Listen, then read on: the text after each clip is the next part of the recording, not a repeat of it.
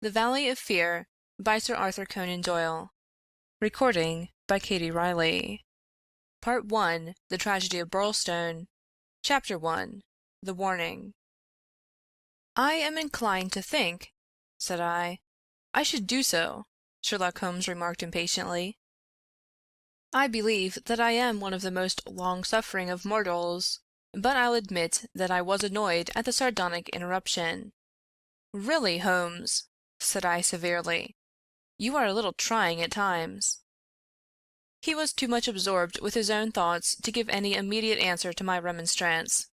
He leaned upon his hand, with his untasted breakfast before him, and he stared at the slip of paper which he had just drawn from its envelope. Then he took the envelope itself, held it up to the light, and very carefully studied both the exterior and the flap. "It is Porlock's writing," said he thoughtfully. "I can hardly doubt that it is Porlock's writing, though I have seen it only twice before. The Greek E, with the peculiar top flourish, is distinctive. But if it is Porlock, then it must be something of the very first importance." He was speaking to himself rather than to me, but my vexation disappeared in the interest which the words awakened. "Who then is Porlock?" I asked. "Porlock, Watson, is a nom de plume, a mere identification mark. But behind it lies a shifty and evasive personality. In a former letter he frankly informed me that the name was not his own, and defied me ever to trace him among the teeming millions of this great city. Porlock is important, not for himself, but for the great man with whom he is in touch.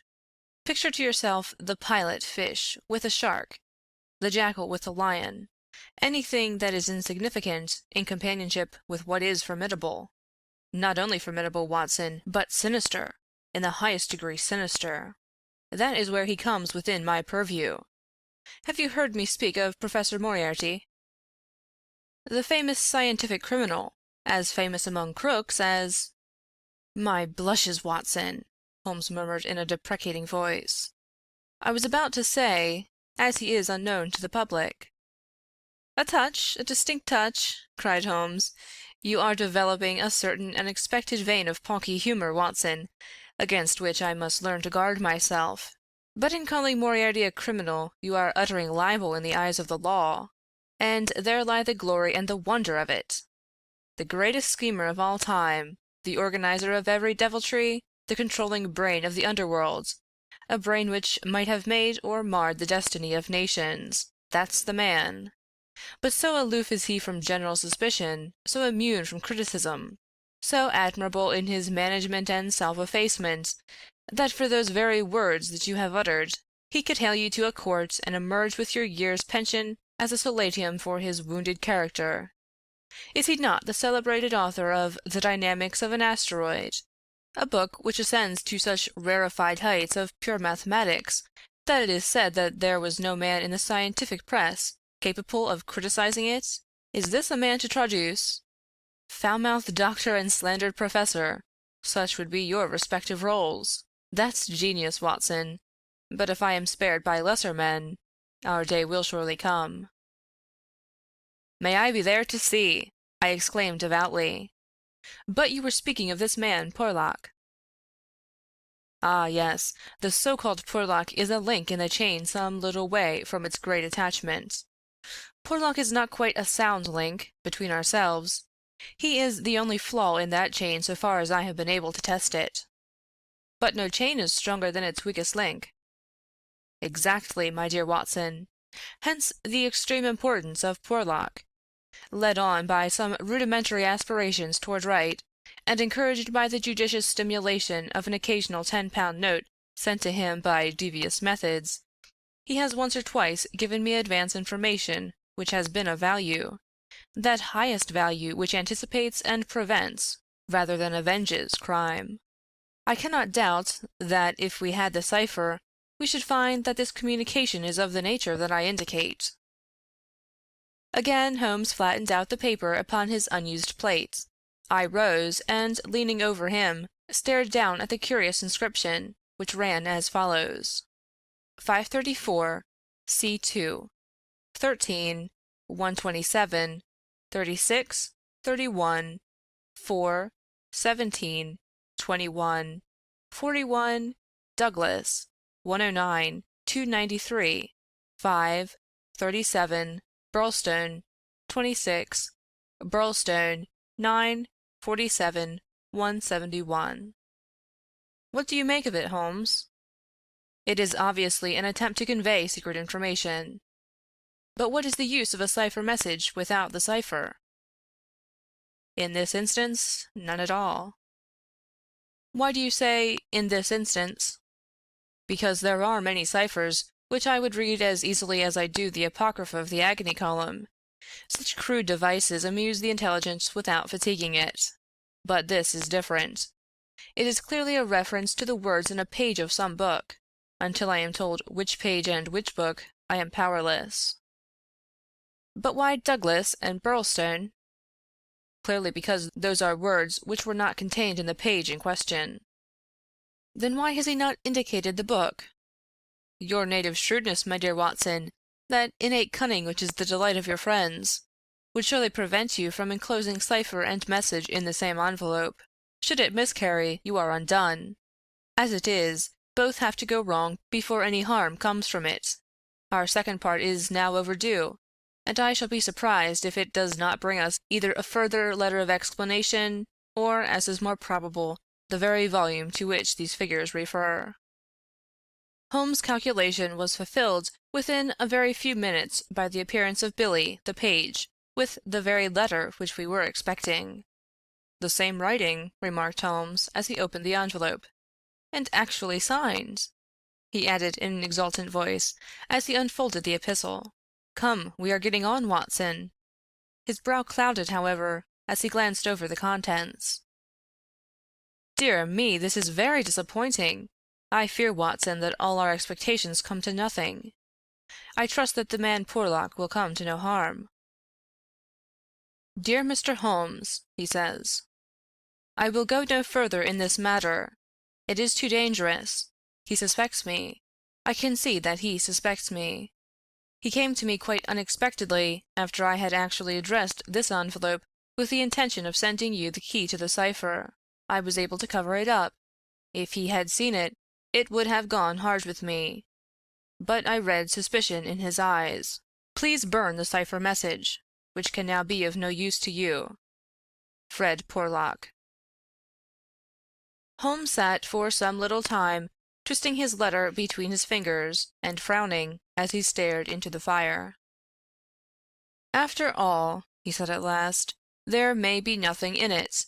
It may be only his guilty conscience. Knowing himself to be a traitor, he may have read the accusation in the other's eyes. The other being, I presume, Professor Moriarty. No less. When any of that party talk about he, you know whom they mean. There is one predominant he for all of them. But what can he do? That's a large question. When you have one of the first brains of Europe up against you, and all the powers of darkness at his back, there are infinite possibilities. Anyhow, friend Porlock is evidently scared out of his senses. Kindly compare the writing in the note to that upon its envelope, which was done, he tells me, before this ill-omened visit. The one is clear and firm, the other hardly legible. Why did he write it all? Why did he not simply drop it? Because he feared I would make some inquiry after him in that case, and possibly bring trouble on him. No doubt, said I. Of course. I had picked up the original cipher message and was bending my brows over it. It's pretty maddening to think that an important secret may lie here on this slip of paper, and that it is beyond human power to penetrate it. Sherlock Holmes had pushed away his untasted breakfast, and lit the unsavory pipe which was the companion of his deepest meditations. I wonder, said he, leaning back and staring at the ceiling. Perhaps there are points which have escaped your Machiavellian intellect. Let us consider the problem in the light of pure reason.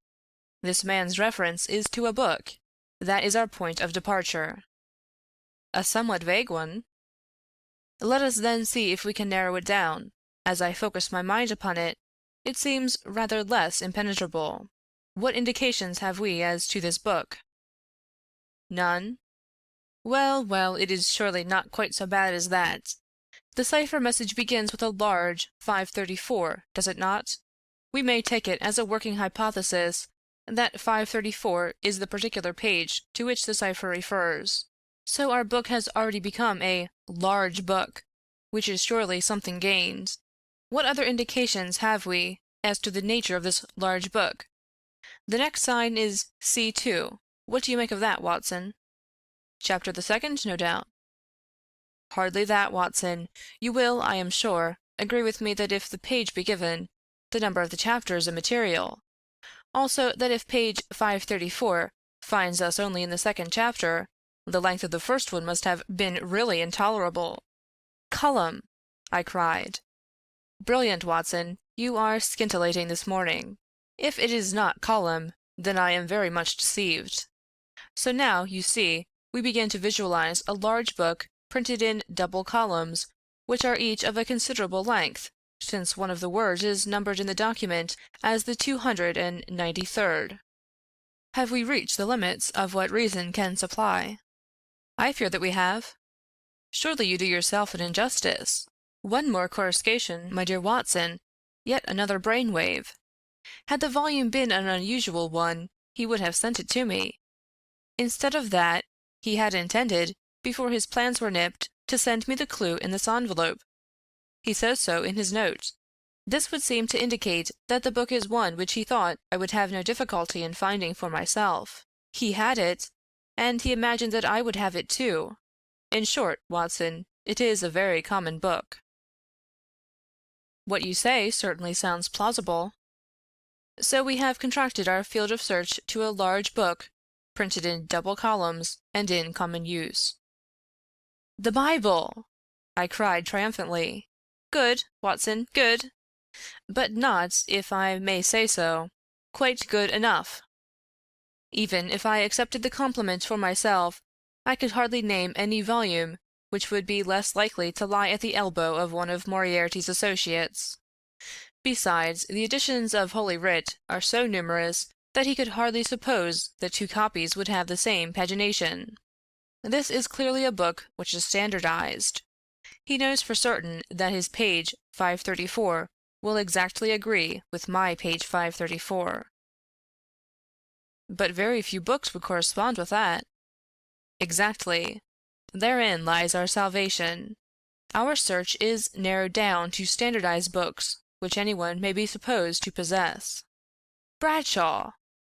"There are difficulties, Watson. The vocabulary of Bradshaw is nervous and terse, but limited. The selection of words would hardly lend itself to the sending of general messages. We will eliminate Bradshaw. The dictionary is, I fear, inadmissible for the same reason. What, then, is left?" "An almanac." "Excellent, Watson.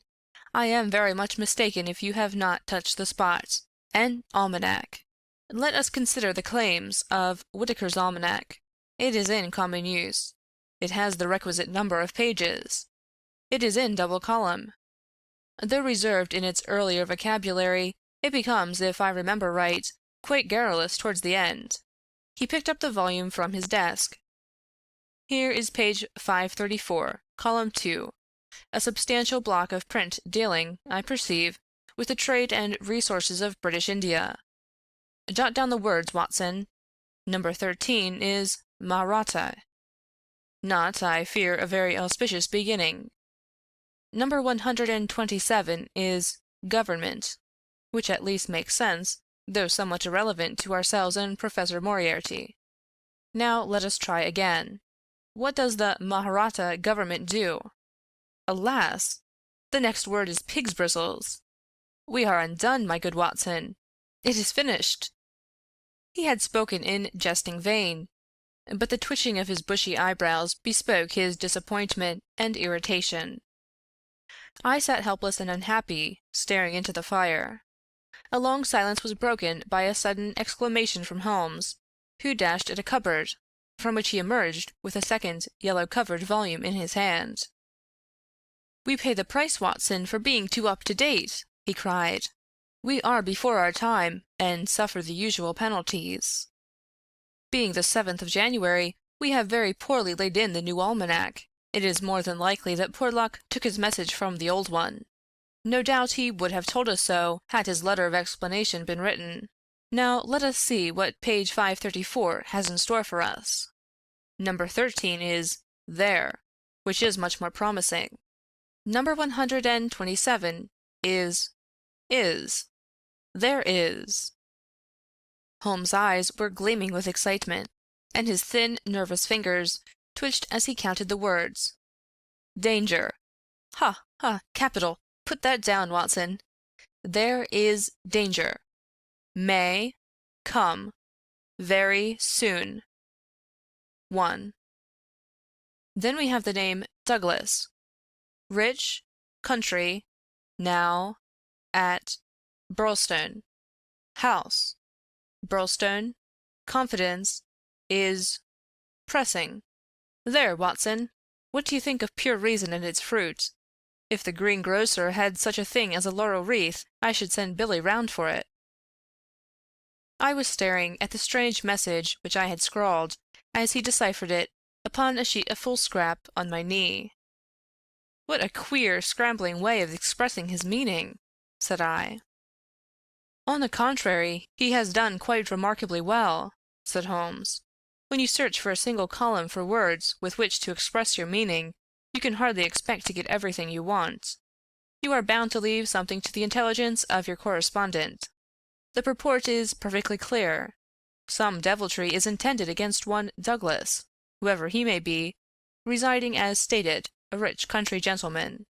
He is sure, confidence was as near as he could get to confident that it is pressing. There is our result. A very workmanlike little bit of analysis it was. Holmes had the impersonal joy of the true artist in his better work, even as he mourned darkly when it fell below the high level to which he aspired. He was still chuckling over his success when Billy swung open the door, and Inspector MacDonald of Scotland Yard was ushered into the room. Those were the early days at the end of the 80s, when Alec MacDonald was far from having attained the national fame which he has now achieved. He was a young but trusted member of the detective force, who had distinguished himself in several cases which had been entrusted to him. His tall, bony figure gave promise of exceptional physical strength, while his great cranium and deep-set, lustrous eyes spoke no less clearly of the keen intelligence which twinkled out from behind his bushy eyebrows. He was a silent, precise man, with a dour nature and a hard Aberdonian accent. Twice already in his career had Holmes helped him to attain success, his own sole reward being the intellectual joy of the problem. For this reason, the affection and respect of the Scotchman for his amateur colleague were profound, and he showed them by the frankness with which he consulted Holmes in every difficulty. Mediocrity knows nothing higher than itself, but talent instantly recognizes genius, and MacDonald had talent enough for his profession to enable him to perceive that there was no humiliation in seeking the assistance of one who already stood alone in Europe, both in his gifts and in his experience. Holmes was not prone to friendship, but he was tolerant of the big Scotchman, and smiled at the sight of him. "You are an early bird, Mr. Mac," said he. "I wish you luck with your worm. I fear this means that there is some mischief afoot." "If you said hope instead of fear, it would be near the truth, I'm thinking, Mr. Holmes," the inspector answered, with a knowing grin. "Well, maybe a wee nip would keep out the raw morning chill. No, I won't smoke, I thank you. I'll have to be pushing on my way, for the early hours of a case are the precious ones, as no man knows better than your own self. But the inspector had stopped suddenly, and was staring with a look of absolute amazement at a paper upon the table. It was the sheet upon which I had scrawled the enigmatic message. "Douglas!" he stammered. "Birlstone! What's this, Mr. Holmes? Man, it's witchcraft! Where in the name of all that is wonderful did you get those names?" "It is a cipher that Dr. Watson and I have had occasion to solve. But why? What's amiss with the names?" The inspector looked from one to the other of us in dazed amazement. "Just this," said he, "that Mr. Douglas of Birlstone Manor house was horribly murdered last night." End of Chapter 1. Part 1, Chapter 2, Sherlock Holmes Discourses. It was one of those dramatic moments for which my friend existed. It would be an overstatement to say he was shocked or even excited by the amazing announcement. Without having a tinge of cruelty in his singular composition, he was undoubtedly callous from long overstimulation. Yet if his emotions were dulled, his intellectual perceptions were exceedingly active. There was no trace then of the horror which I had myself felt at this curt declaration, but his face showed rather the quiet and interested composure of the chemist who sees the crystals falling into position from his oversaturated solution. "Remarkable," said he, "remarkable. You don't seem surprised." "Interested, Mr. Mac, but hardly surprised. Why should I be surprised? I receive an anonymous communication from a quarter which I know to be important, warning me that danger threatens a certain person. Within an hour, I learn that this danger has actually materialized, and that the person is dead. I am interested, but, as you observe, I am not surprised." In a few short sentences, he explained to the inspector the facts about the letter and the cipher. MacDonald sat with his chin on his hands and his great sandy eyebrows bunched into a yellow tangle. "I was going down to Birlstone this morning," said he. "I had come to ask you if you cared to come with me, you and your friend here. But from what you say, we might perhaps be doing better work in London." "I rather think not," said Holmes. "Hang it all, Mr. Holmes!" cried the inspector. "The paper will be full of the Birlstone mystery in a day or two. But where's the mystery if there is a man in London who prophesied the crime before ever it occurred? We have only to lay our hands on that man, and the rest will follow." "No doubt, Mr. Mac. But how do you propose to lay your hands on the so-called Porlock?" MacDonald turned over the letter which Holmes had handed him. "Posted in Camberwell. That doesn't help us much. Name, you say, is assumed. Not much to go on, certainly. Didn't you say that you have sent him money?" "Twice." "And how?" "In notes to Camberwell post office." "Did you ever trouble to see who called for them?" "No." The inspector looked surprised and a little shocked. "Why not?" "Because I always kept faith. I had promised when he first wrote that I would not try to trace him." "You think there is someone behind him?" "I know there is." "This professor that I've heard you mention?" "Exactly." Inspector MacDonald smiled, and his eyelid quivered as he glanced towards me. "I won't conceal from you, Mr. Holmes, that we think in the C.I.D. that you have a wee bit of a bee in your bonnet over this professor. I made some inquiries myself about the matter. He seems to be a very respectable, learned, and talented sort of man." "I'm glad you've got so far as to recognize the talent." "Man, you can't but recognize it. After I heard your view, I made it my business to see him.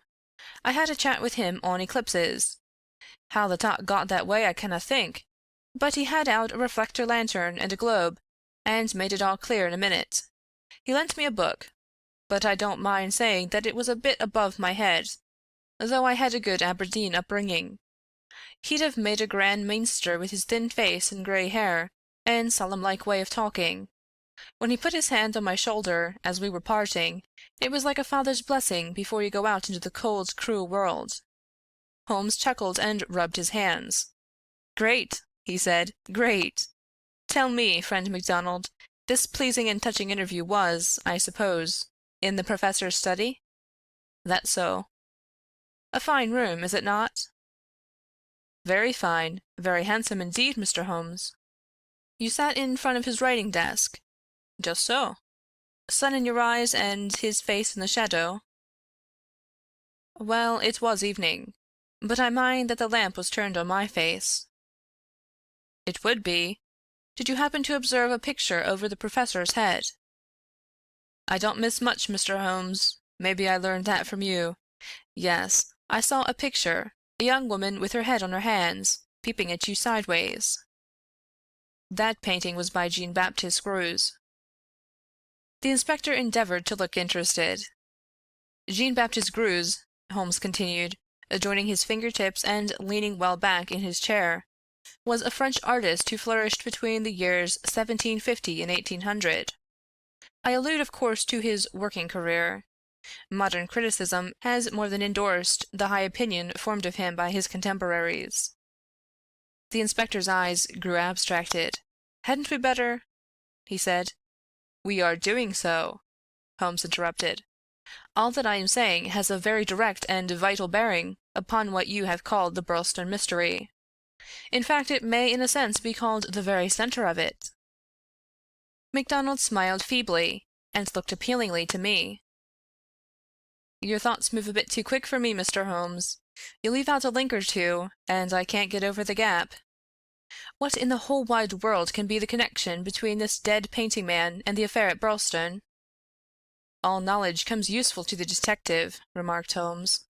"Even the trivial fact that in the year 1865 a picture by Greuze, entitled La Jeune Fille à l'Agneau, fetched 1,200,000 francs, more than £40,000, at the Portolus sale, may start a train of reflection in your mind." It was clear that it did. The inspector looked honestly interested. "I may remind you," Holmes continued, "that the professor's salary can be ascertained in several trustworthy books of reference. It is 700 a year." "Then how could he buy—" "Quite so. How could he?" "Aye, that's remarkable," said the inspector thoughtfully. "Talk away, Mr. Holmes. I'm just loving it. It's fine." Holmes smiled. He was always warmed by genuine admiration, the characteristic of the real artist. "What about Birlstone?" he asked. "We've time yet," said the inspector, glancing at his watch. "I've a cab at the door, and it won't take us 20 minutes to Victoria. But about this picture. I thought you told me once, Mr. Holmes, that you had never met Professor Moriarty." "No, I never have."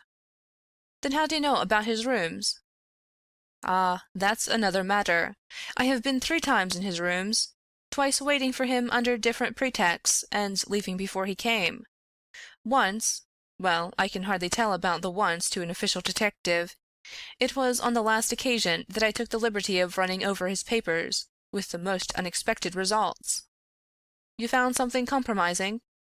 "Absolutely nothing. That was what amazed me. However, you have now seen the point of the picture. It shows him to be a very wealthy man. How did he acquire wealth? He is unmarried. His younger brother is a station master in the west of England. His chair is worth 700 a year. And he owns a Greuze." "Well?" "Surely the inference is plain." "You mean that he has a great income, and that he must earn it in an illegal fashion?" "Exactly.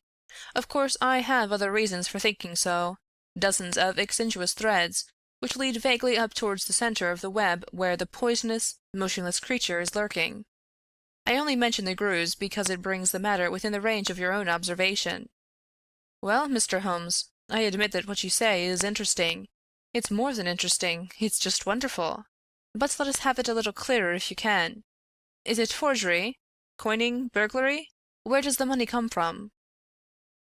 "Have you ever read of Jonathan Wild?" "Well, the name has a familiar sound. Someone in a novel, was he not? I don't take much stock of detectives in novels. Chaps that do things and never let you see how they do them. That's just inspiration, not business." "Jonathan Wild wasn't a detective, and he wasn't in a novel. He was a master criminal, and he lived last century, 1750 or thereabouts." "Then he's no use to me. I'm a practical man." "Mr. Mac, the most practical thing that you ever did in your life would be to shut yourself up for 3 months and read 12 hours a day at the annals of crime. Everything comes in circles, even Professor Moriarty. Jonathan Wild was the hidden force of the London criminals, to whom he sold his brains and his organization on a 15% commission." The old wheel turns, and the same spoke comes up. It's all been done before, and will be again. I'll tell you one or two things about Moriarty which may interest you. You'll interest me right enough. I happen to know who is the first link in his chain.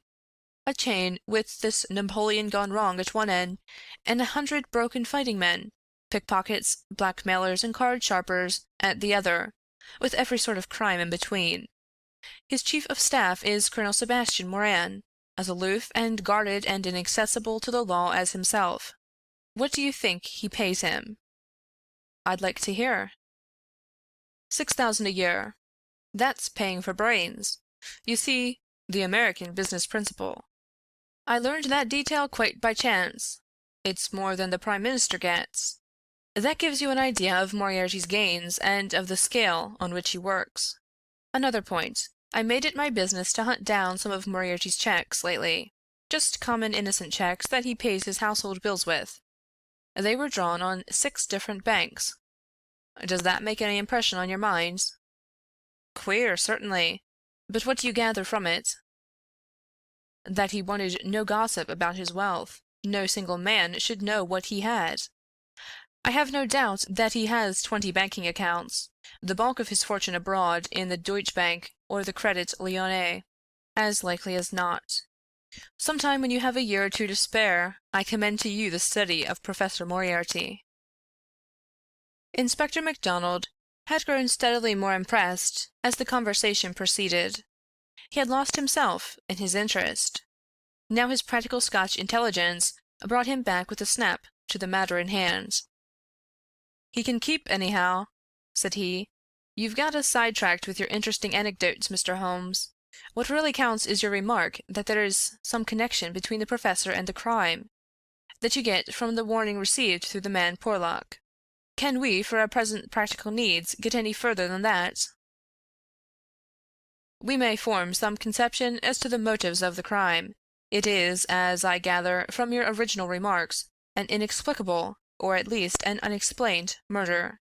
Now, presuming that the source of the crime is as we suspect it to be, there might be 2 different motives.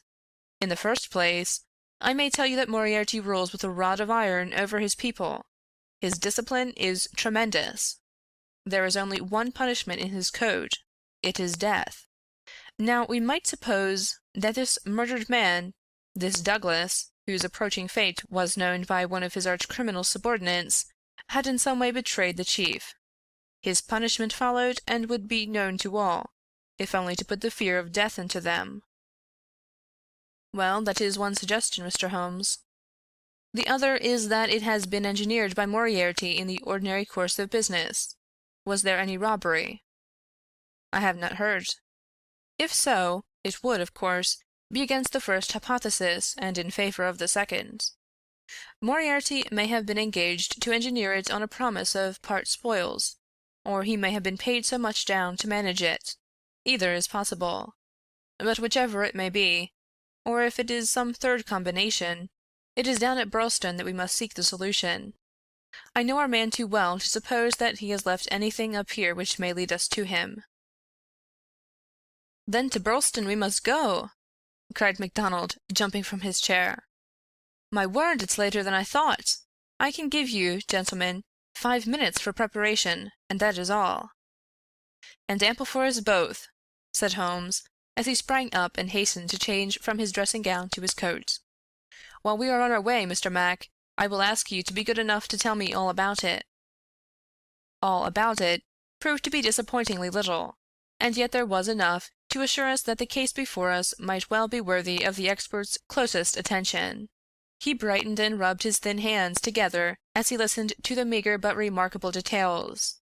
A long series of sterile weeks lay behind us, and here at last there was a fitting object for those remarkable powers which, like all special gifts, become irksome to their owner when they are not in use.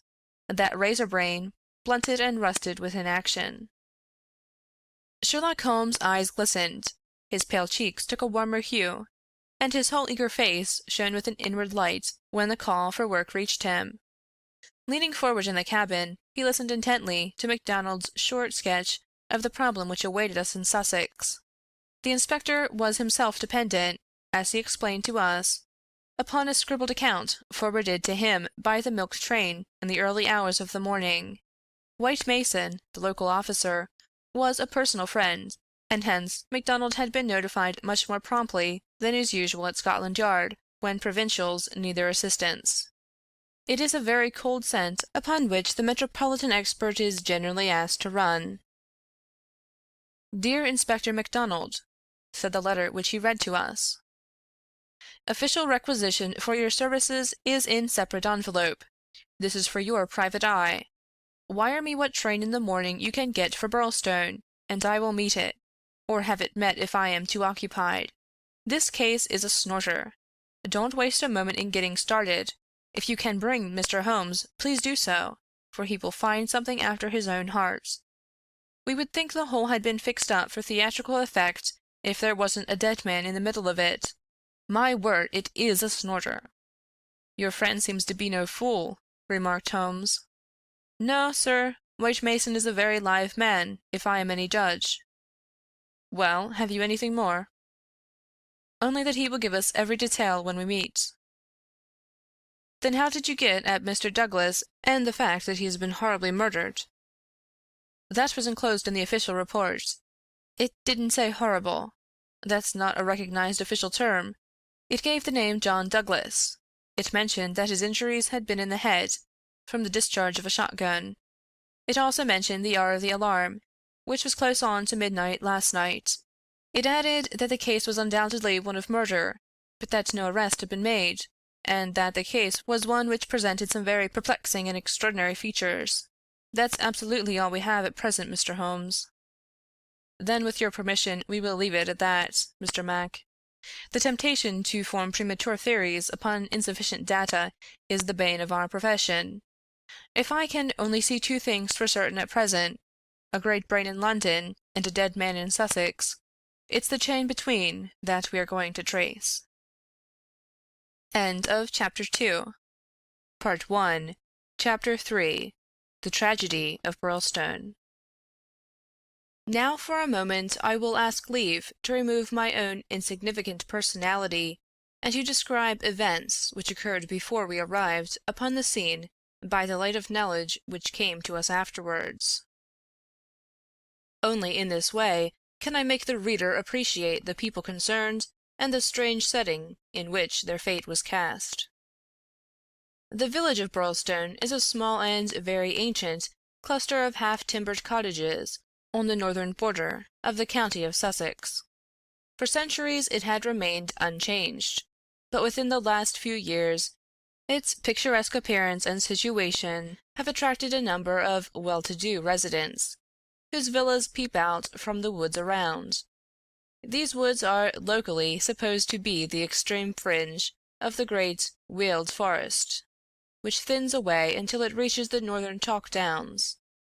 A number of small shops have come into being to meet the wants of the increased population, so there seems some prospect that Birlstone may soon grow from an ancient village into a modern town. It is the centre for a considerable area of country, since Tunbridge Wells, the nearest place of importance, is 10 or 12 miles to the eastward, over the borders of Kent. About half a mile from the town, standing in an old park famous for its huge beech trees, is the ancient manor house of Birlstone. Part of this venerable building dates back to the time of the First Crusade, when Hugo de Capus built a fortalice in the centre of the estate, which had been granted to him by the Red King. This was destroyed by fire in 1543, and some of its smoke-blackened cornerstones were used when, in Jacobean times, a brick country house rose upon the ruins of the feudal castle.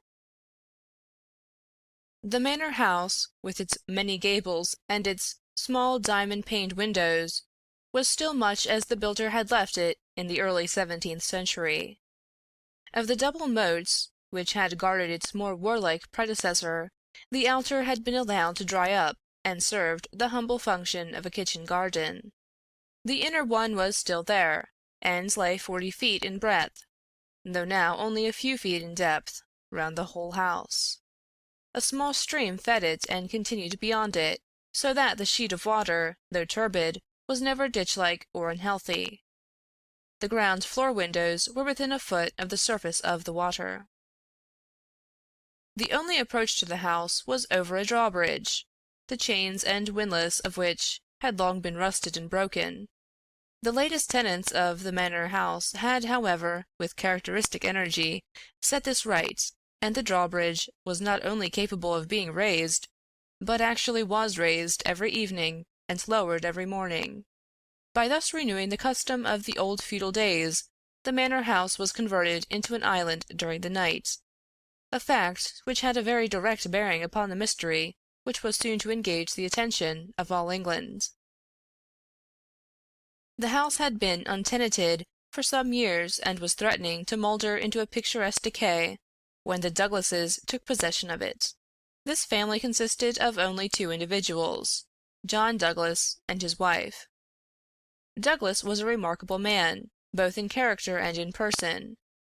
In age he may have been about 50, with a strong-jawed, rugged face, a grizzling mustache, peculiarly keen gray eyes, and a wiry, vigorous figure, which had lost nothing of the strength and activity of youth. He was cheery and genial to all, but somewhat off-hand in his manners, giving the impression that he had seen life in social strata on some far lower horizon than the country society of Sussex. Yet, though looked at with some curiosity and reserve by his more cultivated neighbors, he soon acquired a great popularity among the villagers, subscribing handsomely to all local objects, and attending their smoking concerts and other functions, where, having a remarkably rich tenor voice, he was always ready to oblige with an excellent song. He appeared to have plenty of money, which was said to have been gained in the California gold-fields, and it was clear from his own talk and that of his wife that he had spent a part of his life in America.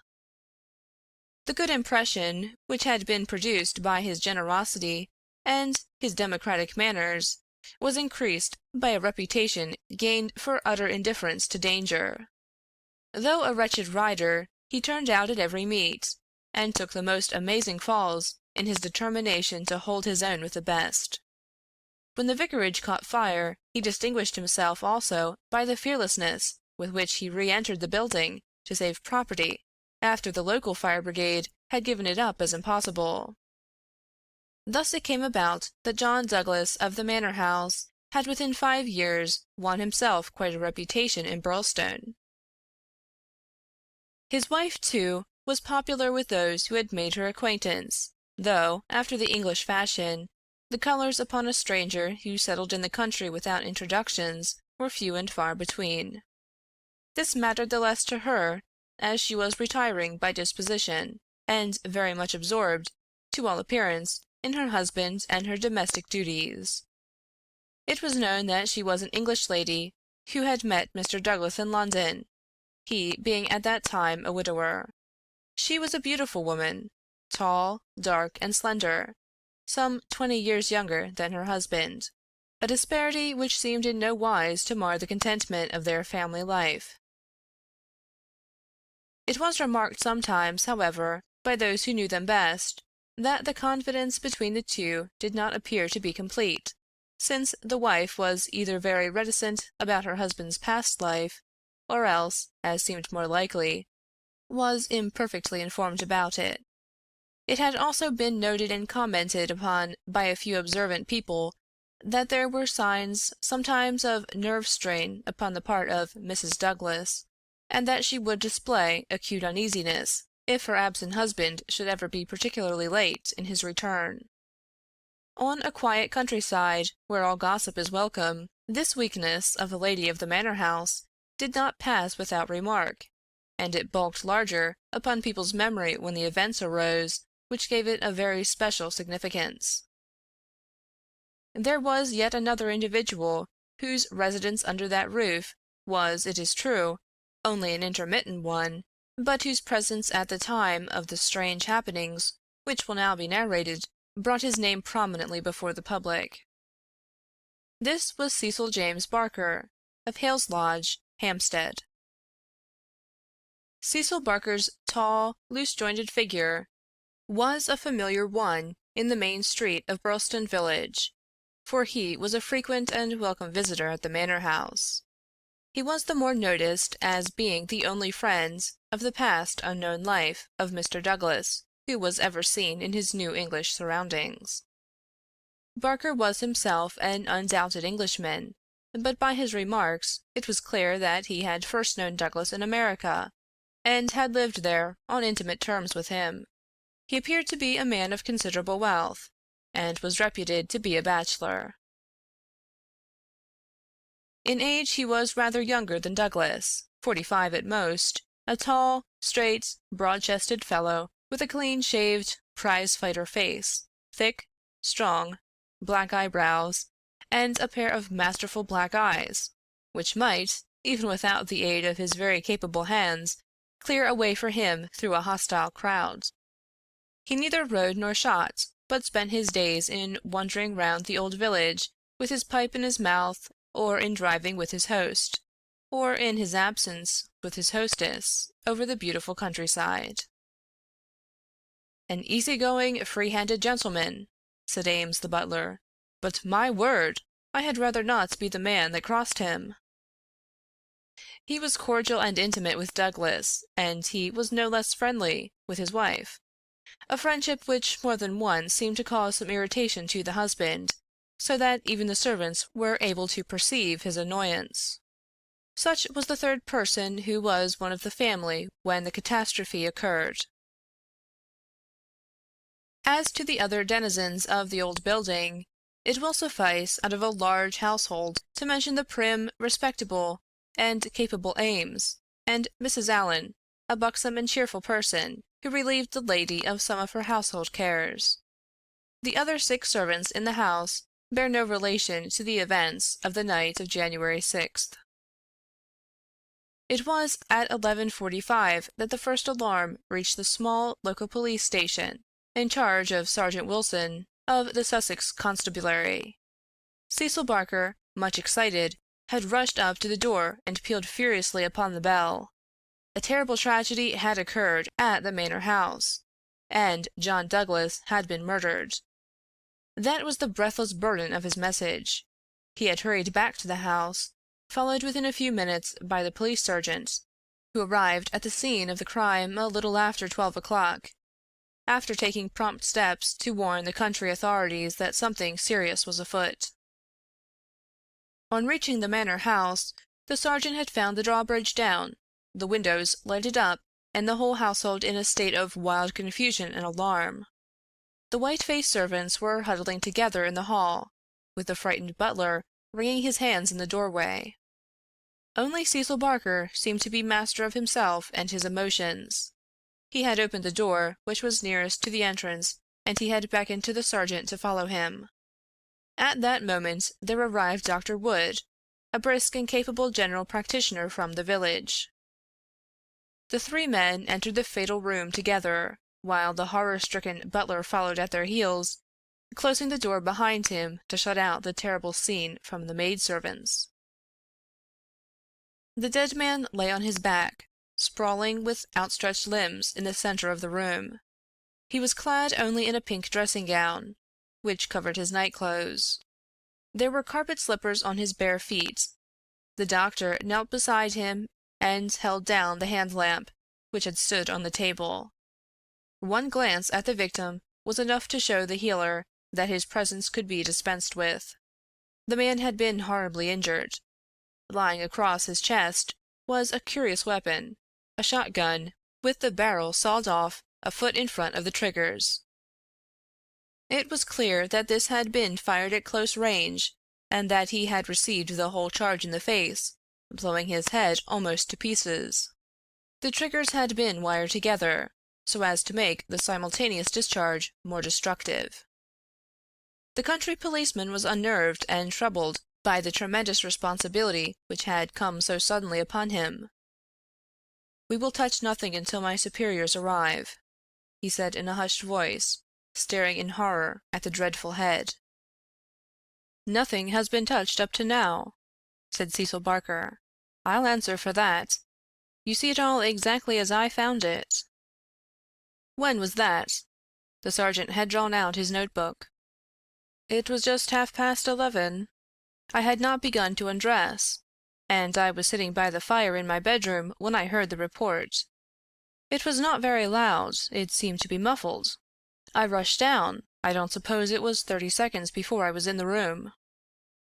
"Was the door open?" "Yes, it was open. Poor Douglas was lying as you see him. His bedroom candle was burning on the table. It was I who lit the lamp some minutes afterward." "Did you see no one?" "No. I heard Mrs. Douglas coming down the stair behind me, and I rushed out to prevent her from seeing this dreadful sight. Mrs. Allen, the housekeeper, came and took her away. Ames had arrived, and we ran back into the room once more." "But surely I have heard that the drawbridge is kept up all night."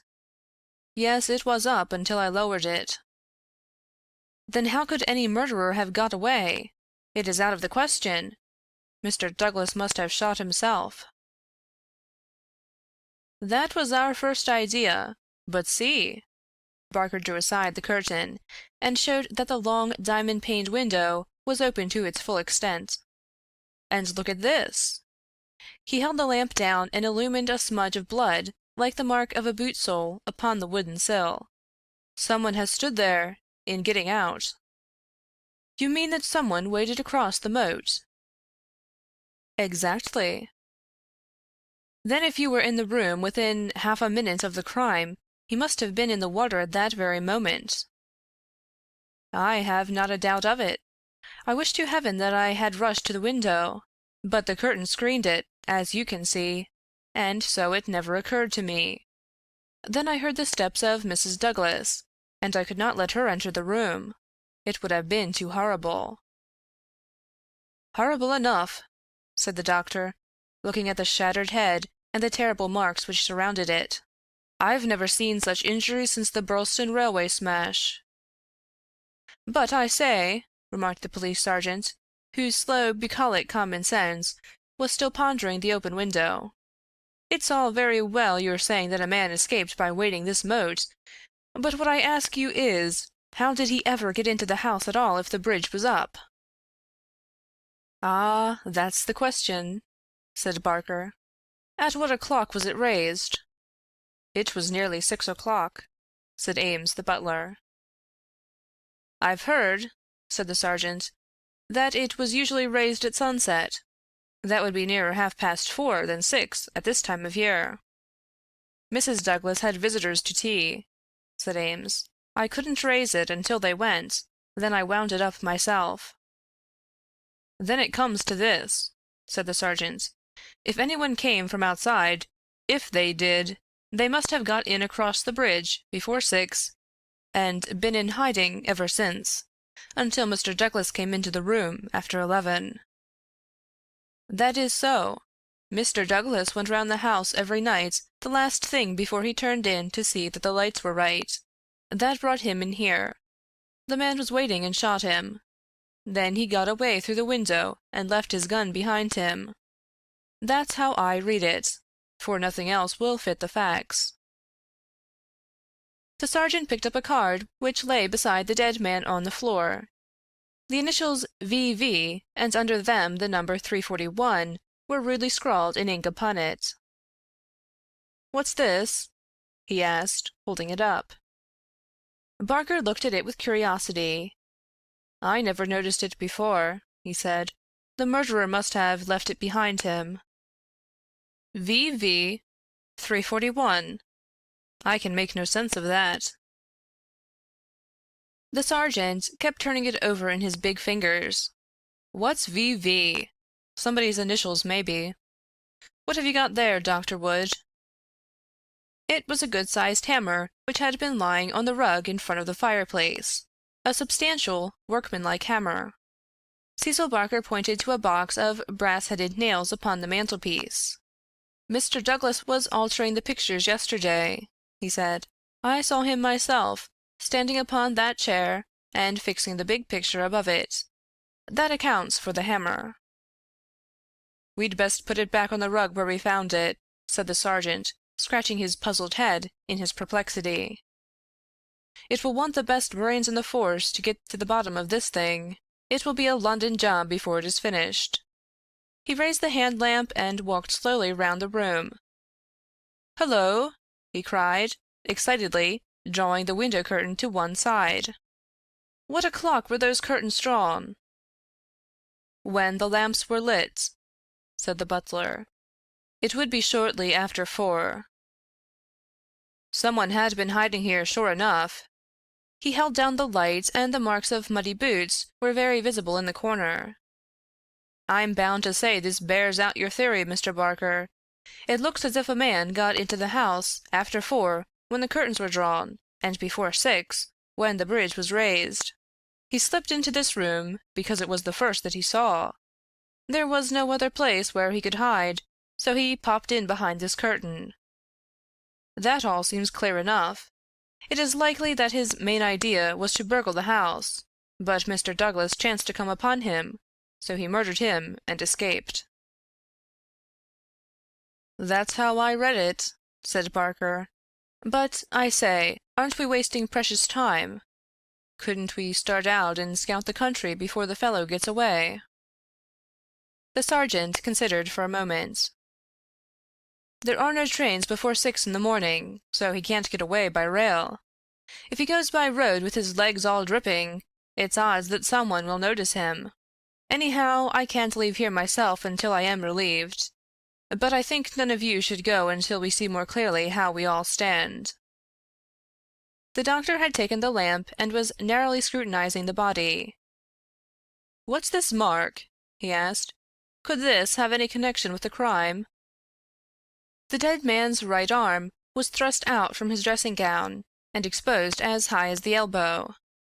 About halfway up the forearm was a curious brown design, a triangle inside a circle, standing out in vivid relief upon the lard-colored skin. "It's not tattooed," said the doctor, peering through his glasses. "I never saw anything like it. The man has been branded at some time, as they brand cattle. What is the meaning of this?" "I don't profess to know the meaning of it," said Cecil Barker, "but I have seen the mark on Douglas many times this last 10 years." "And so have I," said the butler. "Many a time when the master has rolled up his sleeves, I have noticed that very mark. I've often wondered what it could be." "Then it has nothing to do with the crime, anyhow," said the sergeant. "But it's a rum thing all the same. Everything about this case is rum. Well, what is it now?" The butler had given an exclamation of astonishment, and was pointing at the dead man's outstretched hand. "They've taken his wedding ring!" he gasped. "What?" "Yes, indeed. Master always wore his plain gold wedding ring on the little finger of his left hand. That ring with the rough nugget on it was above it, and the twisted snake ring on the third finger. There's the nugget and there's the snake, but the wedding ring is gone." "He's right," said Barker. "Do you tell me," said the sergeant, "that the wedding ring was below the other?" "Always." "Then the murderer, or whoever it was, first took off this ring you call the nugget ring, then the wedding ring, and afterwards put the nugget ring back again?" "That is so." The worthy country policeman shook his head. "Seems to me the sooner we get London on this case the better," said he. "White Mason is a smart man. No local job has ever been too much for White Mason. It won't be long now before he is here to help us. But I expect we'll have to look to London before we are through. Anyhow, I'm not ashamed to say that it is a deal too thick for the likes of me." End of Chapter 3. Part 1, Chapter 4. Darkness. At 3 in the morning, the chief Sussex detective, obeying the urgent call from Sergeant Wilson of Birlstone, arrived from headquarters in a light dog-cart, behind a breathless trotter. By the 5:40 train in the morning, he had sent his message to Scotland Yard, and he was at the Birlstone station at 12 o'clock to welcome us.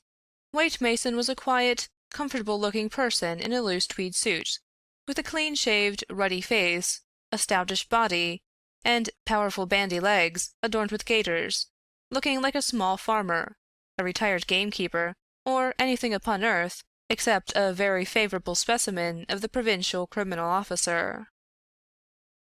"A real downright snorter, Mr. MacDonald," he kept repeating. "We'll have the pressmen down like flies when they understand it. I'm hoping we will get our work done before they get poking their noses into it and messing up all the trails. There has been nothing like this that I can remember. There are some bits that will come home to you, Mr. Holmes, or I am mistaken. And you also, Dr. Watson, for the medicos will have a word to say before we finish. Your room is at the Westville Arms. There's no other place, but I hear that it is clean and good. The man will carry your bags. This way, gentlemen, if you please." He was a very bustling and genial person, this Sussex detective.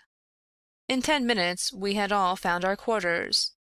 In 10 more we were seated in the parlor of the inn, and being treated to a rapid sketch of those events which have been outlined in the previous chapter. MacDonald made an occasional note, while Holmes sat absorbed, with the expression of surprised and reverent admiration with which the botanist surveys the rare and precious bloom. "Remarkable," he said, when the story was unfolded. "Most remarkable. I can hardly recall any case when the features have been more peculiar." "I thought you would say so, Mr. Holmes," said White Mason in great delight. "We're well up with the times in Sussex. I've told you now how matters were, up to the time when I took over from Sergeant Wilson, between 3 and 4 this morning. My word, I made the old mare go, but I need not have been in such a hurry as it turned out, for there was nothing immediate that I could do. Sergeant Wilson had all the facts. I checked them and considered them, and maybe added a few of my own." "What were they?" asked Holmes eagerly. "Well, first I had the hammer examined. There was Dr. Wood there to help me. We found no signs of violence upon it. I was hoping that if Mr. Douglas had defended himself with the hammer, he might have left his mark upon the murderer before he dropped it on the mat. But there was no stain." "That, of course, proves nothing at all," remarked Inspector MacDonald. "There has been many a hammer murder and no trace on the hammer." "Quite so, it doesn't prove it wasn't used. But there might have been stains, and that would have helped us. As a matter of fact, there were none. Then I examined the gun. They were buckshot cartridges, and as Sergeant Wilson pointed out, the triggers were wired together, so that if you pulled on the hinder one, both barrels were discharged. Whoever fixed that up had made up his mind that he was going to take no chances of missing his man. The sawed gun was not more than 2 feet long. One could carry it easily under one's coat. There was no complete maker's name, but the printed letters P.E.N. were on the fluting between the barrels, and the rest of the name had been cut off by the saw. "A big P with a flourish above it, E and N smaller?" asked Holmes. "Exactly. Pennsylvania Small Arms Company, well-known American firm," said Holmes. White Mason gazed at my friend as the little village practitioner looks at the Harley Street specialist, who by a word can solve the difficulties that perplex him. "That is very helpful, Mr. Holmes. No doubt you are right. Wonderful, wonderful! Do you carry the names of all the gun makers in the world in your memory?" Holmes dismissed the subject with a wave. "No doubt it is an American shotgun," White Mason continued. "I seem to have read that a sawed-off shotgun is the weapon used in some parts of America. Apart from the name upon the barrel, the idea had occurred to me. There is some evidence, then, that this man who entered the house and killed its master was an American." MacDonald shook his head.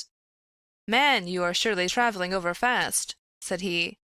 "I have heard no evidence yet that any stranger was ever in the house at all." "The open window, the blood on the sill, the queer card, the marks of boots in the corner, the gun." "Nothing there that could not have been arranged. Mr. Douglas was an American, or had lived long in America. So had Mr. Barker. You don't need to import an American from outside in order to account for American doings. Ames, the butler. What about him? Is he reliable? 10 years with Sir Charles Chandos, as solid as a rock. He has been with Douglas ever since he took the manor house 5 years ago. He has never seen a gun of this sort in the house. The gun was made to conceal.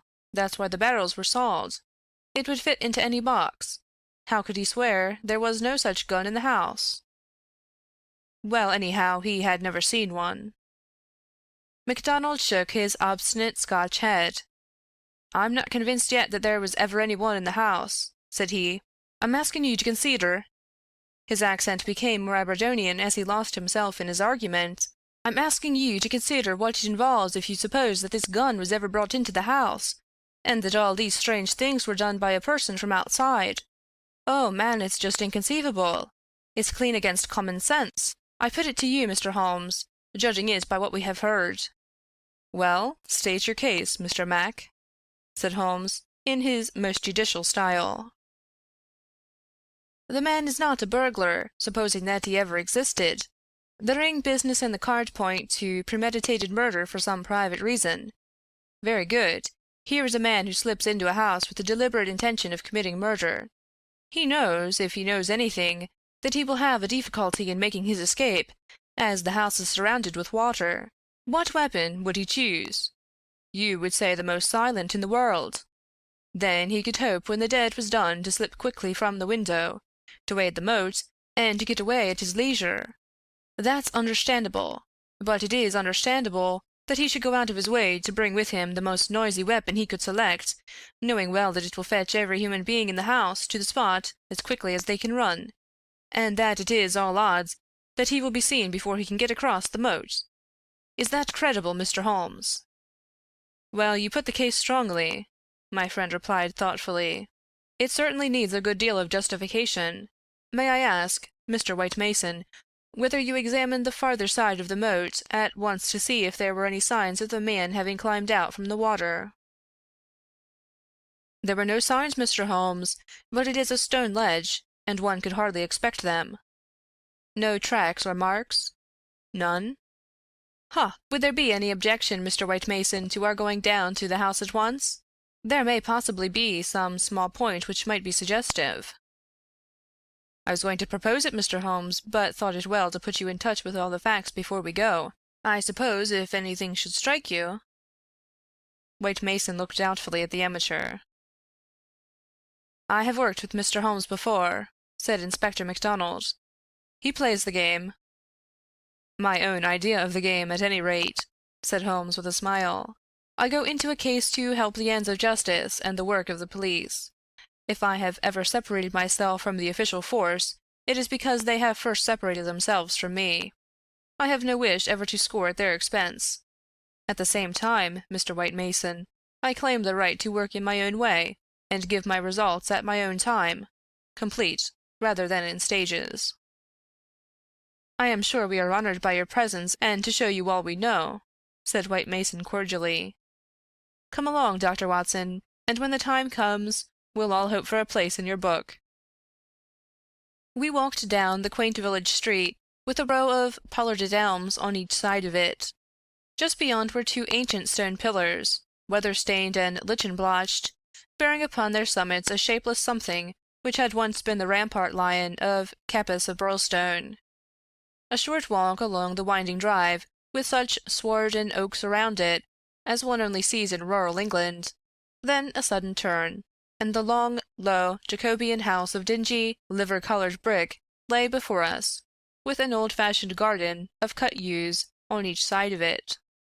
As we approached it, there was the wooden drawbridge and the beautiful broad moat, as still and luminous as quicksilver in the cold winter sunshine. 3 centuries had flowed past the old manor house. Centuries of births and of homecomings, of country dances and of the meetings of fox hunters. Strange that now in its old age this dark business should have cast its shadow upon the venerable walls. And yet those strange, peaked roofs and quaint, overhung gables were a fitting covering to grim and terrible intrigue. As I looked at the deep-set windows and the long sweep of the dull-colored, water-lapped front, I felt that no more fitting scene could be set for such a tragedy. "That's the window," said White Mason, "that one on the immediate right of the drawbridge. It's open just as it was found last night. It looks rather narrow for a man to pass." "Well, it wasn't a fat man, anyhow. We don't need your deductions, Mr. Holmes, to tell us that, but you or I could squeeze through all right." Holmes walked to the edge of the moat and looked across. Then he examined the stone ledge and the grass border beyond it. "I've had a good look, Mr. Holmes," said White Mason. "There is nothing there, no sign that anyone has landed. But why should he leave any sign?" "Exactly. Why should he? Is the water always turbid?" "Generally about this color. The stream brings down the clay." "How deep is it?" "About 2 feet at each side and 3 in the middle." "So we can put aside all idea of the man having been drowned in crossing." "No, a child could not be drowned in it."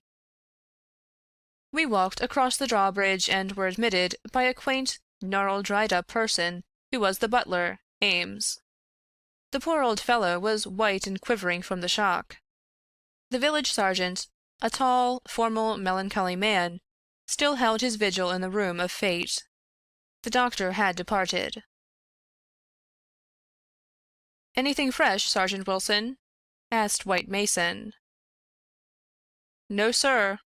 "Then you can go home. You've had enough. We can send for you if we want you. The butler had better wait outside.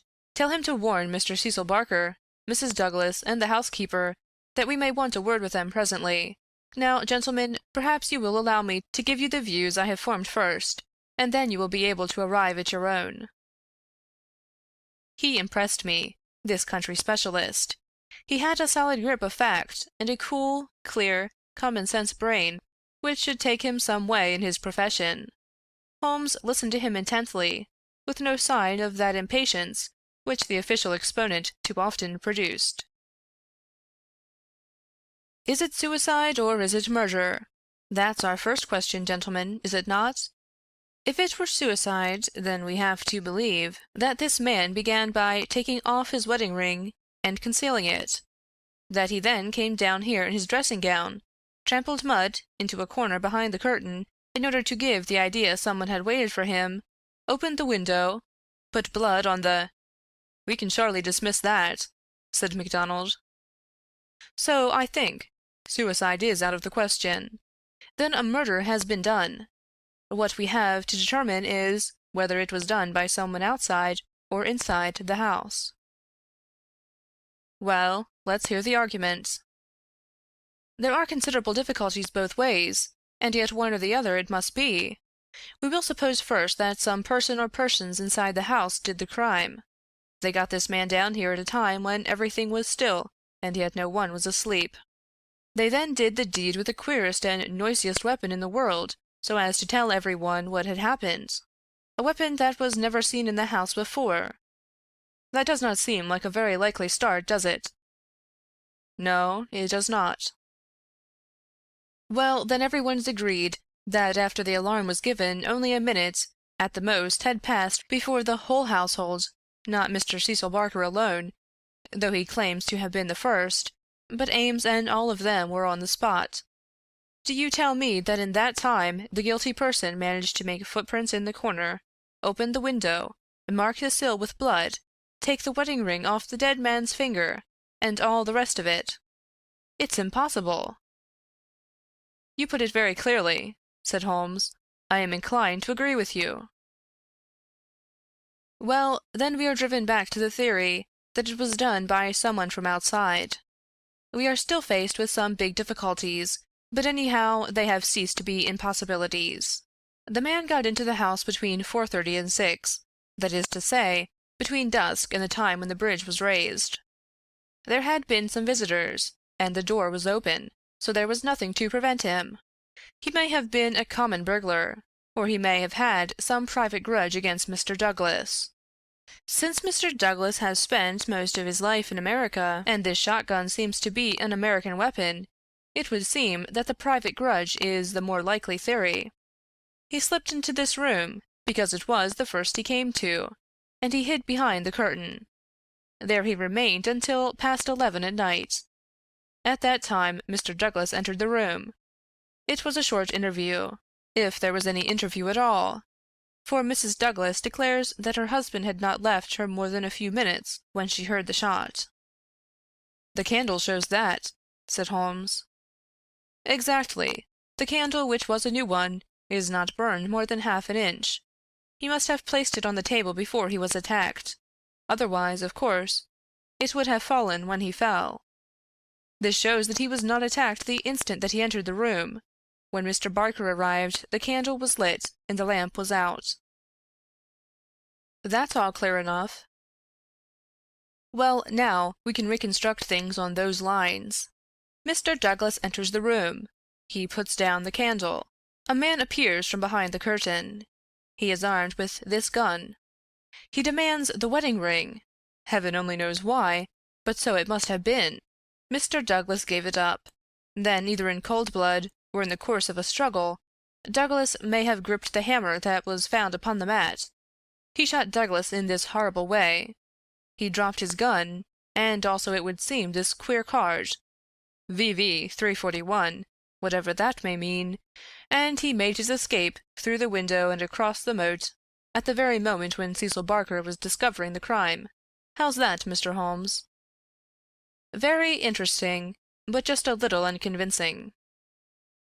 "Man, it would be absolute nonsense if it wasn't that. Anything else is even worse," cried MacDonald. "Somebody killed the man, and whoever it was, I could clearly prove to you that he should have done it some other way. What does he mean by allowing his retreat to be cut off like that? What does he mean by using a shotgun when silence was his one chance of escape? Come, Mr. Holmes, it's up to you to give us a lead, since you say Mr. White Mason's theory is unconvincing." Holmes had sat, intensely observant, during this long discussion, missing no word that was said, with his keen eyes darting to right and to left, and his forehead wrinkled with speculation.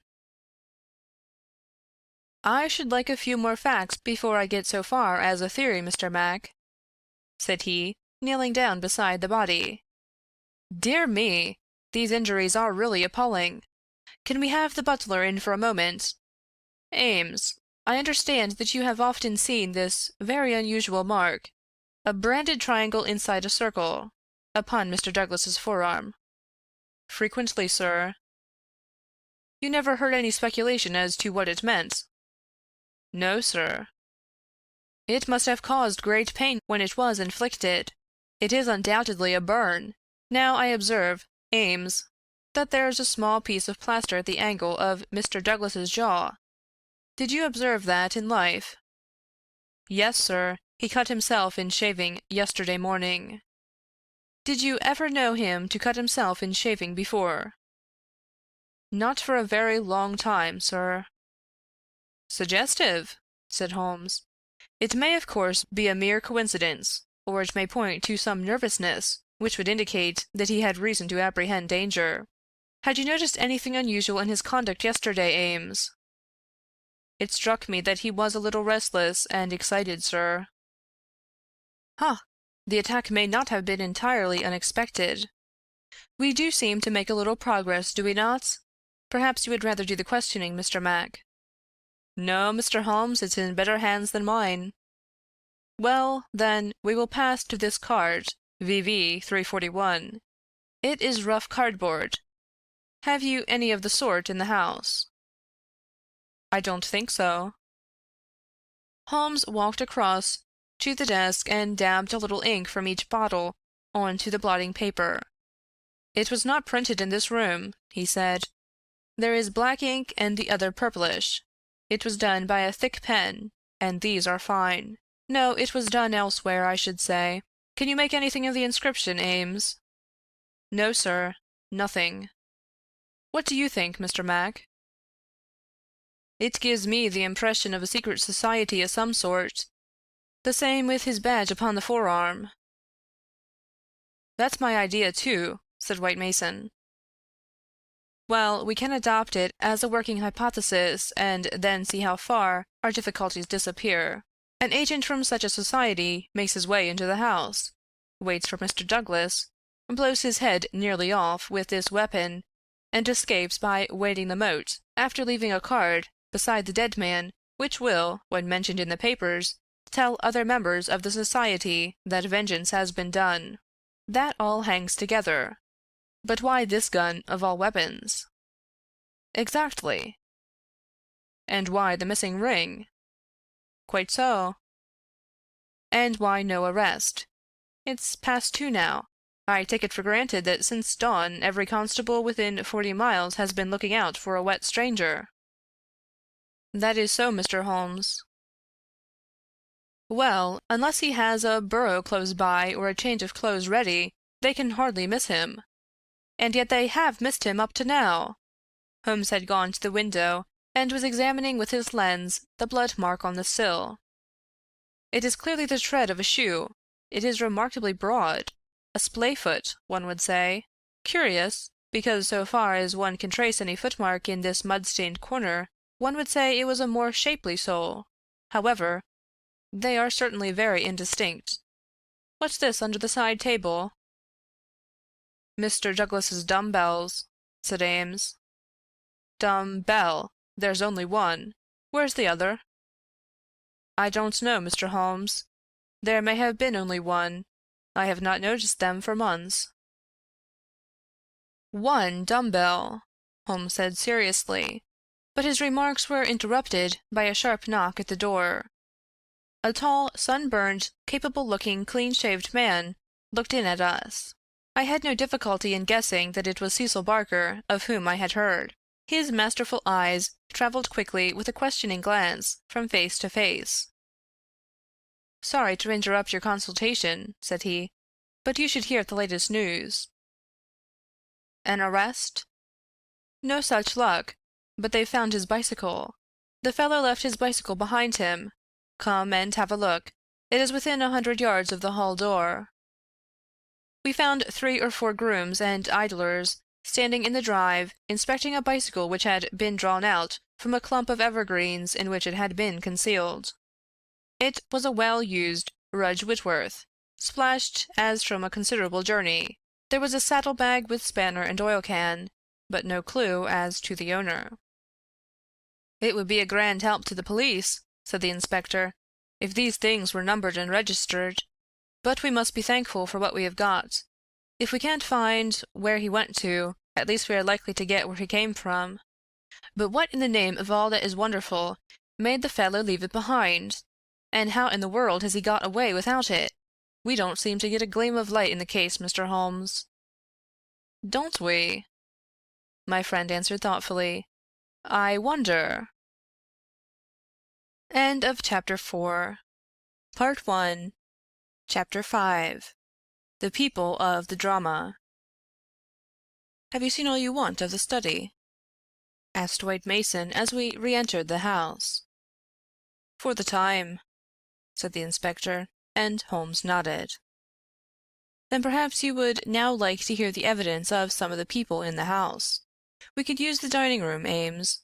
Please come yourself first and tell us what you know." The butler's account was a simple and a clear one, and he gave a convincing impression of sincerity. He had been engaged 5 years before, when Douglas first came to Birlstone. He understood that Mr. Douglas was a rich gentleman who had made his money in America. He had been a kind and considerate employer, not quite what Ames was used to, perhaps, but one can't have everything. He never saw any signs of apprehension in Mr. Douglas. On the contrary, he was the most fearless man he had ever known. He ordered the drawbridge to be pulled up every night, because it was the ancient custom of the old house, and he liked to keep the old ways up. Mr. Douglas seldom went to London or left the village, but on the day before the crime he had been shopping at Tunbridge Wells. He, Ames, had observed some restlessness and excitement on the part of Mr. Douglas that day, for he had seemed impatient and irritable, which was unusual with him. He had not gone to bed that night, but was in the pantry at the back of the house, putting away the silver, when he heard the bell ring violently. He heard no shot, but it was hardly possible he would, as the pantry and kitchens were at the very back of the house, and there were several closed doors and a long passage between. The housekeeper had come out of her room, attracted by the violent ringing of the bell. They had gone to the front of the house together. As they reached the bottom of the stairs, he had seen Mrs. Douglas coming down it. No, she was not hurrying. It did not seem to him that she was particularly agitated. Just as she reached the bottom of the stair, Mr. Barker had rushed out of the study. He had stopped Mrs. Douglas and begged her to go back. "For God's sake, go back to your room!" he cried. "Poor Jack is dead. You can do nothing. For God's sake, go back!" After some persuasion upon the stairs, Mrs. Douglas had gone back. She did not scream. She made no outcry whatever. Mrs. Allen, the housekeeper, had taken her upstairs and stayed with her in the bedroom. Ames and Mr. Barker had then returned to the study, where they had found everything exactly as the police had seen it. The candle was not lit at that time, but the lamp was burning. They had looked out of the window, but the night was very dark and nothing could be seen or heard. They had then rushed out into the hall, where Ames had turned the windlass which lowered the drawbridge. Mr. Barker had then hurried off to get the police. Such, in its essentials, was the evidence of the butler. The account of Mrs. Allen, the housekeeper, was, so far as it went, a corroboration of that of her fellow servant. The housekeeper's room was rather nearer to the front of the house than the pantry in which Ames had been working. She was preparing to go to bed when the loud ringing of the bell had attracted her attention. She was a little hard of hearing. Perhaps that was why she had not heard the shot, but in any case the study was a long way off. She remembered hearing some sound which she imagined to be the slamming of a door. That was a good deal earlier, half an hour at least before the ringing of the bell. When Mr. Ames ran to the front, she went with him. She saw Mr. Barker, very pale and excited, come out of the study. He intercepted Mrs. Douglas, who was coming down the stairs. He entreated her to go back, and she answered him, but what she said could not be heard. "Take her up. Stay with her," he had said to Mrs. Allen. She had therefore taken her to the bedroom, and endeavored to soothe her. She was greatly excited, trembling all over, but made no attempt to go downstairs. She just sat in her dressing gown by her bedroom fire, with her head sunk in her hands. Mrs. Allen stayed with her most of the night. As to the other servants, they had all gone to bed, and the alarm did not reach them until just before the police arrived. They slept at the extreme back of the house, and could not possibly have heard anything. So far the housekeeper could add nothing on cross-examination, save lamentations and expressions of amazement. Cecil Barker succeeded Mrs. Allen as a witness. As to the occurrences of the night before, he had very little to add to what he had already told the police. Personally, he was convinced that the murderer had escaped by the window. The bloodstain was conclusive, in his opinion, on that point. Besides, as the drawbridge was up, there was no other possible way of escaping. He could not explain what had become of the assassin, or why he had not taken his bicycle, if it were indeed his. He could not possibly have been drowned in the moat, which was at no place more than 3 feet deep. In his own mind he had a very definite theory about the murder. Douglas was a reticent man, and there were some chapters in his life of which he never spoke. He had emigrated to America when he was a very young man. He had prospered well, and Barker had first met him in California, where they had become partners in a successful mining claim at a place called Benito Canyon. They had done very well, but Douglas had suddenly sold out and started for England. He was a widower at that time. Barker had afterwards realized his money and come to live in London. Thus they had renewed their friendship.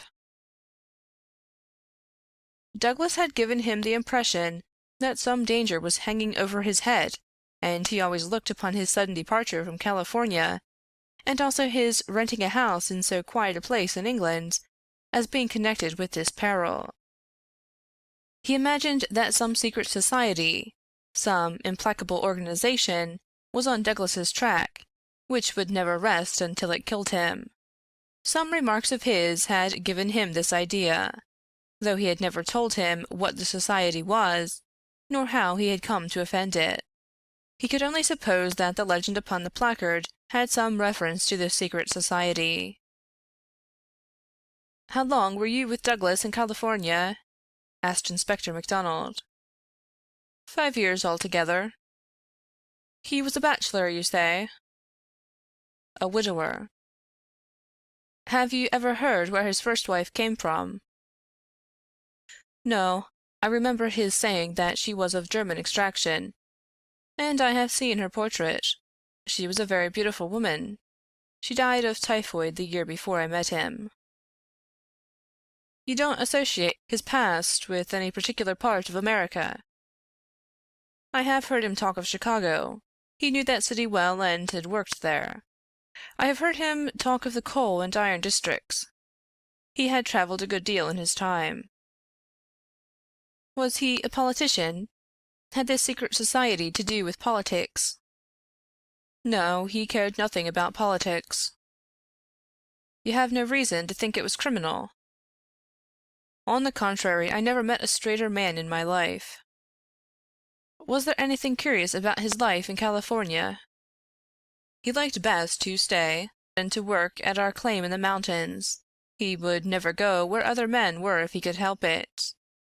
That's why I first thought that someone was after him. Then, when he left so suddenly for Europe, I made sure that it was so. I believe that he had a warning of some sort. Within a week of his leaving, half a dozen men were inquiring for him." "What sort of men?" "Well, they were a mighty hard-looking crowd. They came up to the claim and wanted to know where he was. I told them that he was gone to Europe, and that I did not know where to find him. They meant him no good. It was easy to see that." "Were these men Americans? Californians?" "Well, I don't know about Californians. They were Americans, all right. But they were not miners. I don't know what they were, and was very glad to see their backs." "That was 6 years ago?" "Nearer 7. And then you were together 5 years in California, so that this business dates back not less than 11 years at the least." "That is so." "It must be a very serious feud that would be kept up with such earnestness for as long as that. It would be no light thing that would give rise to it." "I think it shattered his whole life. It was never quite out of his mind." "But if a man had a danger hanging over him, and knew what it was, don't you think he would turn to the police for protection?" "Maybe it was some danger that he could not be protected against. There's one thing you should know. He always went about armed. His revolver was never out of his pocket. But, by bad luck, he was in his dressing gown and had left it in the bedroom last night. Once the bridge was up, I guess he thought he was safe." "I should like these dates a little clearer," said MacDonald. "It is quite 6 years since Douglas left California. You followed him next year, did you not?" "That is so." "And he had been married 5 years. You must have returned about the time of his marriage." "About a month before. I was his best man." "Did you know Mrs. Douglas before her marriage?" "No, I did not. I had been away from England for 10 years." "But you have seen a good deal of her since?" Barker looked sternly at the detective. "I have seen a good deal of him since," he answered. "If I have seen her, it is because you cannot visit a man without knowing his wife. If you imagine there is any connection—"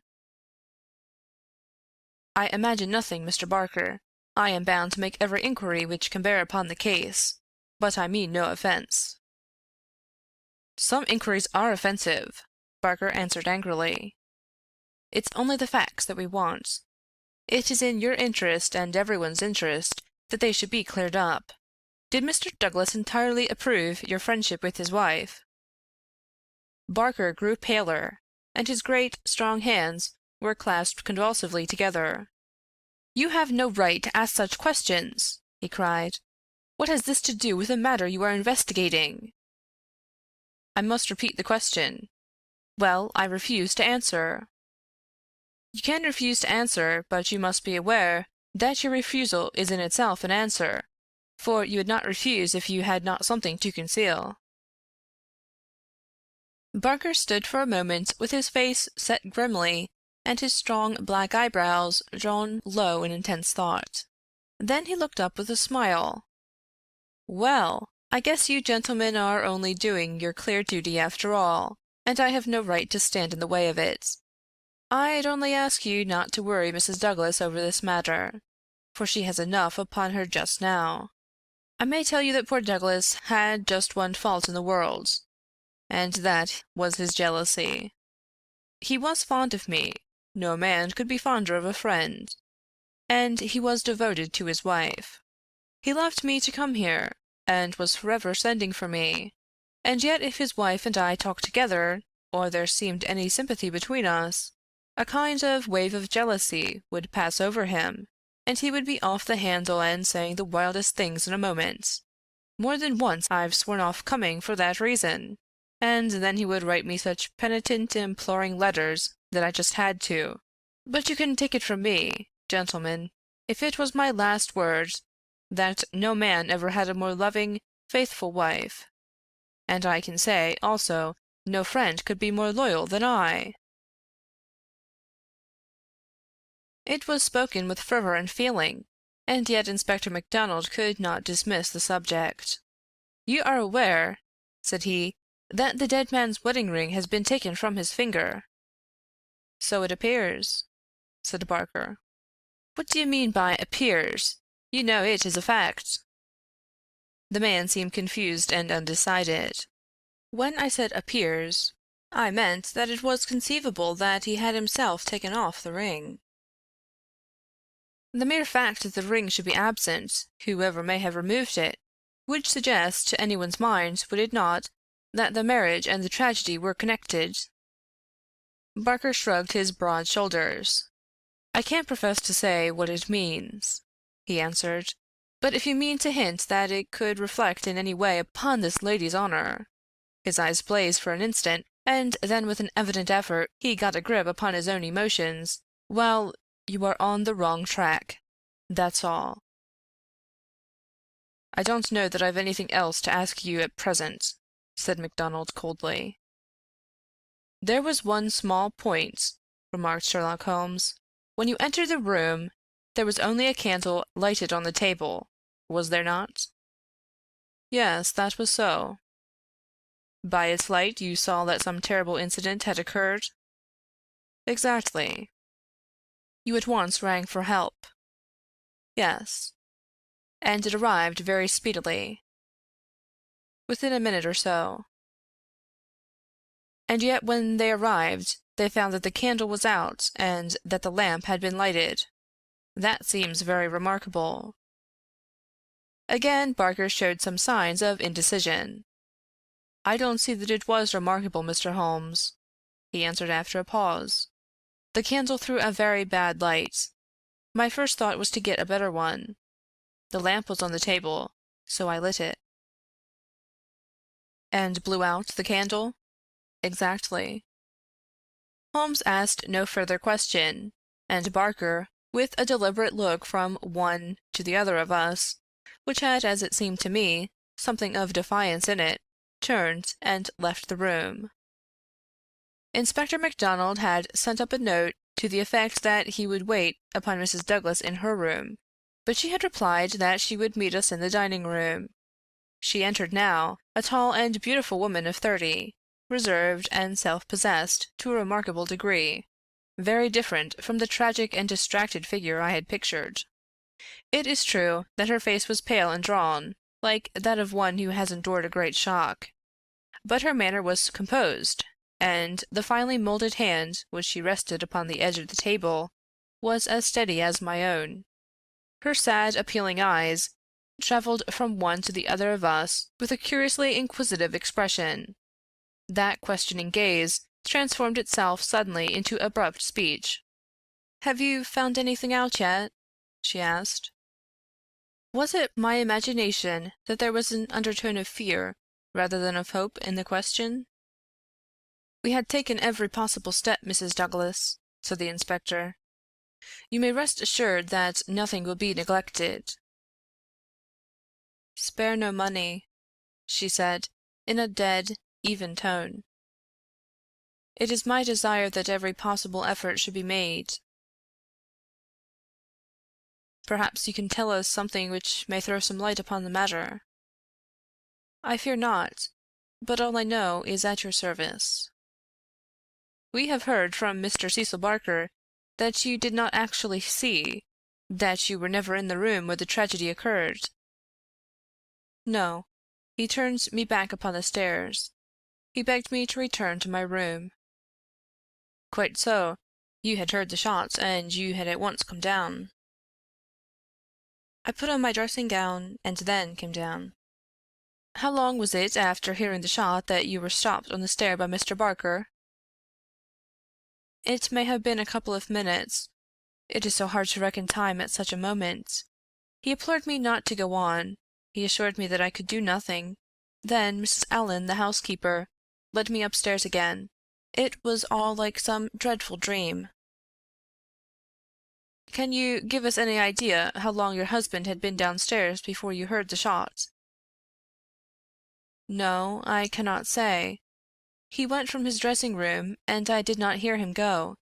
He did the round of the house every night, for he was nervous of fire. It is the only thing that I have ever known him nervous of." "That is just the point I want to come to, Mrs. Douglas. You have known your husband only in England, have you not?" "Yes, we have been married 5 years." "Have you heard him speak of anything which occurred in America, and might bring some danger upon him?" Mrs. Douglas thought earnestly before she answered. "Yes," she said at last.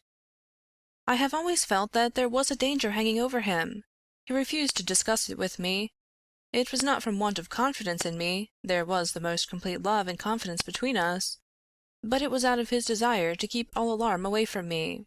He thought I should brood over it if I knew all, and so he was silent." "How did you know it, then?" Mrs. Douglas's face lit with a quick smile. "Can a husband ever carry about a secret all his life, and a woman who loves him have no suspicion of it? I knew it by his refusal to talk about some episodes in his American life. I knew it by certain precautions he took. I knew it by certain words he let fall. I knew it by the way he looked at unexpected strangers. I was perfectly certain that he had some powerful enemies, that he believed they were on his track, and that he was always on his guard against them. I was so sure of it that for years I have been terrified if ever he came home later than was expected." "Might I ask," asked Holmes, "what the words were which attracted your attention?" "The Valley of Fear," the lady answered. "That was an expression he has used when I questioned him. I have been in the Valley of Fear. I am not out of it yet." "Are we never out of the Valley of Fear?" I have asked him, when I have seen him more serious than usual. "Sometimes I think that we never shall," he has answered. "Surely you asked him what he meant by the Valley of Fear?" "I did, but his face would become very grave and he would shake his head. 'It is bad enough that one of us should have been in its shadow,' he said. 'Please God it shall never fall upon you.'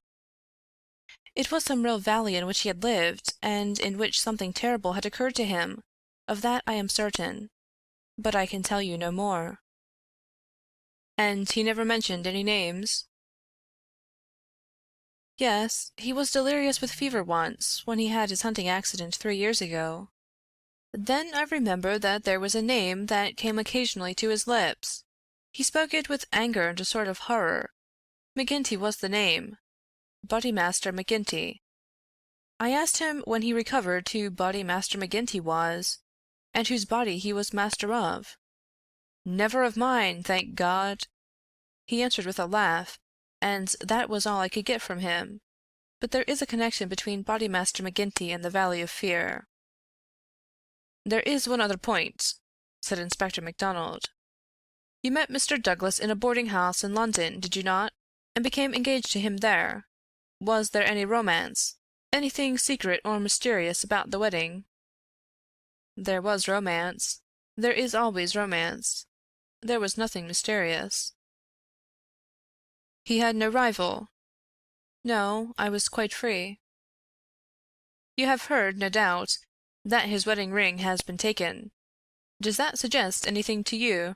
Suppose that some enemy of his old life had tracked him down and committed this crime. What possible reason could he have for taking his wedding ring?" For an instant I could have sworn that the faintest shadow of a smile flickered over the woman's lips. "I really cannot tell," she answered. "It is certainly a most extraordinary thing." "Well, we will not detain you any longer, and we are sorry to have put you to this trouble at such a time," said the inspector.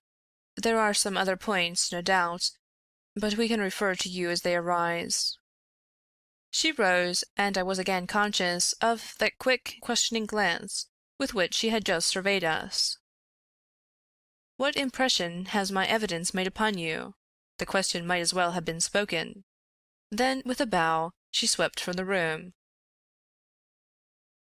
"She's a beautiful woman, a very beautiful woman," said MacDonald thoughtfully, after the door had closed behind her.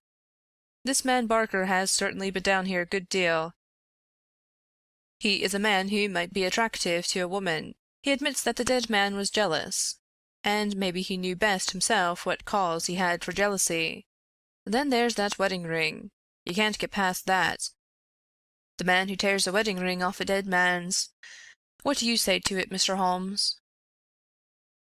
My friend had sat with his head upon his hands, sunk in the deepest thought.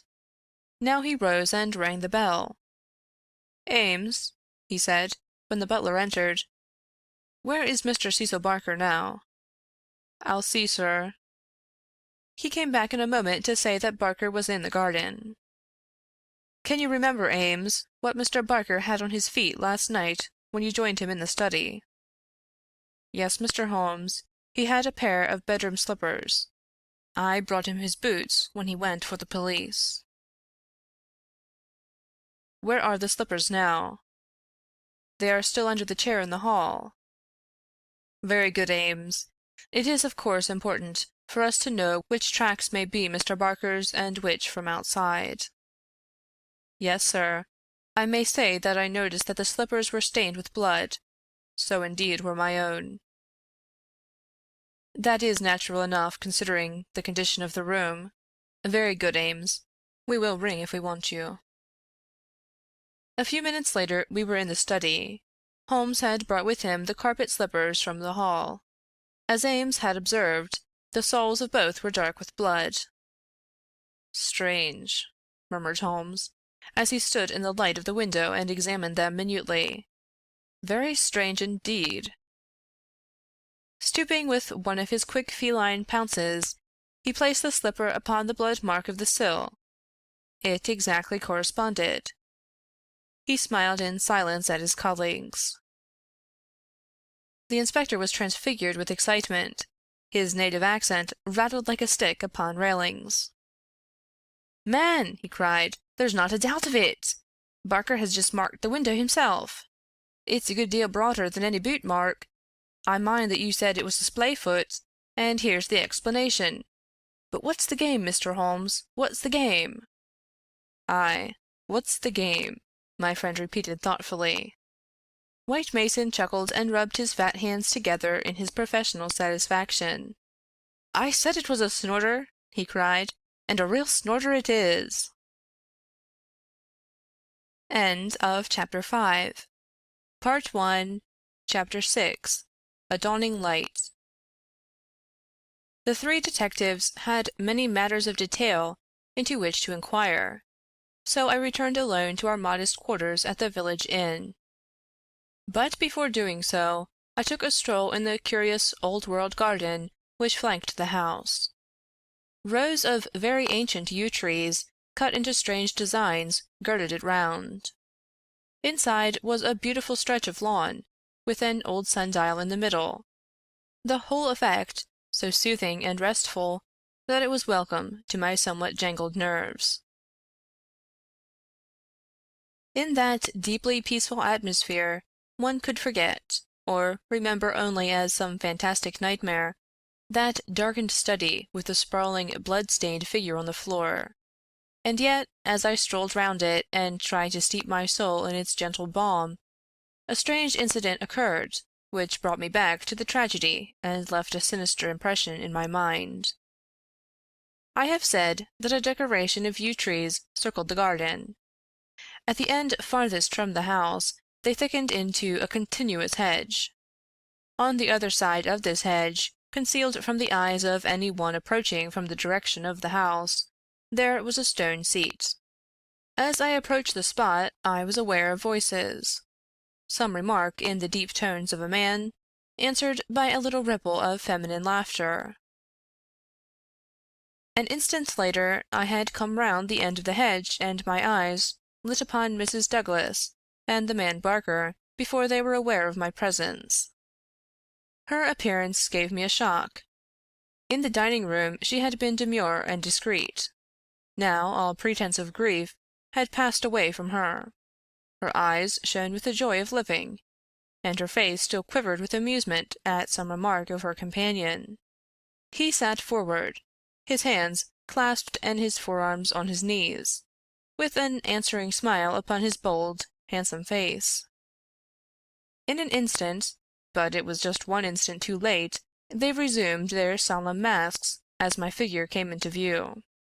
A hurried word or two passed between them, and then Barker rose and came towards me. "Excuse me, sir," said he, "but am I addressing Dr. Watson?" I bowed with a coldness which showed, I dare say, very plainly the impression which had been produced upon my mind. "We thought that it was probably you, as your friendship with Mr. Sherlock Holmes is so well known. Would you mind coming over and speaking to Mrs. Douglas for one instant?" I followed him with a dour face. Very clearly I could see in my mind's eye that shattered figure on the floor. Here, within a few hours of the tragedy, were his wife and his nearest friend laughing together behind a bush in the garden which had been his. I greeted the lady with reserve. I had grieved with her grief in the dining-room. Now I met her appealing gaze with an unresponsive eye. "I fear that you think me callous and hard-hearted," said she. I shrugged my shoulders. "It is no business of mine," said I. "Perhaps some day you will do me justice. If only you realized—" "There is no need why Dr. Watson should realize," said Barker quickly. "As he has himself said, it is no possible business of his." "Exactly," said I, "and so I will beg leave to resume my walk." "One moment, Dr. Watson," cried the woman in a pleading voice. "There is one question which you can answer with more authority than anyone else in the world, and it may make a very great difference to me. You know Mr. Holmes and his relations with the police better than anyone else can. Supposing that a matter were brought confidentially to his knowledge, is it absolutely necessary that he should pass it on to the detectives?" "Yes, that's it," said Barker eagerly. "Is he on his own, or is he entirely in with them?" "I really don't know that I should be justified in discussing such a point." I implore that you will, Dr. Watson. I assure you that you will be helping us, helping me greatly, if you will guide us on that point." There was such a ring of sincerity in the woman's voice that for the instant I forgot all about her levity, and was moved only to do her will. "Mr. Holmes is an independent investigator," I said. "He is his own master, and would act as his own judgment directed. At the same time, he would naturally feel loyalty towards the officials who were working on the same case. and he would not conceal from them anything which would help them in bringing a criminal to justice. Beyond this I can say nothing, and I would refer you to Mr. Holmes himself if you wanted fuller information." So saying, I raised my hat and went upon my way, leaving them still seated behind that concealing hedge. I looked back as I rounded the far end of it, and saw that they were still talking very earnestly together, and, as they were gazing after me, it was clear that it was our interview that was the subject of their debate.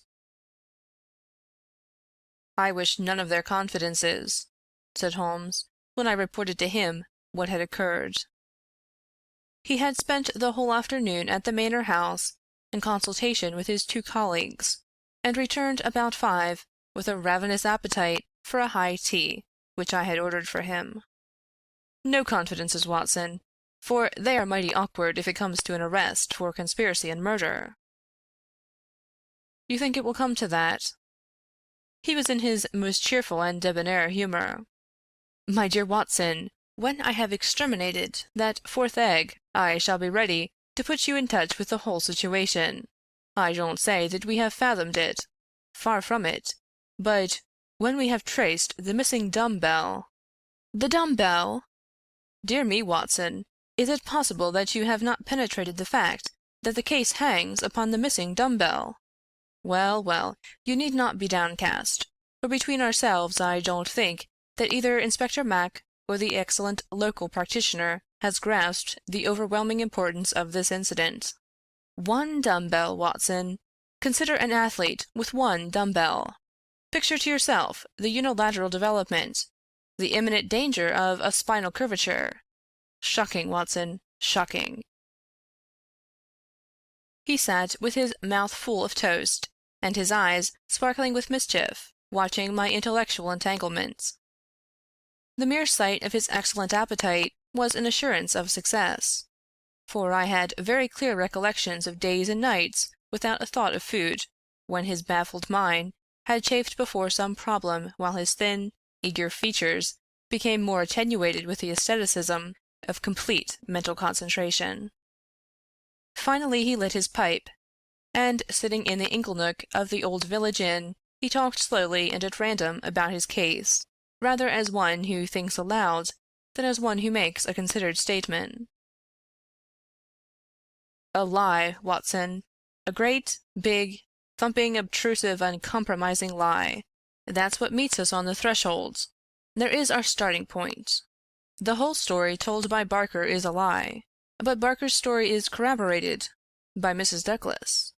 Therefore she is lying also. They are both lying and in a conspiracy. So now we have the clear problem. Why are they lying? And what is the truth which they are trying so hard to conceal? Let us try, Watson, you and I, if we can get behind the lie and reconstruct the truth. How do I know that they are lying? Because it is a clumsy fabrication which simply could not be true. Consider. According to the story given to us, the assassin had less than a minute after the murder had been committed to take that ring, which was under another ring, from the dead man's finger, to replace the other ring, a thing which he would surely never have done, and to put that singular card beside his victim. I say that this was obviously impossible. You may argue, but I have too much respect for your judgment, Watson, to think that you will do so, that the ring may have been taken before the man was killed. The fact that the candle had been lit only a short time shows that there had been no lengthy interview. Was Douglas, from what we hear of his fearless character, a man who would be likely to give up his wedding ring at such short notice? Or could we conceive of his giving it up at all? No, no, Watson. The assassin was alone with the dead man for some time with the lamp lit. Of that I have no doubt at all. But the gunshot was apparently the cause of death. Therefore the shot must have been fired some time earlier than we are told. But there could be no mistake about such a matter as that. We are in the presence, therefore, of a deliberate conspiracy upon the part of the 2 people who heard the gunshot, of the man Barker and of the woman Douglas. When on top of this I am able to show that the blood mark on the window-sill was deliberately placed there by Barker in order to give a false clue to the police, you will admit that the case grows dark against him. Now we have to ask ourselves at what hour the murder actually did occur. Up to 10:30, the servants were moving about the house, so it was certainly not before that time. At 11:15 they had all gone to their rooms with the exception of Ames, who was in the pantry. I have been trying some experiments after you left us this afternoon, and I find that no noise which MacDonald can make in the study can penetrate to me in the pantry when the doors are all shut. It is otherwise, however, from the housekeeper's room. It is not so far down the corridor, and from it I could vaguely hear a voice when it was very loudly raised. The sound from a shotgun is to some extent muffled when the discharge is at very close range, as it undoubtedly was in this instance. It would not be very loud, and yet in the silence of the night it should have easily penetrated to Mrs. Allen's room. She is, as she has told us, somewhat deaf, but none the less she mentioned in her evidence that she did hear something like a door slamming half an hour before the alarm was given. Half an hour before the alarm was given would be 11:15. I have no doubt that what she heard was the report of the gun, and that this was the real instant of the murder. If this is so, we have now to determine what Barker and Mrs. Douglas, presuming that they are not the actual murderers, could have been doing from 11:15, when the sound of the shot brought them down, until 11:15, when they rang the bell and summoned the servants. What were they doing? And why did they not instantly give the alarm? That is the question which faces us, and when it has been answered, we shall surely have gone some way to solve our problem. I am convinced myself, said I, that there is an understanding between those two people. She must be a heartless creature to sit laughing at some jest within a few hours of her husband's murder. Exactly. She does not shine as a wife, even in her own account of what occurred. I am not a whole-souled admirer of womankind, as you are aware, Watson, but my experience of life has taught me that there are few wives, having any regard for their husbands, who would let any man's spoken word stand between them and that husband's dead body. Should I ever marry, Watson, I should hope to inspire my wife with some feeling which would prevent her from being walked off by a housekeeper when my corpse was lying within a few yards of her. It was badly stage-managed, for even the rawest investigators must be struck by the absence of the usual feminine ululation. If there had been nothing else, this incident alone would have suggested a prearranged conspiracy to my mind. You then think definitely that Barker and Mrs. Douglas are guilty of the murder? There is an appalling directness about your questions, Watson, said Holmes, shaking his pipe at me. They come at me like bullets. If you put it that Mrs. Douglas and Barker know the truth about the murder, and are conspiring to conceal it, then I can give you a whole-souled answer. I am sure they do. But your more deadly proposition is not so clear. Let us for a moment consider the difficulties which stand in the way. We will suppose that this couple are united by the bonds of a guilty love, and that they have determined to get rid of the man who stands between them. It is a large supposition, for discreet inquiry among servants and others has failed to corroborate it in any way.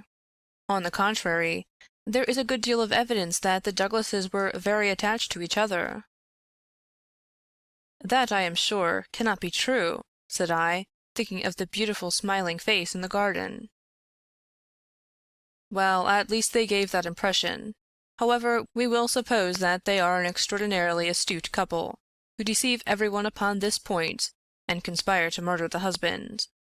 He happens to be a man over whose head some danger hangs. We have only their word for that. Holmes looked thoughtful. I see, Watson. You are sketching out a theory by which everything they say from the beginning is false. According to your idea, there never was any hidden menace, or secret society, or Valley of Fear, or Boss McSomebody, or anything else. Well, that is a good sweeping generalization. Let us see what that brings us to. They invent this theory to account for the crime. They then play up to the idea by leaving this bicycle in the park as proof of the existence of some outsider. The stain on the window-sill conveys the same idea. So does the card on the body, which might have been prepared in the house. That all fits into your hypothesis, Watson. But now we come on the nasty, angular, uncompromising bits, which won't slip into their places. Why a cut-off shotgun of all weapons? And an American one at that? How could they be so sure that the sound of it would not bring someone onto them? It's a mere chance, as it is, that Mrs. Allen did not start out to inquire for the slamming door. Why did your guilty couple do all this, Watson? I confess that I can't explain it.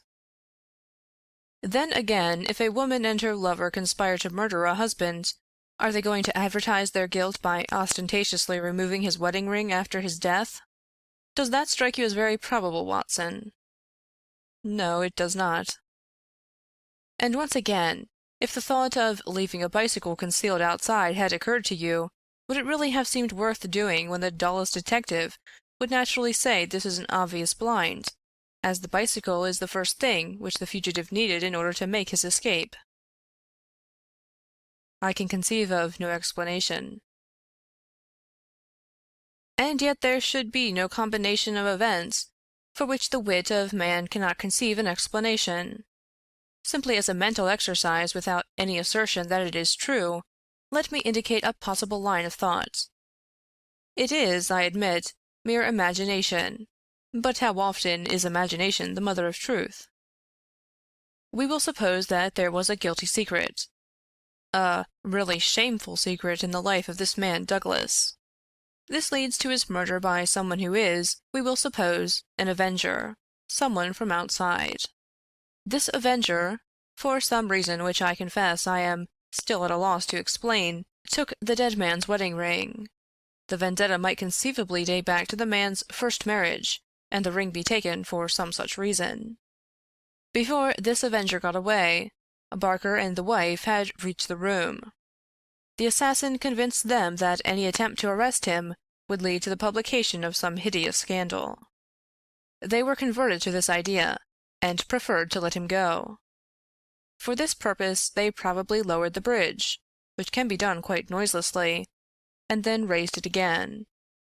He made his escape, and for some reason thought that he could do so more safely on foot than on bicycle. He therefore left his machine where it would not be discovered until he had got safely away. So far we are within the bounds of possibility, are we not? Well, it is possible, no doubt, said I, with some reserve. We have to remember, Watson, that whatever occurred is certainly something very extraordinary. Well, now to continue our supposititious case.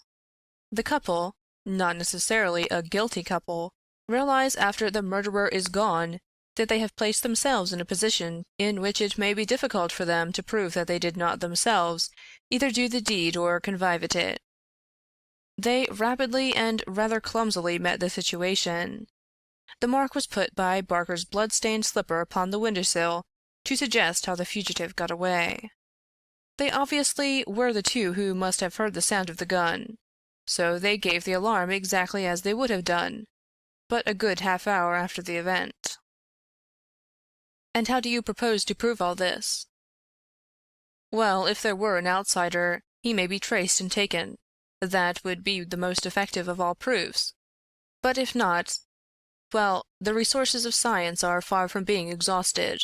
I think that an evening alone in that study would help me much. An evening alone? I propose to go up there presently. I have arranged it with the estimable Ames, who is by no means whole-hearted about Barker. I shall sit in that room and see if its atmosphere brings me inspiration. I am a believer in the genius loci. You smile, friend Watson. Well, we shall see. By the way, you have that big umbrella of yours, have you not? It is here. Well, I'll borrow that if I may. Certainly, but what a wretched weapon! If there is danger— Nothing serious, my dear Watson, or I should certainly ask for your assistance. But I'll take the umbrella. At present, I am only awaiting the return of our colleagues from Tunbridge Wells, where they are at present engaged in trying for a likely owner to the bicycle. It was nightfall before Inspector MacDonald and White Mason came back from their expedition, and they arrived exultant, reporting a great advance in our investigation. "Man, I'll admit that I had my doubts if there was ever an outsider," said MacDonald. "But that's all past now. We've had the bicycle identified, and we have a description of our man, so that's a long step on our journey." "It sounds to me like the beginning of the end," said Holmes. "I'm sure I congratulate you both with my whole heart." "Well, I started from the fact that Mr. Douglas had seemed disturbed since the day before, when he had been at Tunbridge Wells. It was at Tunbridge Wells, then, that he had become conscious of some danger. It was clear, therefore, that if a man had come over with a bicycle, it was from Tunbridge Wells that he might be expected to have come. We took the bicycle over with us and showed it at the hotels. It was identified at once by the manager of the Eagle Commercial as belonging to a man named Hargrave, who had taken a room there 2 days before. This bicycle and a small valise were his whole belongings. He had registered his name as coming from London, but had given no address. The valise was London-made, and the contents were British, but the man himself was undoubtedly an American." "Well, well," said Holmes gleefully. "You have indeed done some solid work while I have been sitting spinning theories with my friend. It's a lesson in being practical, Mr. Mac." "Aye, it's just that, Mr. Holmes," said the inspector with satisfaction. "But this may all fit in with your theories," I remarked. "That may or may not be. But let us hear the end, Mr. Mac. Was there nothing to identify this man?" "So little that it was evident that he had carefully guarded himself against identification. There were no papers or letters, and no marking upon the clothes. A cycle map of the country lay on his bedroom table.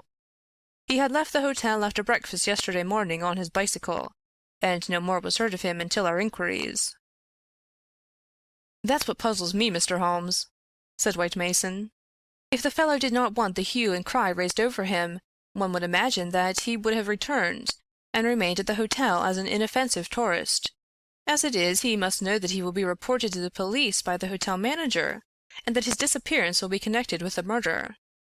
So one would imagine. Still, he has been justified of his wisdom up to date, at any rate, since he has not been taken. But his description, what of that?" MacDonald referred to his notebook. "Here we have it so far as they could give it. They don't seem to have taken any very particular stock of him, but still the porter, the clerk, and the chambermaid are all agreed that this covers the points. He was a man about 5'9" in height, 50 or so years of age, his hair slightly grizzled, a greyish moustache, a curved nose, and a face which all of them described as fierce and forbidding." "Well, bar the expression, that might almost be a description of Douglas himself," said Holmes. "He is just over 50, with grizzled hair and moustache, and about the same height. Did you get anything else?" "He was dressed in a heavy grey suit with a reefer jacket, and he wore a short yellow overcoat and a soft cap." "What about the shotgun?" "It is less than 2 feet long. It could very well have fitted into his valise. He could have carried it inside his overcoat without difficulty." "And how do you consider that all this bears upon the general case?" "Well, Mr. Holmes," said MacDonald, "when we have got our man, and you may be sure that I had his description on the wires within 5 minutes of hearing it, we shall be better able to judge. But even as it stands, we have surely gone a long way. We know that an American calling himself Hargrave came to Tunbridge Wells 2 days ago with bicycle and valise. In the latter was a sawed-off shotgun, so he came with the deliberate purpose of crime. Yesterday morning he set off for this place on his bicycle, with his gun concealed in his overcoat. No one saw him arrive, so far as we can learn, but he need not pass through the village to reach the park gates. and there are many cyclists upon the road. Presumably he at once concealed his cycle among the laurels where it was found, and possibly lurked there himself with his eye on the house, waiting for Mr. Douglas to come out. The shotgun is a strange weapon to use inside a house, but he had intended to use it outside, and there it has very obvious advantages, and it would be impossible to miss with it, and the sound of shots is so common in an English sporting neighbourhood that no particular notice would be taken. That is all very clear, said Holmes. Well, Mr. Douglas did not appear. What was he to do next? He left his bicycle and approached the house in the twilight. He found the bridge down and no one about. He took his chance, intending, no doubt, to make some excuse if he met anyone. He met no one. He slipped into the first room that he saw, and concealed himself behind the curtain. Thence he could see the drawbridge go up, and he knew that his only escape was through the moat. He waited until 11:15, when Mr. Douglas, upon his usual nightly round, came into the room. He shot him, and escaped, as arranged. He was aware that the bicycle would be described by the hotel people and be a clue against him, so he left it there and made his way by some other means to London, or to some safe hiding-place which he had already arranged. How is that, Mr. Holmes? Well, Mr. Mac, it is very good and very clear so far as it goes. That is your end of the story. My end is that the crime was committed half an hour earlier than reported, that Mrs. Douglas and Barker are both in a conspiracy to conceal something, that they aided the murderer's escape, or at least that they reached the room before he escaped, and that they fabricated evidence of his escape through the window, whereas, in all probability, they had themselves let him go by lowering the bridge. That's my reading of the first half. The two detectives shook their heads. Well, Mr. Holmes, if this is true, we only tumble out of one mystery into another, said the London inspector. And in some ways a worse one, added White Mason. The lady has never been in America in all her life. What possible connection could she have with an American assassin which would cause her to shelter him? I freely admit the difficulties, said Holmes. I propose to make a little investigation of my own tonight, and it is just possible that it may contribute something to the common cause. Can we help you, Mr. Holmes? No, no. Darkness and Dr. Watson's umbrella. My wants are simple. And Ames, the faithful Ames, no doubt he will stretch a point for me. All my lines of thoughts lead me back invariably to the one basic question. Why should an athletic man develop his frame upon so unnatural an instrument as a single dumbbell? It was late that night when Holmes returned from his solitary excursion. We slept in a double-bedded room, which was the best that the little country inn could do for us. I was already asleep, when I was partly awakened by his entrance. "Well, Holmes," I murmured, "have you found anything out?" He stood beside me in silence, his candle in his hand. Then the tall, lean figure inclined towards me. "I say, Watson," he whispered, "would you be afraid to sleep in the same room with the lunatic? A man with softening of the brain. An idiot whose mind has lost its grip." "Not in the least," I answered in astonishment. "Ah, that's lucky," he said, and not another word would he utter that night. End of Chapter 6. Part 1. Chapter 7. The Solution. Next morning, after breakfast, we found Inspector MacDonald and White Mason seated in close consultation in the small parlor of the local police sergeant. On the table in front of them were piled a number of letters and telegrams, which they were carefully sorting and docketing. 3 had been placed on one side. "Still on the track of the elusive bicyclist?" Holmes asked, cheerfully. "What is the latest news of the ruffian?" MacDonald pointed ruefully to his heap of correspondence. "He is at present reported from Leicester, Nottingham, Southampton, Derby, East Ham, Richmond, and 14 other places. In 3 of them, East Ham, Leicester, and Liverpool, There is a clear case against him, and he has actually been arrested. The country seems to be full of the fugitives with yellow coats." "Dear me," said Holmes, sympathetically.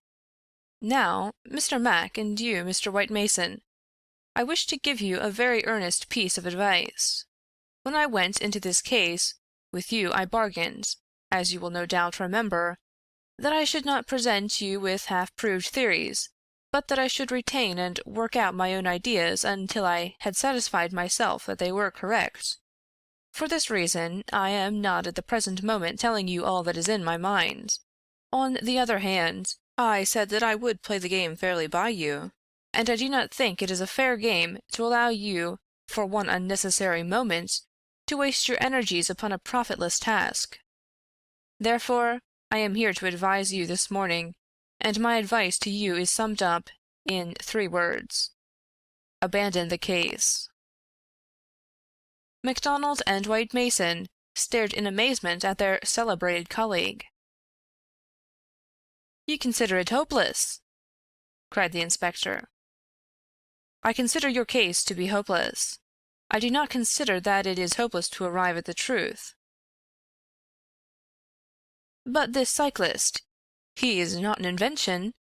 We have his description, his valise, his bicycle. The fellow must be somewhere. Why should we not get him?" "Yes, yes, no doubt he is somewhere, and no doubt we shall get him. But I would not have you waste your energies in East Ham or Liverpool. I am sure that we can find some shorter cut to a result." "You are holding something back. It's hardly fair of you, Mr. Holmes." The inspector was annoyed. "You know my methods of work, Mr. Mac, but I will hold it back for the shortest time possible. I only wish to verify my details in one way, which can very readily be done, and then I make my bow and return to London, leaving my results entirely at your service. I owe you too much to act otherwise, for in all my experience I cannot recall any more singular and interesting study." "This is clean beyond me, Mr. Holmes. We saw you when we returned from Tunbridge Wells last night, and you were in general agreement with our results. What has happened since then to give you a completely new idea of the case?" "Well, since you ask me, I spent, as I told you that I would, some hours last night at the Manor House." "Well, what happened?" I can only give you a very general answer to that for the moment. By the way, I have been reading a short but clear and interesting account of the old building, purchasable at the modest sum of 1 penny from the local tobacconist." Here Holmes drew a small tract, embellished with a rude engraving of the ancient manor house, from his waistcoat pocket. "It immensely adds to the zest of an investigation, my dear Mr. Mac, when one is in conscious sympathy with the historical atmosphere of one's surroundings. Don't look so impatient, for I assure you that even so bald an account as this raises some sort of picture of the past in one's mind. Permit me to give you a sample. Erected in the 5th year of the reign of James I, and standing upon the site of a much older building, the manor house of Birlstone presents one of the finest surviving examples of the moated Jacobean residence." "Ye are making fools of us, Mr. Holmes." "Tut, tut, Mr. Mac, the first sign of temper I have detected in you." "Well, I won't read it verbatim, since you feel so strongly upon the subject. But when I tell you that there is some account of the taking of the place by a parliamentary colonel in 1644, of the concealment of Charles for several days in the course of the Civil War, and finally of a visit there by the second George, you will admit that there are various associations of interest connected with this ancient house." "I don't doubt it, Mr. Holmes, but that is no business of ours." "Is it not? Is it not? Breadth of view, my dear Mr. Mac, is one of the essentials of our profession. The interplay of ideas and the oblique uses of knowledge are often of extraordinary interest. You will excuse these remarks from one who, though a mere connoisseur of crime, is still rather older and more experienced than yourself." "I'm the first to admit that," said the detective heartily. "You get to your point, I admit, but you have such a deuced round-the-corner way of doing it." "Well, well, I'll drop past history and get down to present-day facts. I called last night, as I have already said, at the Manor House. I did not see either Barker or Mrs. Douglas. I saw no necessity to disturb them, but I was pleased to hear that the lady was not visibly pining, and that she had partaken of an excellent dinner. My visit was specially made to the good Mr. Ames, with whom I exchanged some amiabilities, which culminated in his allowing me, without reference to anyone else, to sit alone for a time in the study." "What! With that?" I ejaculated. "No, no, everything is now in order. You gave permission for that, Mr. Mac, as I am informed. The room was in its normal state, and in it I passed an instructive quarter of an hour." "What were you doing?" "Well, not to make a mystery of so simple a matter, I was looking for the missing dumb-bell. It has always bulked rather large in my estimate of the case. I ended by finding it." "Where?" "Ah, there we come to the edge of the unexplored. Let me go a little further, a very little further, and I will promise that you shall share everything that I know." "Well, we're bound to take you on your own terms," said the inspector.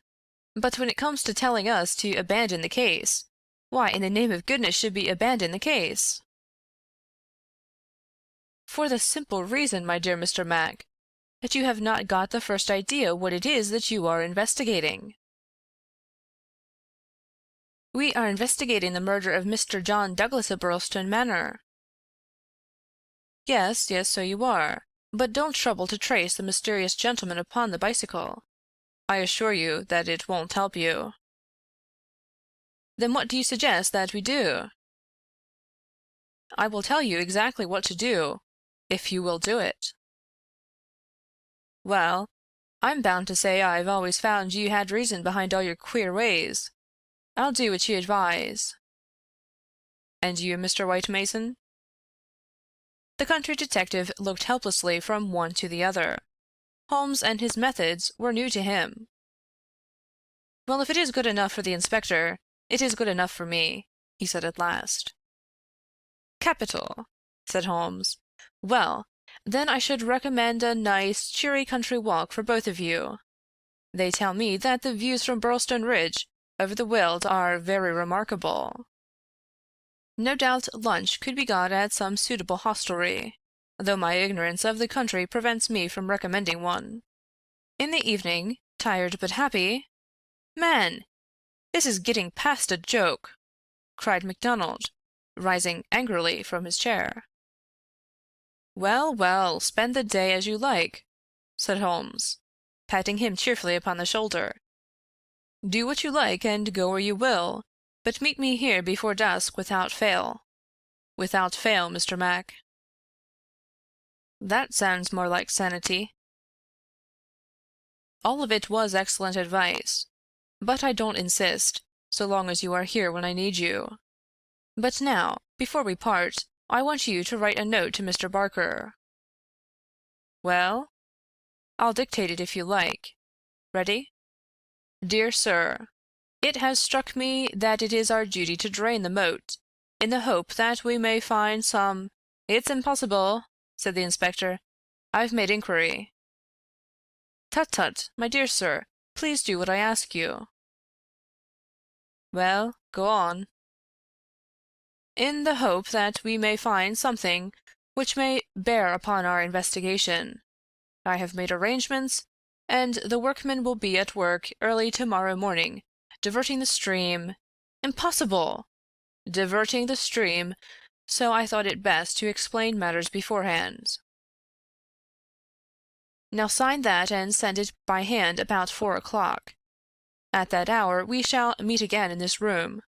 Until then we may each do what we like, for I can assure you that this inquiry has come to a definite pause." Evening was drawing in when we reassembled. Holmes was very serious in his manner, myself curious, and the detectives obviously critical and annoyed. "Well, gentlemen," said my friend gravely, "I am asking you now to put everything to the test with me, and you will judge for yourselves whether the observations I have made justify the conclusions to which I have come. It is a chill evening, and I do not know how long our expedition may last, so I beg that you will wear your warmest coats. It is of the first importance that we should be in our places before it grows dark, so with your permission we shall get started at once." We passed along the outer bounds of the Manor House Park until we came to a place where there was a gap in the rails which fenced it. Through this we slipped, and then in the gathering gloom we followed Holmes until we had reached a shrubbery which lies nearly opposite to the main door and the drawbridge. The latter had not been raised. Holmes crouched down behind the screen of laurels, and we all three followed his example. "Well, what are we to do now?" asked MacDonald with some gruffness. "Possess our souls in patience, and make as little noise as possible," Holmes answered. "What are we here for at all? I really think that you might treat us with more frankness." Holmes laughed. "Watson insists that I am the dramatist in real life," said he. "Some touch of the artist wells up within me, and calls insistently for a well-staged performance. Surely our profession, Mr. Mac, would be a drab and sordid one if we did not sometimes set the scene so as to glorify our results. The blunt accusation, the brutal tap upon the shoulder, what can one make of such a denouement? But the quick inference, the subtle trap, the clever forecast of coming events, the triumphant vindication of bold theories, are these not the pride and the justification of our life's work? At the present moment you thrill with the glamour of the situation and the anticipation of the hunt. Where would be that thrill if I had been as definite as a timetable? I only ask a little patience, Mr. Mac, and all will be clear to you." "Well, I hope the pride and justification and the rest of it will come before we all get our death o' cold," said the London detective with comic resignation. We all had good reason to join in the aspiration, for our vigil was a long and bitter one. Slowly the shadows darkened over the long, sombre face of the old house. A cold, damp reek from the moat chilled us to the bones, and set our teeth chattering. There was a single lamp over the gateway, and a steady globe of light in the fatal study. Everything else was dark and still. "How long is this to last?" asked the inspector finally. "And what is it we are watching for?" "I have no more notion than you how long it is to last," Holmes answered with some asperity. "If criminals would always schedule their movements like railway trains, it would certainly be more convenient for all of us. As to what it is well, that's what we are watching for." As he spoke, the bright yellow light in the study was obscured by somebody passing to and fro before it. The laurels among which we lay were immediately opposite the window, and not more than 100 feet from it. Presently it was thrown open with a whining of hinges, and we could dimly see the dark outline of a man's head and shoulders looking out into the gloom. For some minutes he peered forth in furtive, stealthy fashion, as one who wishes to be assured that he is unobserved. Then he leaned forward, and in the intense silence we were aware of the soft lapping of agitated water. He seemed to be stirring up the moat with something which he held in his hand. Then suddenly he hauled something in as a fisherman lands a fish, some large, round object, which obscured the light as it was dragged through the open casement. "Now!" cried Holmes. "Now!" We were all upon our feet, staggering after him with our stiffened limbs, while he ran swiftly across the bridge and rang violently at the bell. There was the rasping of bolts from the other side, and the amazed Ames stood in the entrance. Holmes brushed him aside without a word, and, followed by all of us, rushed into the room which had been occupied by the man whom we had been watching. The oil lamp on the table represented the glow which we had seen from outside. It was now in the hand of Cecil Barker, who held it towards us as we entered. Its light shone upon his strong, resolute, clean-shaved face and his menacing eyes. "What the devil is the meaning of all this?" he cried. "What are you after, anyhow?" Holmes took a swift glance round, and then pounced upon a sodden bundle tied together with cord, which lay where it had been thrust under the writing-table. "This is what we are after, Mr. Barker. This bundle, weighted with a dumb-bell, which you have just raised from the bottom of the moat." Barker stared at Holmes, with amazement in his face. "How in thunder came you to know anything about it?" he asked. "Simply that I put it there." "You put it there? You?" "Perhaps I should have said replaced it there," said Holmes. "You will remember, Inspector MacDonald, that I was somewhat struck by the absence of a dumb-bell. I drew your attention to it, but with the pressure of other events you had hardly the time to give it the consideration which would have enabled you to draw deductions from it. When water is near and a weight is missing, it is not a very far-fetched supposition that something has been sunk in the water. The idea was at least worth testing. So, with the help of Ames, who admitted me to the room, and the crook of Dr. Watson's umbrella, I was able last night to fish up and inspect this bundle. It was of the first importance, however, that we should be able to prove who placed it there. This we accomplished by the very obvious device of announcing that the moat would be dried tomorrow, which had, of course, the effect that whoever had hidden the bundle would most certainly withdraw it the moment that darkness enabled him to do so. We have no less than 4 witnesses as to who it was who took advantage of the opportunity, and so, Mr. Barker, I think the word lies now with you." Sherlock Holmes put the sopping bundle upon the table beside the lamp, and undid the cord which bound it. From within he extracted a dumb-bell, which he tossed down to its fellow in the corner. Next, he drew forth a pair of boots. "American, as you perceive," he remarked, pointing to the toes. Then he laid upon the table a long, deadly, sheathed knife. Finally, he unraveled a bundle of clothing, comprising a complete set of underclothes, socks, a grey tweed suit, and a short yellow overcoat. "The clothes are commonplace," remarked Holmes, "save only the overcoat, which is full of suggestive touches." He held it tenderly towards the light. "Here, as you perceive, is the inner pocket prolonged into the lining in such fashion as to give ample space for the truncated fowling piece. The tailor's tab is on the neck. Neil Outfitter, Vermissa, USA. I have spent an instructive afternoon in the rector's library, and have enlarged my knowledge by adding the fact that Vermissa is a flourishing little town at the head of one of the best-known coal and iron valleys in the United States.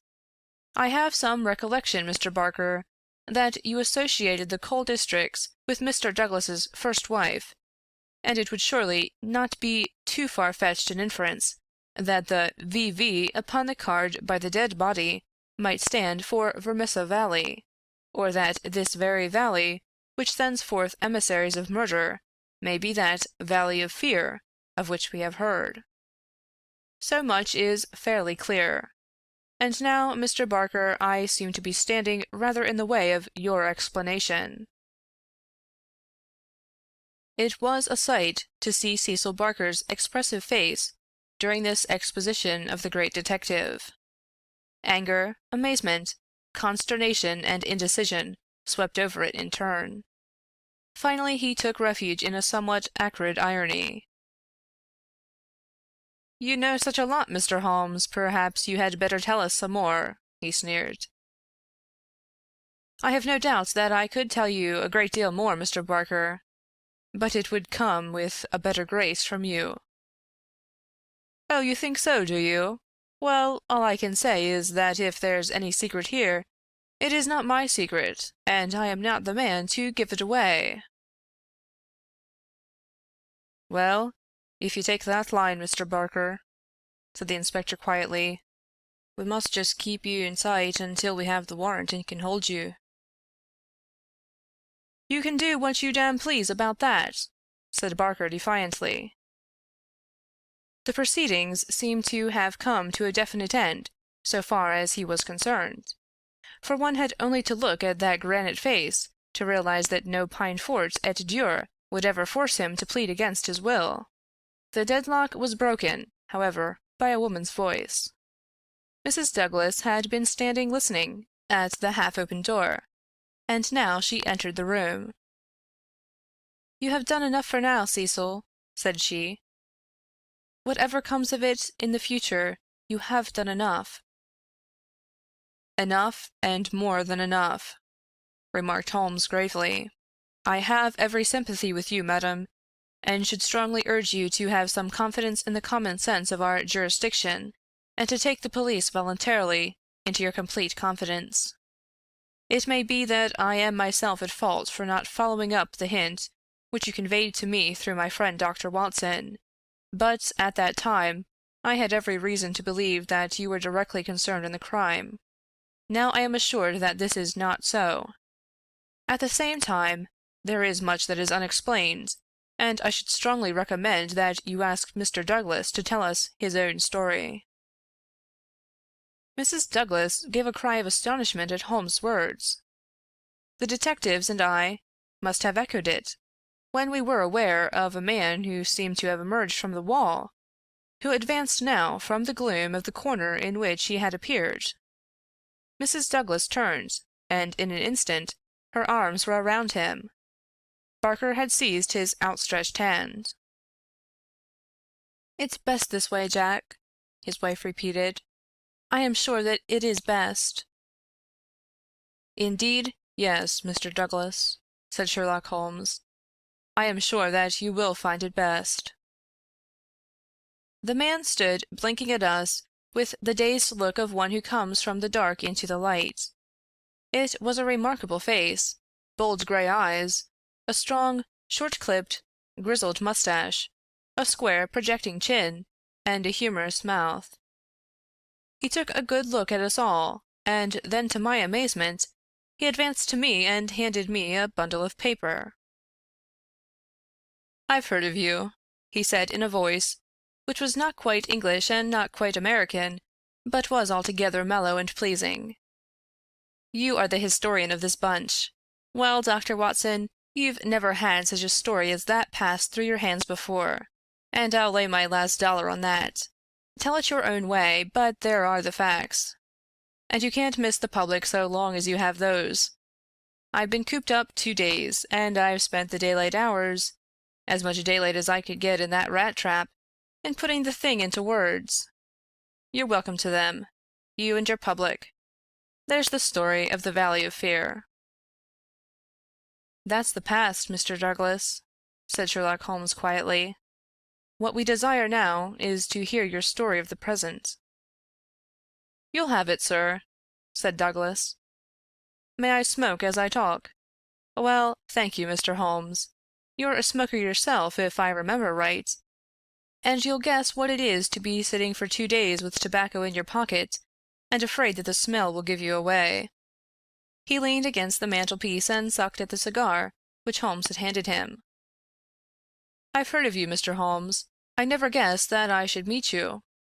But before you are through with that," he nodded at my papers, "you will say I've brought you something fresh." Inspector MacDonald had been staring at the newcomer with the greatest amazement. "Well, this fairly beats me," he cried at last.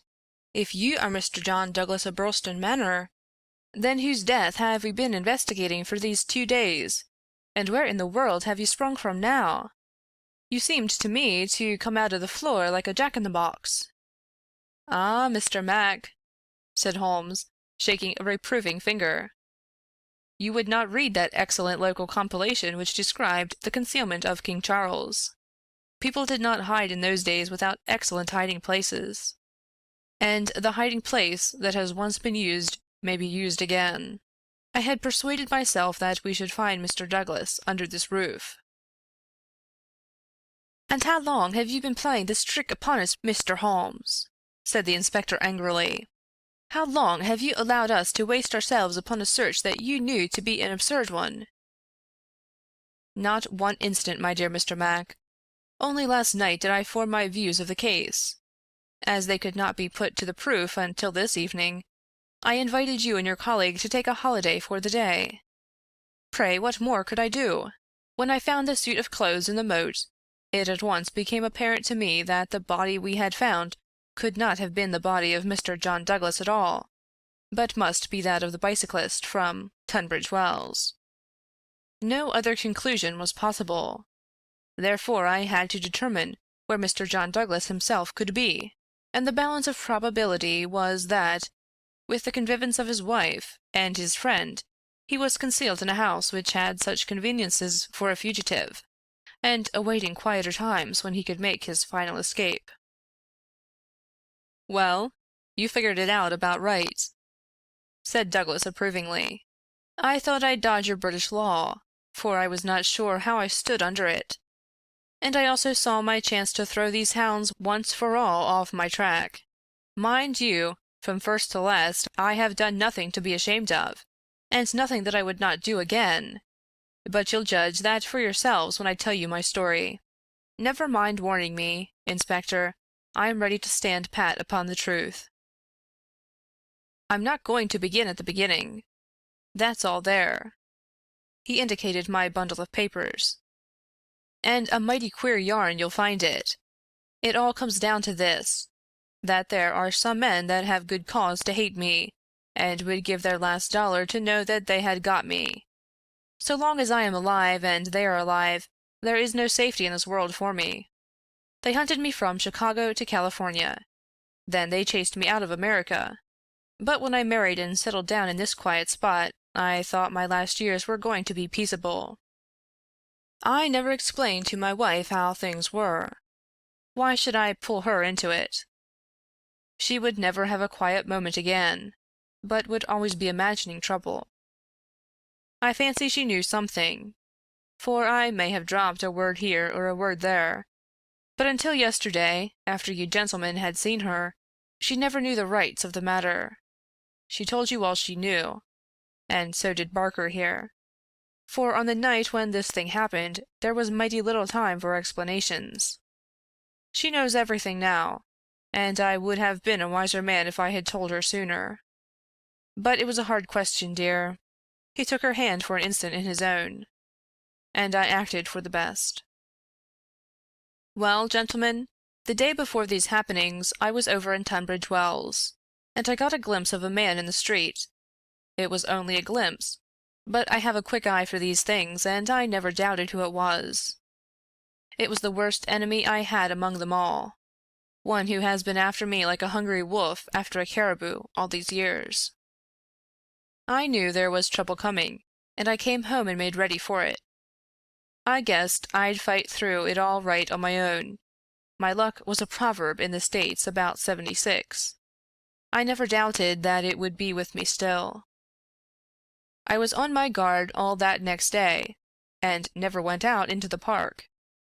It's as well, or he'd have had the drop on me with that buckshot gun of his before ever I could draw on him. After the bridge was up, my mind was always more restful when that bridge was up in the evenings, I put the thing clear out of my head. I never dreamed of his getting into the house and waiting for me. But when I made my round in my dressing gown, as was my habit, I had no sooner entered the study than I scented danger. I guess when a man has had dangers in his life, and I've had more than most in my time, There is a kind of sixth sense that waves the red flag. I saw the signal clear enough, and yet I couldn't tell you why. Next instant I spotted a boot under the window curtain, and then I saw why plain enough. I'd just the one candle that was in my hand, but there was a good light from the hall lamp through the open door. I put down the candle and jumped for a hammer that I'd left on the mantel. At the same moment he sprang at me. I saw the glint of a knife, and I lashed at him with the hammer. I got him somewhere, for the knife tinkled down on the floor. He dodged round the table as quick as an eel, and a moment later he'd got his gun from under his coat. I heard him cock it, but I had got hold of it before he could fire. I had it by the barrel, and we wrestled for it all ends up for a minute or more. It was death to the man that lost his grip. He never lost his grip, but he got it butt downward for a moment too long. Maybe it was I that pulled the trigger. Maybe we just jolted it off between us. Anyhow, he got both barrels in the face, and there I was, staring down at all that was left of Ted Baldwin. I'd recognized him in the township, and again when he sprang for me, but his own mother wouldn't recognize him as I saw him then. I'm used to rough work, but I fairly turned sick at the sight of him. I was hanging on the side of the table when Barker came hurrying down. I heard my wife coming, and I ran to the door and stopped her. It was no sight for a woman. I promised I'd come to her soon. I said a word or two to Barker. He took it all in at a glance, and we waited for the rest to come along. But there was no sign of them. Then we understood that they could hear nothing, and that all that had happened was known only to ourselves. It was at that instant that the idea came to me. I was fairly dazzled by the brilliance of it. The man's sleeve had slipped up, and there was the branded mark of the lodge upon his forearm. See here. The man, whom we had known as Douglas, turned up his own coat and cuff to show a brown triangle within a circle exactly like that which we had seen upon the dead man. It was the sight of that which started me on it. I seemed to see it all clear at a glance. There were his height and his hair and figure, about the same as my own. No one could swear to his face, poor devil. I brought down this suit of clothes, and in a quarter of an hour Barker and I had put my dressing gown on him, and he lay as you found him. We tied all his things into a bundle, and I weighted them with the only weight I could find, and put them through the window. The card he had meant to lay upon my body was lying beside his own. My rings were put on his finger, but when it came to the wedding ring, he held out his muscular hand. You can see for yourselves that I had struck the limit. I had not moved it since the day I was married, and it would have taken a file to get it off. I don't know, anyhow, that I should have cared to part with it. But if I had wanted to, I couldn't. So we just had to leave that detail to take care of itself. On the other hand, I brought a bit of plaster down and put it where I am wearing one myself at this instant. You slipped up there, Mr. Holmes, clever as you are, for if you had chanced to take off that plaster, you would have found no cut underneath it. Well, that was the situation. If I could lie low for a while and then get away where I could be joined by my widow, we should have a chance at last of living in peace for the rest of our lives. These devils would give me no rest so long as I was above ground, but if they saw in the papers that Baldwin had got his man, there would be an end of all my troubles.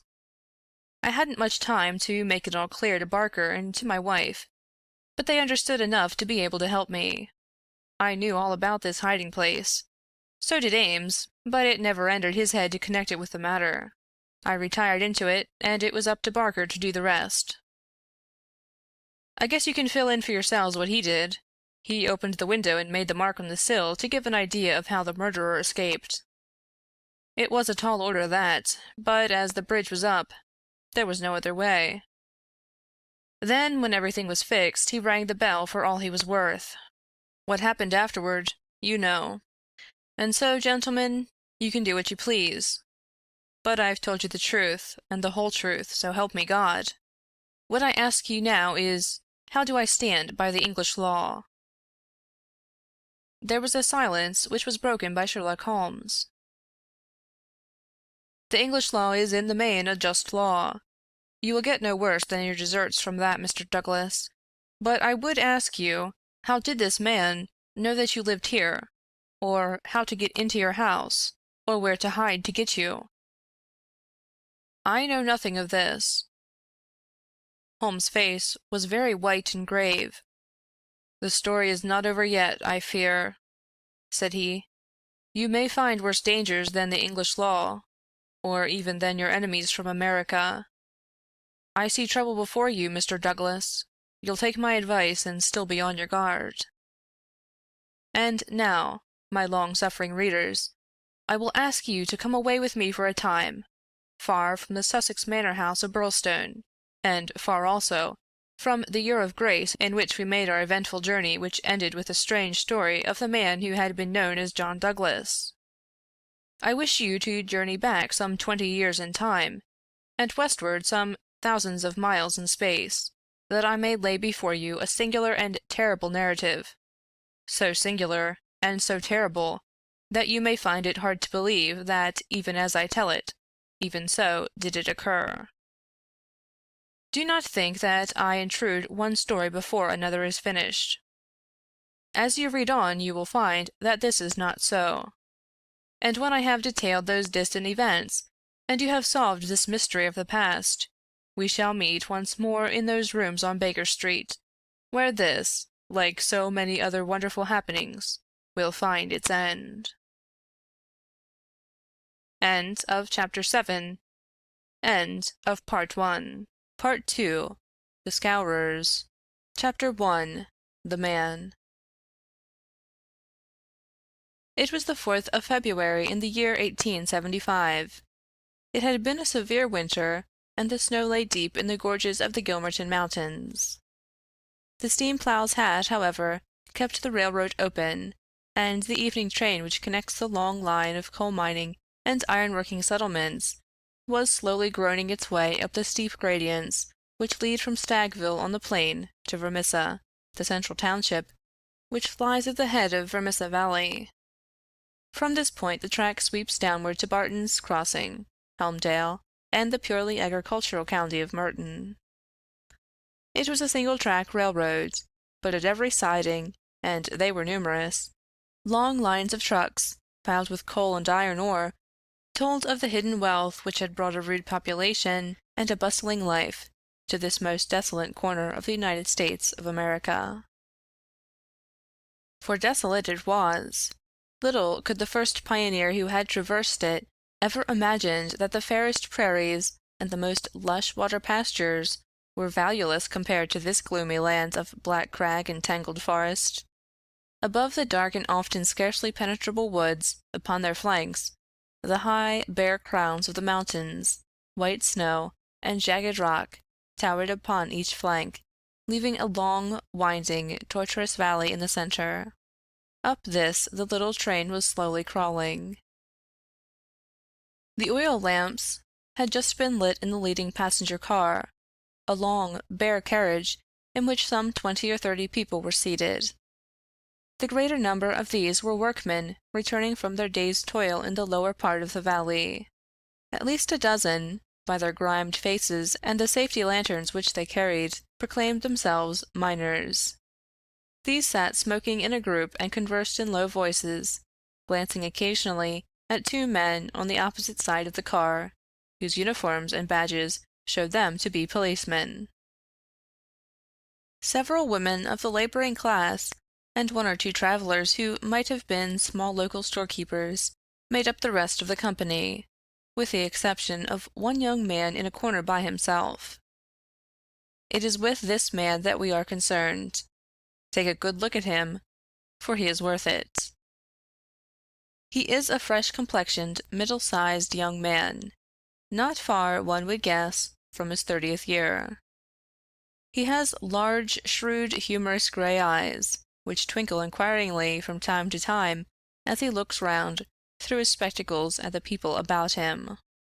It is easy to see that he is of a sociable and possibly simple disposition, anxious to be friendly to all men. Anyone could pick him at once as gregarious in his habits and communicative in his nature, with a quick wit and a ready smile.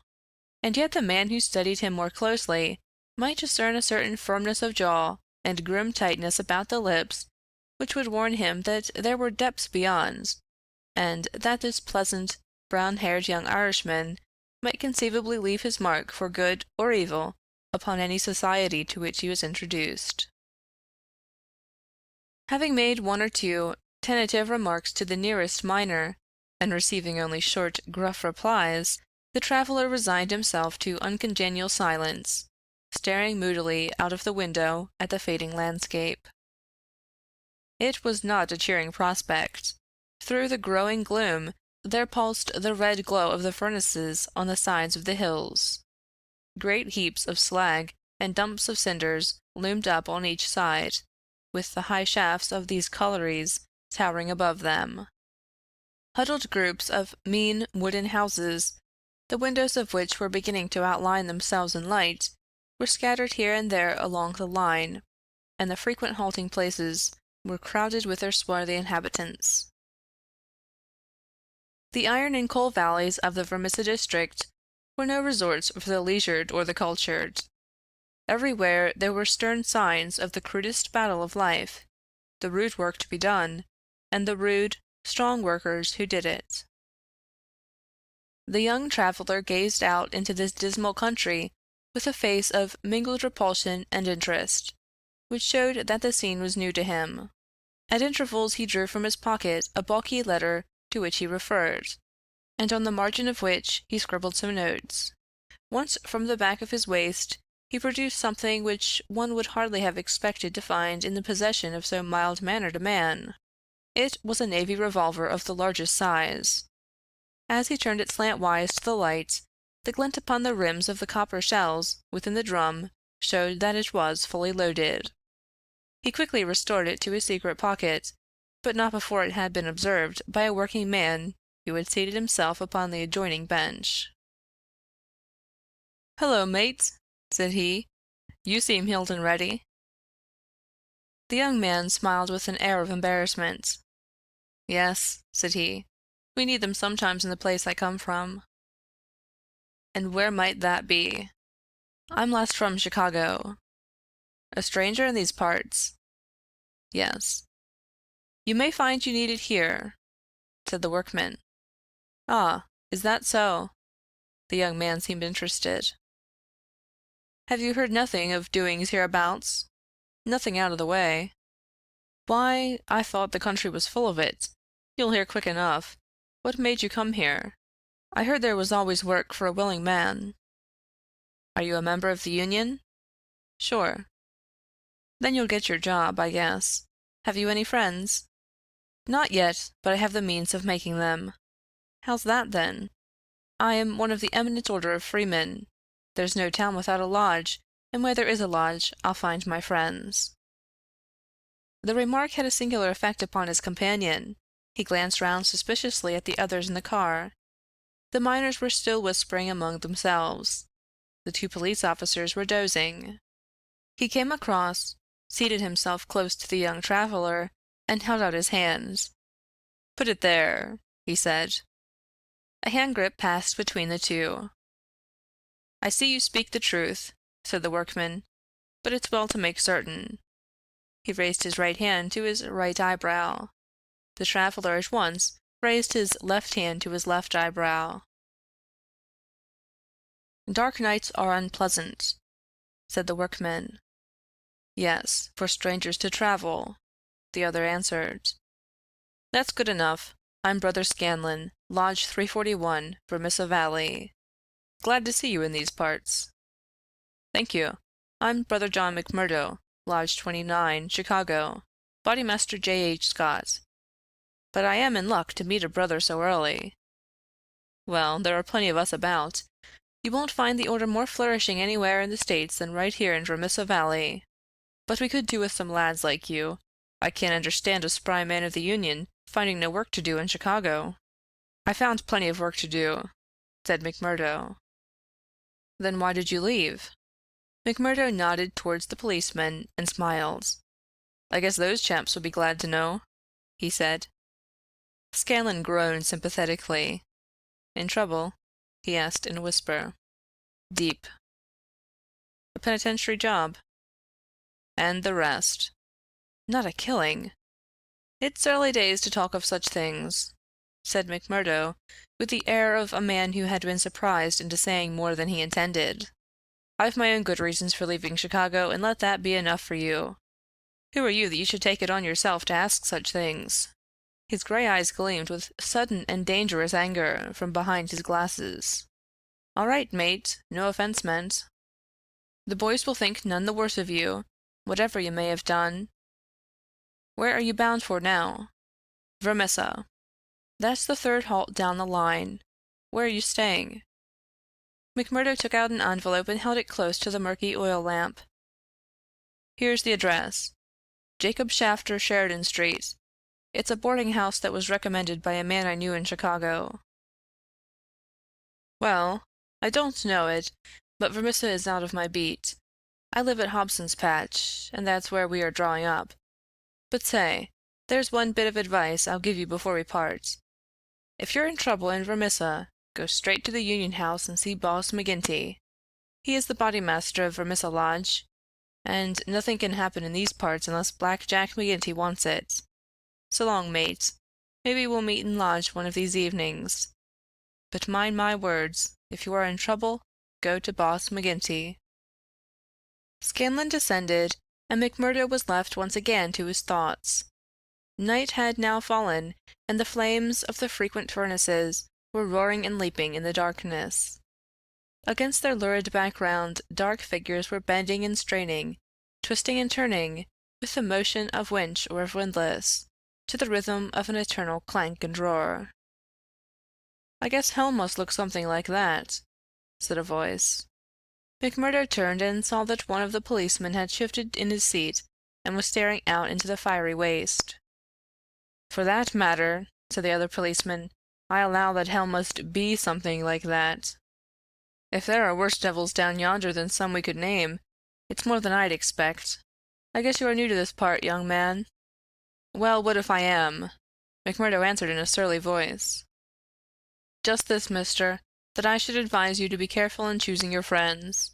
I don't think I'd begin with Mike Scanlan or his gang if I were you." "What the hell is it to you who my friends are?" roared McMurdo, in a voice which brought every head in the carriage round to witness the altercation. "Did I ask you for your advice? Or did you think me such a sucker that I couldn't move without it? You speak when you are spoken to, and by the Lord you'd have to wait a long time if it was me." He thrust out his face and grinned at the patrolman like a snarling dog. The two policemen, heavy, good-natured men, were taken aback by the extraordinary vehemence with which their friendly advances had been rejected. "No offense, stranger," said one. "It was a warning for your own good, seeing that you are, by your own showing, new to the place." "I'm new to the place, but I'm not new to you and your kind," cried McMurdo in cold fury. "I guess you're the same in all places, shoving your advice in when nobody asks for it." "Maybe we'll see more of you before very long," said one of the patrolmen with a grin. "You're a real hand-picked one, if I am a judge." "I was thinking the same," remarked the other. "I guess we may meet again." "I'm not afraid of you, and don't you think it!" cried McMurdo. "My name's Jack McMurdo. See? If you want me, you'll find me at Jacob Shafter's on Sheridan Street, Vermissa, so I'm not hiding from you, am I? Day or night, I'd dare to look the like of you in the face. Don't make any mistake about that." There was a murmur of sympathy and admiration from the miners at the dauntless demeanor of the newcomer, while the two policemen shrugged their shoulders and renewed a conversation between themselves. A few minutes later, the train ran into the ill-lit station, and there was a general clearing, for Vermissa was by far the largest town on the line. McMurdo picked up his leather gripsack and was about to start off into the darkness, when one of the miners accosted him. "By gar, mate, you know how to speak to the cops," he said in a voice of awe. "It was grand to hear you. Let me carry your grip and show you the road. I'm passing Shafter's on the way to my own shack." There was a chorus of friendly good nights from the other miners as they passed from the platform. Before ever he had set foot in it, McMurdo the turbulent had become a character in Vermissa. The country had been a place of terror, but the town was in its way even more depressing. Down that long valley there was at least a certain gloomy grandeur in the huge fires and the clouds of drifting smoke, while the strength and industry of man found fitting monuments in the hills which he had spilled by the side of his monstrous excavations. But the town showed a dead level of mean ugliness and squalor. The broad street was turned up by the traffic into a horrible rutted paste of muddy snow. The sidewalks were narrow and uneven. The numerous gas lamps served only to show more clearly a long line of wooden houses, each with its veranda facing the street, unkempt and dirty. As they approached the center of the town, the scene was brightened by a row of well-lit stores, and even more by a cluster of saloons and gaming houses, in which the miners spent their hard-earned but generous wages.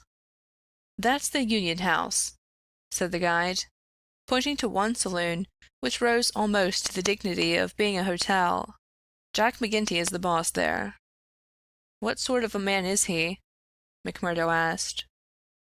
"What, have you never heard of the boss?" "How could I have heard of him when you know that I am a stranger in these parts?" "Well, I thought his name was known clear across the country. It's been in the papers often enough." "What for?" "Well," the miner lowered his voice, "over the affairs." "What affairs?" "Good Lord, mister, you are queer, if I must say it without offense. There's only one set of affairs that you'll hear of in these parts, and that's the affairs of the Scowrers." "Why, I seem to have read of the Scowrers in Chicago. A gang of murderers, are they not?" "Hush, on your life!" cried the miner, standing still in alarm, and gazing in amazement at his companion. "Man, you won't live long in these parts if you speak in the open street like that. Many a man has had the life beaten out of him for less." "Well, I know nothing about them. It's only what I have read." "And I'm not saying that you have not read the truth." The man looked nervously round him as he spoke, peering into the shadows as if he feared to see some lurking danger. "If killing is murder, then God knows there is murder and to spare. But don't you dare to breathe the name of Jack McGinty in connection with it, stranger, for every whisper goes back to him, and he is not one that is likely to let it pass. Now, that's the house you're after, that one standing back from the street. You'll find old Jacob Shafter that runs it, as honest a man as lives in this township." "I thank you," said McMurdo, and shaking hands with his new acquaintance, he plodded, gripsack in hand, up the path which led to the dwelling-house, at the door of which he gave a resounding knock. It was opened at once by someone very different from what he had expected. It was a woman, young and singularly beautiful. She was of the German type, blonde and fair-haired, with the piquant contrast of a pair of beautiful dark eyes with which she surveyed the stranger with surprise and a pleasing embarrassment which brought a wave of color over her pale face. Framed in the bright light of the open doorway, it seemed to McMurdo that he had never seen a more beautiful picture, the more attractive for its contrast with the sordid and gloomy surroundings. A lovely violet growing upon one of those black slag heaps of the mines would not have seemed more surprising. So entranced was he that he stood staring without a word, and it was she who broke the silence. "I thought it was father," she said, with a pleasing little touch of German accent. "Did you come to see him? He is downtown. I expect him back every minute." McMurdo continued to gaze at her in open admiration until her eyes drooped in confusion before this masterful visitor. "No, miss," he said at last. "I'm in no hurry to see him, but your house was recommended to me for board. I thought it might suit me, and now I know it will." "You are quick to make up your mind," she said with a smile. "Anyone but a blind man could do as much," the other answered. She laughed at the compliment. "Come right in, sir," she said. "I'm Miss Etty Shafter, Mr. Shafter's daughter. My mother's dead, and I run the house. You can sit down by the stove in the front room until father comes along. Ah, here he is, so you can fix things with him right away." A heavy, elderly man came plodding up the path. In a few words McMurdo explained his business. A man of the name of Murphy had given him the address in Chicago. He, in turn, had had it from someone else. Old Shafter was quite ready. The stranger made no bones about terms, agreed at once to every condition, and was apparently fairly flush of money. For $7 a week paid in advance, he was to have board and lodging. So it was that McMurdo, the self-confessed fugitive from justice, took up his abode under the roof of the Shafters, the first step which was to lead to so long and dark a train of events, ending in a far distant land. End of Chapter 1. Part 2, Chapter 2, The Bodymaster. McMurdo was a man who made his mark quickly. Wherever he was, the folk around soon knew it. Within a week he had become infinitely the most important person at Shafters. There were 10 or a dozen boarders there, but they were honest foremen, or commonplace clerks, from the stores, of a very different caliber from the young Irishman. Of an evening, when they gathered together, his joke was always the readiest, his conversation the brightest, and his song the best. He was a born boon companion, with a magnetism which drew good humor from all around him. And yet he showed, again and again, as he had shown in the railway carriage, a capacity for sudden, fierce anger, which compelled the respect, and even the fear, of those who met him. For the law, too, and all who were connected with it, he exhibited a bitter contempt, which delighted some, and alarmed others of his fellow boarders. From the first he made it evident, by his open admiration, that the daughter of the house had won his heart from the instant that he had set eyes upon her beauty and her grace. He was no backward suitor. On the second day he told her that he loved her, and from then onward he repeated the same story with an absolute disregard of what she might say to discourage him. "Someone else?" he would cry. "Well, the worse luck for someone else. Let him look out for himself. Am I to lose my life's chance, and all my heart's desire for someone else? You can keep on saying no, Eddie. The day will come when you will say yes, and I'm young enough to wait." He was a dangerous suitor, with his glib Irish tongue, and his pretty coaxing ways. There was about him also that glamour of experience and of mystery which attracts a woman's interest, and finally her love. He could talk of the sweet valleys of County Monaghan, from which he came, of the lovely distant island, the low hills and green meadows of which seemed the more beautiful when imagination viewed them from this place of grime and snow. Then he was versed in the life of the cities of the North, of Detroit, and the lumber camps of Michigan, and finally of Chicago, where he had worked in a planing mill. And afterwards came the hint of romance, the feeling that strange things had happened to him in that great city, so strange and so intimate that they might not be spoken of.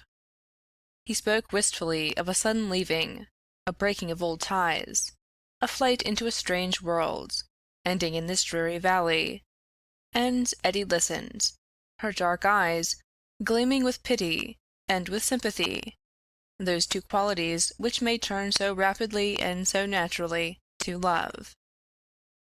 McMurdo had obtained a temporary job as a bookkeeper, for he was a well-educated man.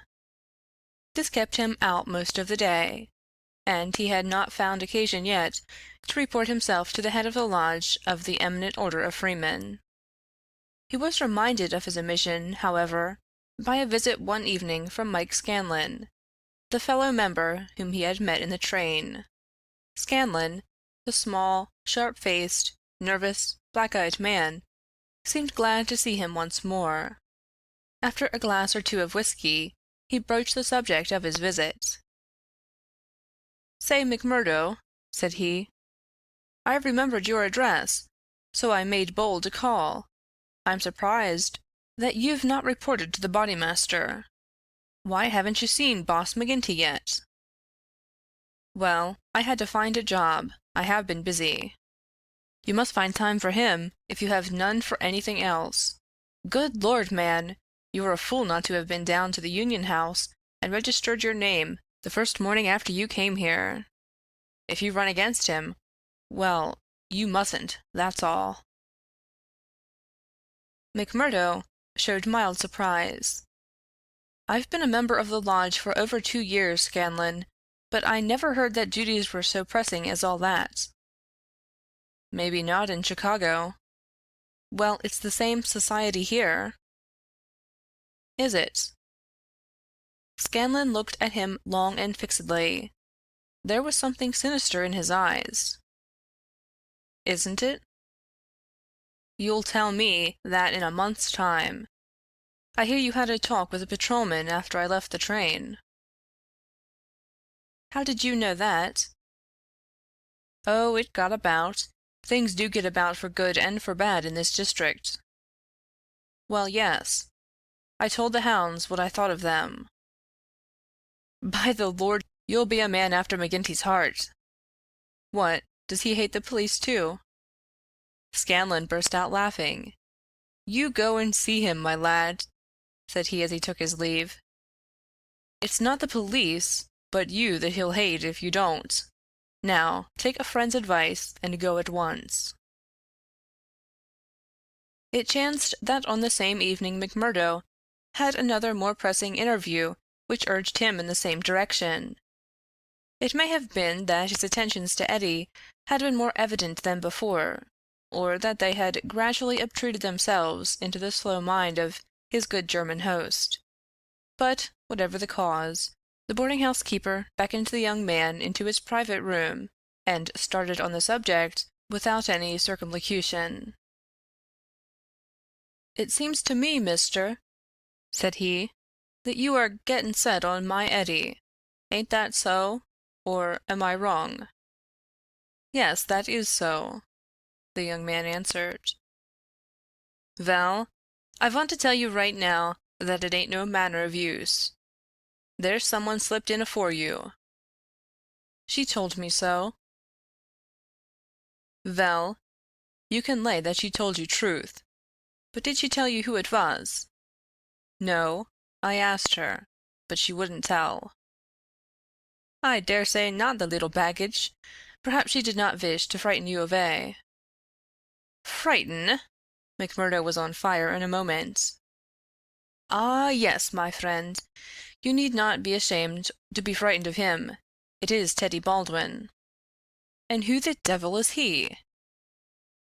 "He is a boss of the Scourers." "Scourers? I've heard of them before. It's Scourers here and Scourers there, and always in a whisper. What are you all afraid of? Who are the Scourers?" The boarding-house keeper instinctively sank his voice, as everyone did who talked about that terrible society. "The Scourers," said he, "are the eminent order of freemen."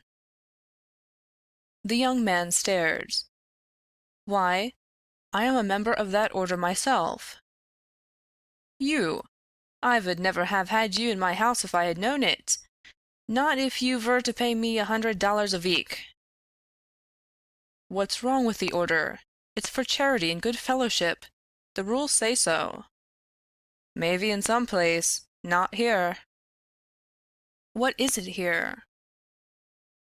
"It's a murder society, that's what it is." McMurdo laughed incredulously. "How can you prove that?" he asked. "Prove it? Are there not 50 murders to prove it? That about Millam and Van Shorst, and the Nicholson family, and old Mr. Hyam, and little Billy James, and the others. Prove it!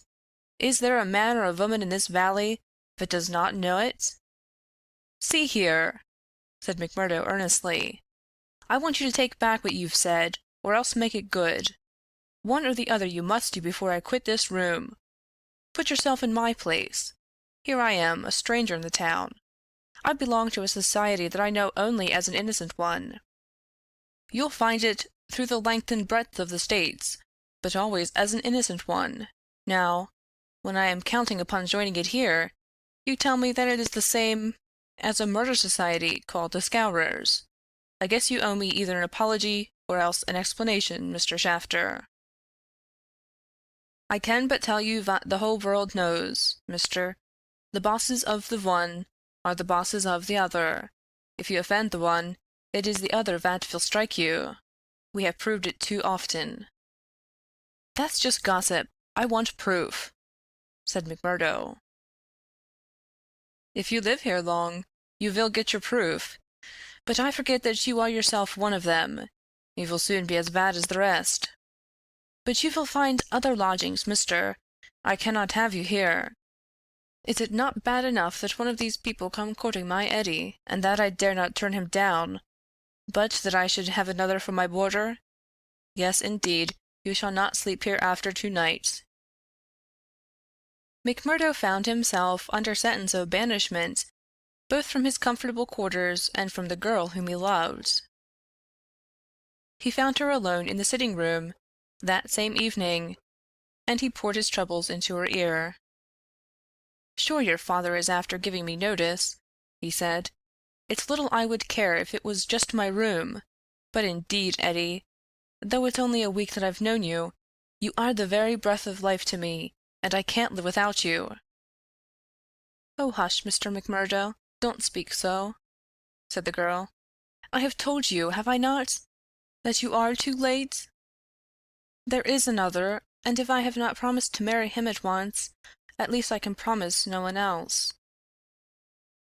"Suppose I had been first, Eddie, would I have had a chance?" The girl sank her face into her hands. "I wish to heaven that you had been first," she sobbed. McMurdo was down on his knees before her in an instant. "For God's sake, Eddie, let it stand at that!" he cried. "Will you ruin your life and my own for the sake of this promise? Follow your heart, acushla. 'Tis a safer guide than any promise before you knew what it was that you were saying." He had seized Eddie's white hand between his own strong brown ones. "Say that you will be mine, and we will face it out together." "Not here." "Yes, here." "No, no, Jack." His arms were round her now. "It could not be here. Could you take me away?" A struggle passed for a moment over McMurdo's face, but it ended by setting like granite. "No, here," he said. "I'll hold you against the world, Eddie, right here where we are." "Why should we not leave together?" "No, Eddie, I can't leave here." "But why?" "I'd never hold my head up again if I felt that I had been driven out. Besides, what is there to be afraid of? Are we not free folks in a free country? If you love me, and I you, who will dare to come between?" "You don't know, Jack. You've been here too short a time. You don't know this Baldwin. You don't know McGinty and his Scourers." "No, I don't know them, and I don't fear them, and I don't believe in them," said McMurdo. "I've lived among rough men, my darling, and instead of fearing them, it has always ended that they have feared me. Always, Eddie. It's mad on the face of it. If these men, as your father says, have done crime after crime in the valley, and if everyone knows them by name, how comes it that none are brought to justice? You answer me that, Eddie." "Because no witness dares to appear against them. He would not live a month if he did. Also because they have always their own men to swear that the accused one was far from the scene of the crime. But surely, Jack, you must have read all this. I had understood that every paper in the United States was writing about it." "Well, I have read something, it is true, but I had thought it was a story. Maybe these men have some reason in what they do. Maybe they are wronged and have no other way to help themselves." "Oh, Jack, don't let me hear you speak so. That is how he speaks. The other one." "Baldwin? He speaks like that, does he?" "And that is why I loathe him so. Oh, Jack, now I can tell you the truth. I loathe him with all my heart, but I fear him also. I fear him for myself, but above all I fear him for father. I know that some great sorrow would come upon us if I dared to say what I really felt. That is why I have put him off with half promises. It was in real truth our only hope. But if you would fly with me, Jack, we could take father with us and live forever far from the power of these wicked men." Again there was the struggle upon McMurdo's face, and again it set like granite. "No harm shall come to you, Eddie, nor to your father either. As to wicked men, I expect you may find that I am as bad as the worst of them before we're through." "No, no, Jack. I would trust you anywhere." McMurdo laughed bitterly. "Good Lord, how little you know of me! Your innocent soul, my darling, could not even guess what is passing in mine. But, hello, who's the visitor?" The door had opened suddenly, and a young fellow came swaggering in with the air of one who is the master. He was a handsome, dashing young man of about the same age and build as McMurdo himself. Under his broad-brimmed black felt hat, which he had not troubled to remove, a handsome face with fierce, domineering eyes, and a curved hawk-bill of a nose, looked savagely at the pair who sat by the stove. Eddie had jumped to her feet full of confusion and alarm. "I'm glad to see you, Mr. Baldwin," said she. "You're earlier than I had thought. Come and sit down." Baldwin stood with his hands on his hips, looking at McMurdo. "Who is this?" he asked curtly. "It's a friend of mine, Mr. Baldwin. A new boarder here. Mr. McMurdo, may I introduce you to Mr. Baldwin?" The young men nodded in surly fashion to each other. "Maybe Miss Eddie has told you how it is with us," said Baldwin. "I didn't understand that there was any relation between you." "Didn't you? Well, you can understand it now. You can take it from me that this young lady is mine, and you'll find it a very fine evening for a walk." "Thank you. I am in no humor for a walk." "Aren't you?" The man's savage eyes were blazing with anger. "Maybe you are in a humor for a fight, Mr. Boarder." "That I am!" cried McMurdo, springing to his feet. "You never said a more welcome word." "For God's sake, Jack! Oh, for God's sake!" cried poor distracted Eddie. "Oh, Jack, Jack, he will hurt you." "Oh, it's Jack, is it?" said Baldwin with an oath. "You've come to that already, have you?" "Oh, Ted, be reasonable, be kind. For my sake, Ted, if you ever loved me, be big-hearted and forgiving." "I think, Eddie, that if you were to leave us alone we could get this thing settled," said McMurdo quietly. "Or maybe, Mr. Baldwin, you will take a turn down the street with me. It's a fine evening, and there's some open ground beyond the next block." "I'll get even with you without needing to dirty my hands," said his enemy. "You'll wish you had never set foot in this house before I am through with you." "No time like the present," cried McMurdo. "I'll choose my own time, mister. You can leave the time to me. See here." He suddenly rolled up his sleeve, and showed upon his forearm a peculiar sign which appeared to have been branded there. It was a circle with a triangle within it. "Do you know what that means?" "I neither know nor care." "Well, you will know, I'll promise you that. You won't be much older, either. Perhaps Miss Eddie can tell you something about it. As to you, Eddie, you'll come back to me on your knees. D'ye hear, girl? On your knees, and then I'll tell you what your punishment may be. You've sowed, and by the Lord I'll see that you reap." He glanced at them both in fury. Then he turned upon his heel, and an instant later the outer door had banged behind him. For a few moments McMurdo and the girl stood in silence. Then she threw her arms around him. "Oh, Jack, how brave you were! But it is no use. You must fly. Tonight, Jack, tonight. It's your only hope. He will have your life. I read it in his horrible eyes. What chance have you against a dozen of them, with Boss McGinty and all the power of the lodge behind them?" McMurdo disengaged her hands, kissed her, and gently pushed her back into a chair. "There, acushla, there. Don't be disturbed or fear for me. I'm a freeman myself. I'm after telling your father about it. Maybe I am no better than the others, so don't make a saint of me. Perhaps you hate me too, now that I've told you as much." "Hate you, Jack? While life lasts I could never do that. I've heard that there is no harm in being a freeman anywhere but here, so why should I think the worse of you for that? But if you are a freeman, Jack, why should you not go down and make a friend of Boss McGinty? Oh, hurry, Jack, hurry. Get your word in first, or the hounds will be on your trail." "I was thinking the same thing," said McMurdo. "I'll go right now and fix it. You can tell your father that I'll sleep here tonight and find some other quarters in the morning." The bar of McGinty's saloon was crowded as usual, for it was the favorite loafing place of all the rougher elements of the town. The man was popular, for he had a rough, jovial disposition which formed a mask, covering a great deal which lay behind it.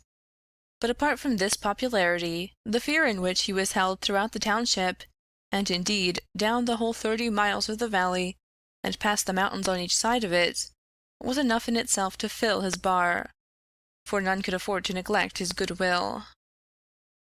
Besides those secret powers which it was universally believed that he exercised in so pitiless a fashion, he was a high public official, a municipal councillor, and a commissioner of roads, elected to the office through the votes of the ruffians who in turn expected to receive favors at his hands.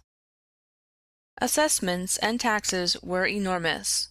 The public works were notoriously neglected, the accounts were slurred over by bribed auditors, and the decent citizen was terrorized into paying public blackmail, and holding his tongue lest some worse thing befall him.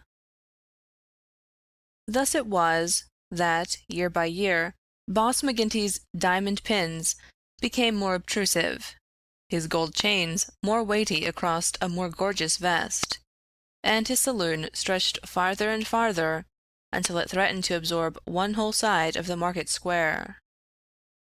McMurdo pushed open the swinging door of the saloon and made his way amid the crowd of men within, through an atmosphere blurred with tobacco smoke and heavy with the smell of spirits. The place was brilliantly lighted, and the huge, heavily gilt mirrors upon every wall reflected and multiplied the garish illumination. There were several bartenders in their shirt-sleeves, hard at work mixing drinks for the loungers who fringed the broad, brass-trimmed counter. At the far end, with his body resting upon the bar and a cigar stuck at an acute angle from the corner of his mouth, stood a tall, strong, heavily built man who could be none other than the famous McGinty himself. He was a black-maned giant, bearded to the cheekbones, and with a shock of raven hair which fell to his collar. His complexion was as swarthy as that of an Italian, and his eyes were of a strange dead black, which, combined with a slight squint, gave them a particularly sinister appearance.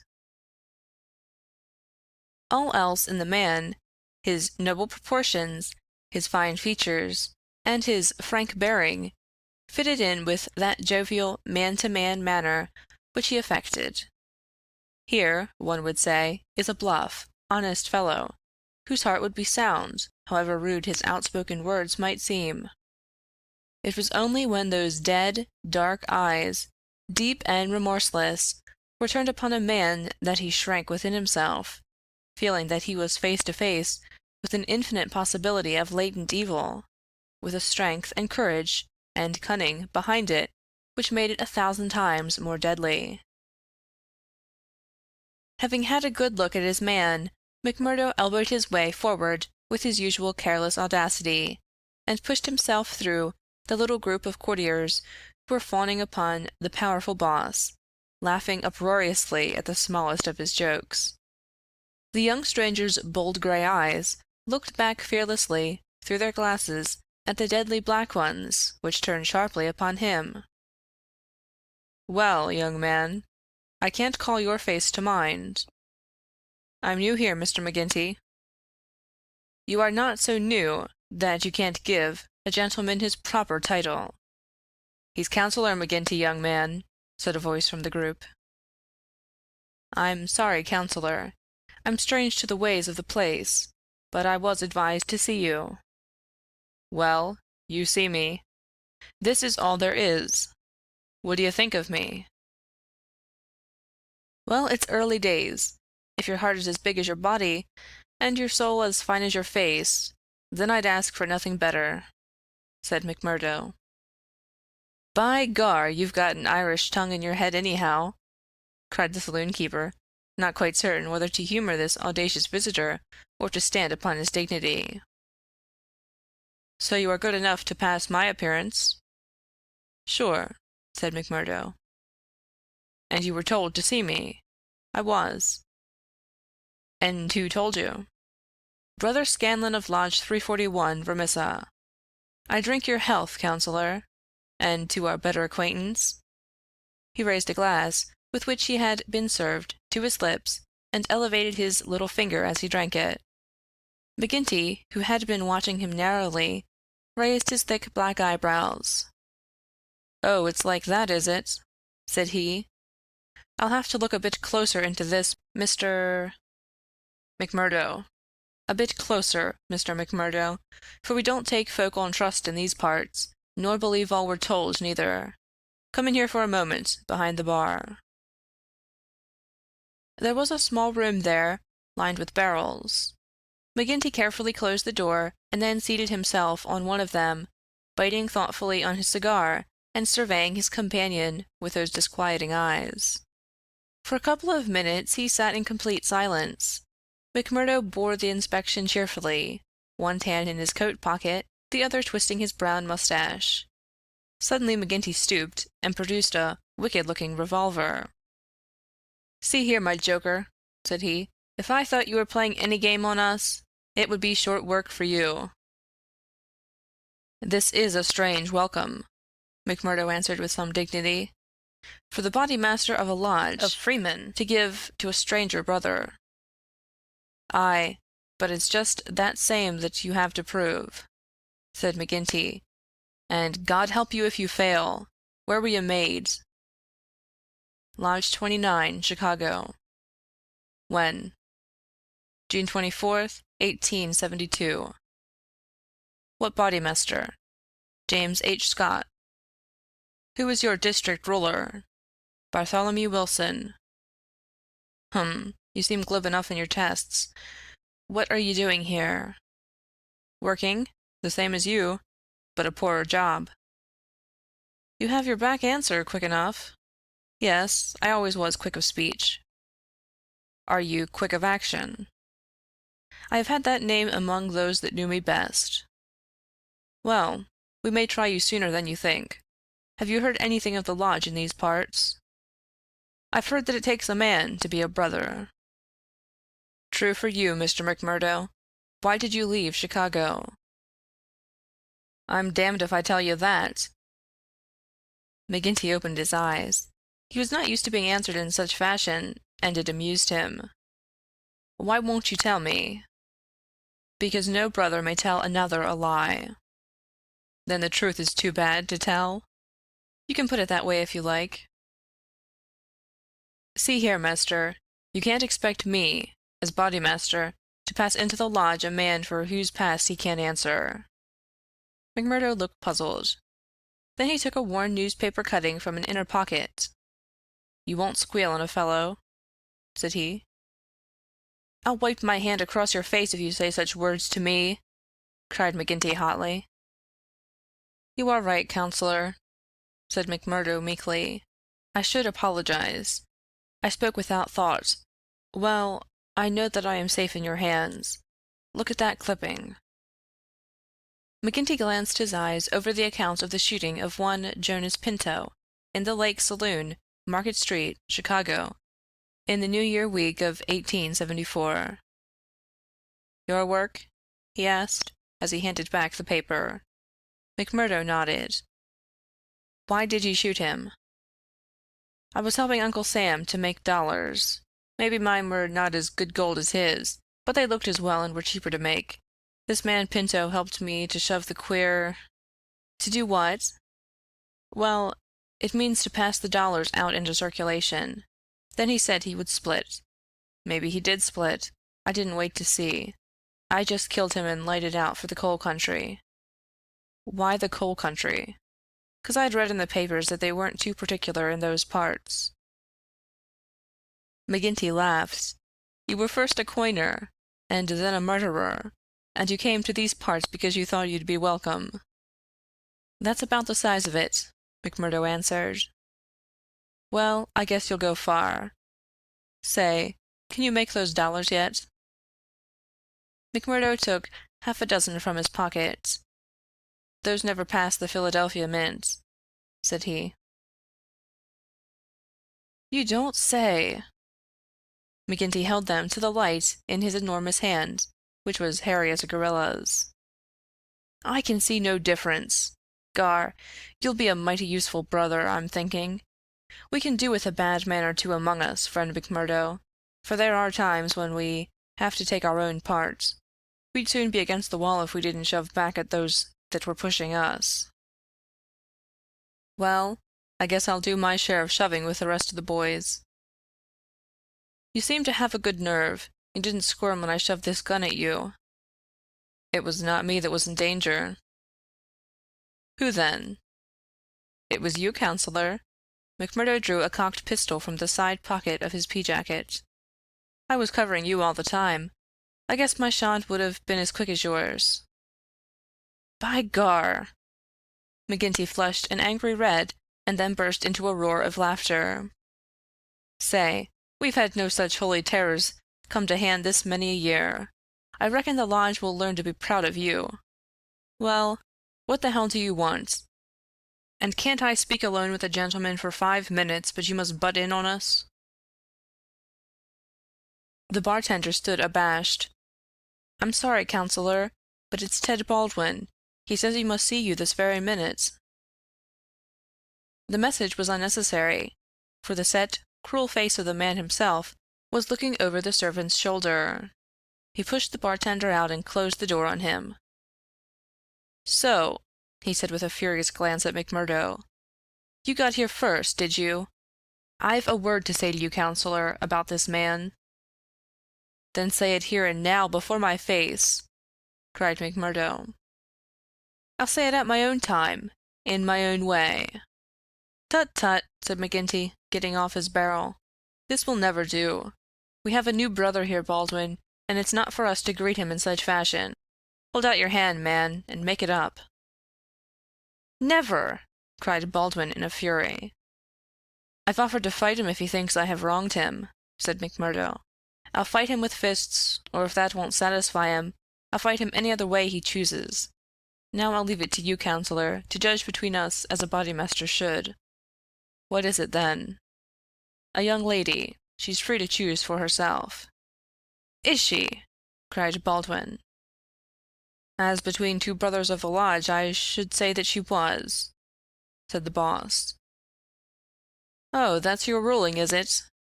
Yes, it is, Ted Baldwin, said McGinty with a wicked stare. Is it you that would dispute it? You would throw over one that has stood by you this 5 years in favor of a man that you never saw before in your life? You're not bodymaster for life, Jack McGinty, and by God, when next it comes to a vote... The counselor sprang at him like a tiger. His hand closed round the other's neck, and he hurled him back across one of the barrels. In his mad fury he would have squeezed the life out of him if McMurdo had not interfered. Easy, counselor, for heaven's sake, go easy, he cried as he dragged him back. McGinty released his hold, and Baldwin, cowed and shaken, gasping for breath, and shivering in every limb, as one who has looked over the very edge of death, sat up on the barrel over which he had been hurled. You've been asking for it this many a day, Ted Baldwin. Now you've got it, cried McGinty, his huge chest rising and falling. "Maybe you think if I was voted down for Bodymaster, you would find yourself in my shoes.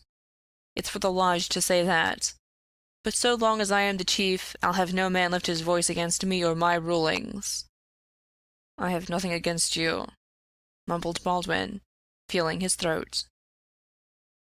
"Well, then," cried the other, relapsing into a moment of bluff joviality, "we are all good friends again, and there's an end of the matter." He took a bottle of champagne down from the shelf and twisted out the cork.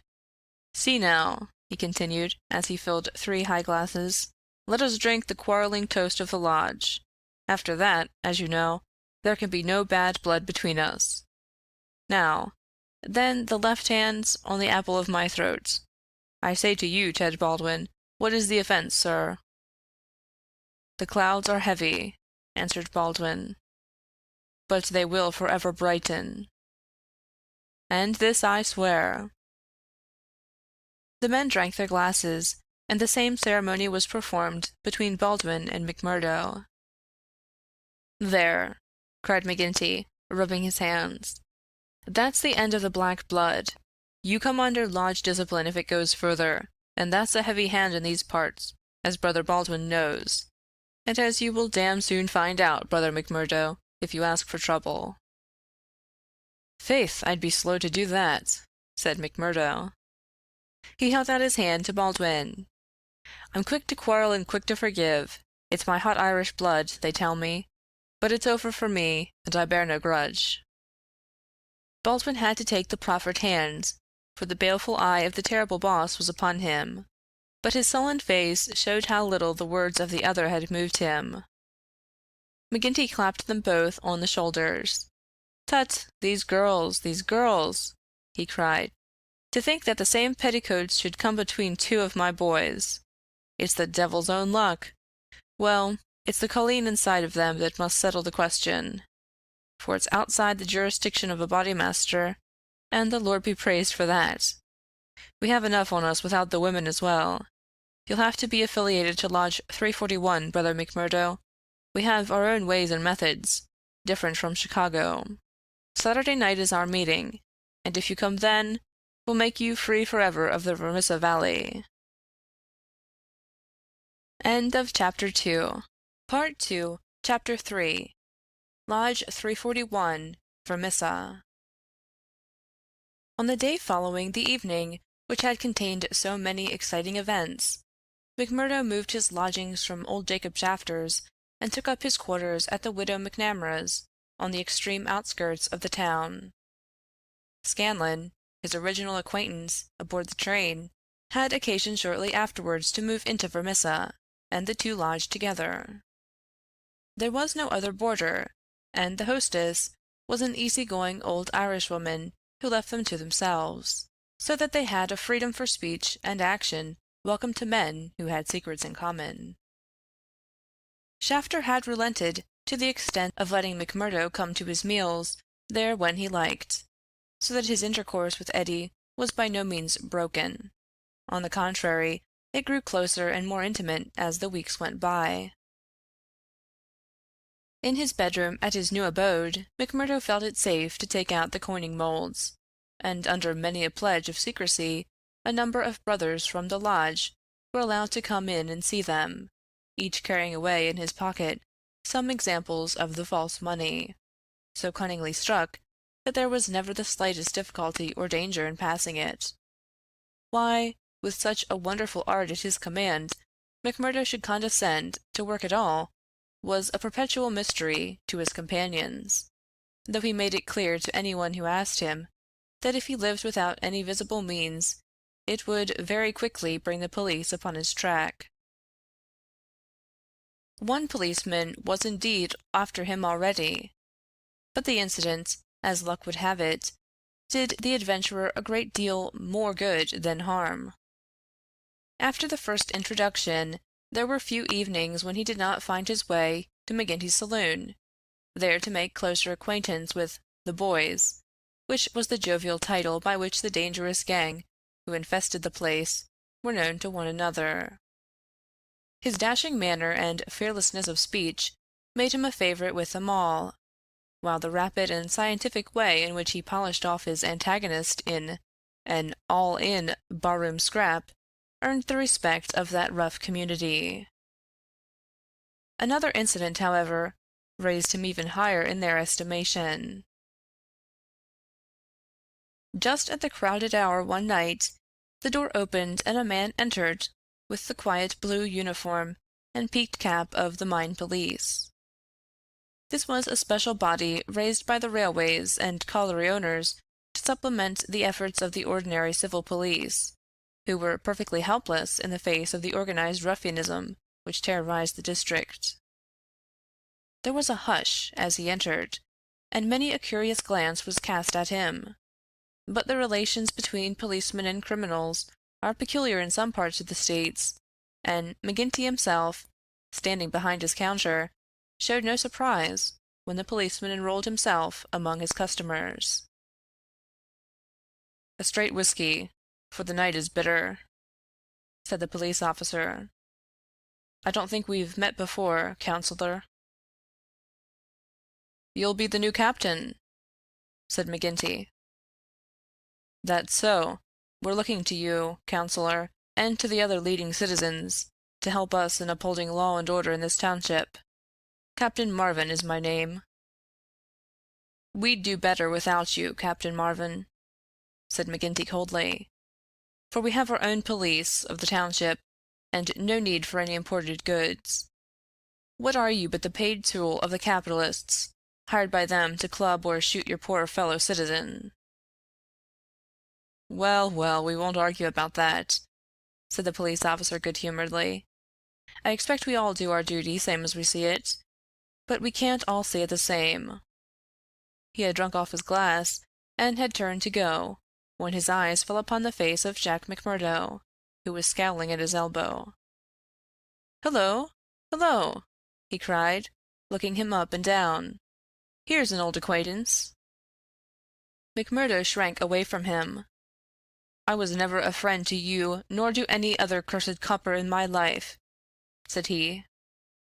"An acquaintance isn't always a friend," said the police captain, grinning. "You're Jack McMurdo of Chicago, right enough, and don't you deny it." McMurdo shrugged his shoulders. "I'm not denying it," said he. "Do you think I'm ashamed of my own name?" "You've got good cause to be, anyhow."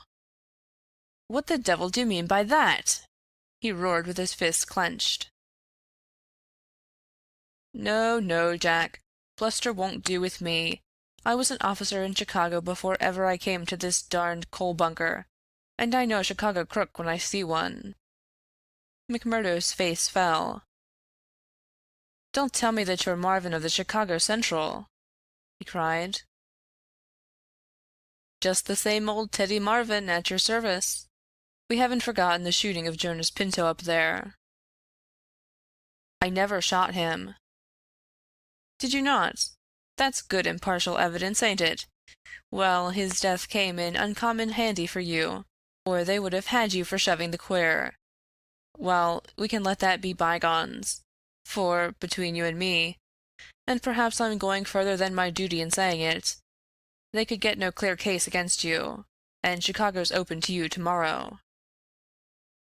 "I'm very well where I am." "Well, I've given you the pointer, and you're a sulky dog not to thank me for it." "Well, I suppose you mean well, and I do thank you," said McMurdo in no very gracious manner. "It's mum with me so long as I see you living on the straight," said the captain. "But, by the Lord, if you get off after this, it's another story. So good night to you, and good night, counselor." He left the bar-room, but not before he had created a local hero. McMurdo's deeds in far Chicago had been whispered before. He had put off all questions with a smile, as one who did not wish to have greatness thrust upon him. But now the thing was officially confirmed.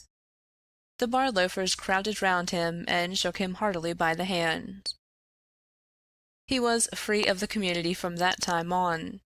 He could drink hard and show little trace of it, but that evening, had his mate Scanlon not been at hand to lead him home, the feated hero would surely have spent his night under the bar.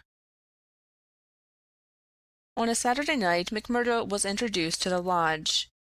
He had thought to pass in without ceremony, as being an initiate of Chicago, but there were particular rites in Vermissa of which they were proud, and these had to be undergone by every postulant.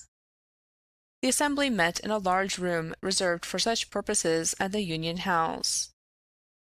Some 60 members assembled at Vermissa, but that by no means represented the full strength of the organization, for there were several other lodges in the valley, and others across the mountains on each side, who exchanged members when any serious business was afoot, so that a crime might be done by men who were strangers to the locality.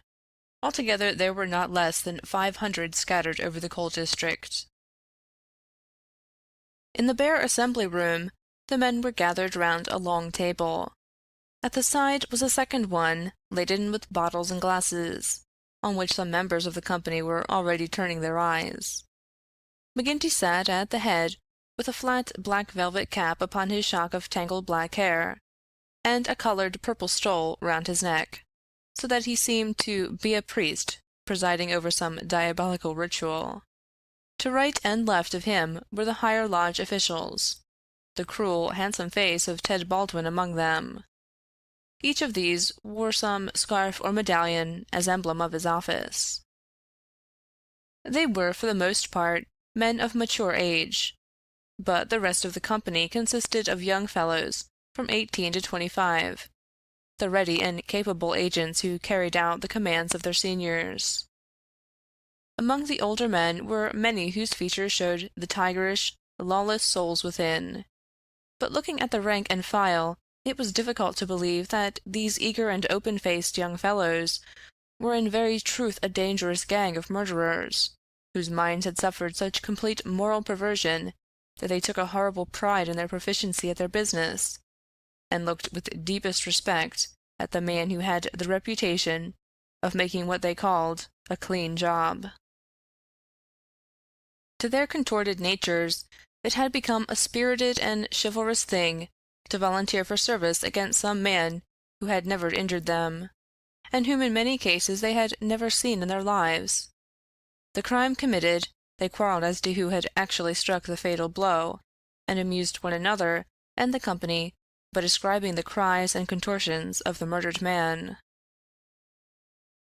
At first they had shown some secrecy in their arrangements, but at the time which this narrative describes their proceedings were extraordinarily open, for the repeated failure of the law had proved to them that, on the one hand, no one would dare to witness against them, and on the other, they had an unlimited number of stanch witnesses upon whom they could call, and a well-filled treasure chest from which they could draw the funds to engage the best legal talent in the state.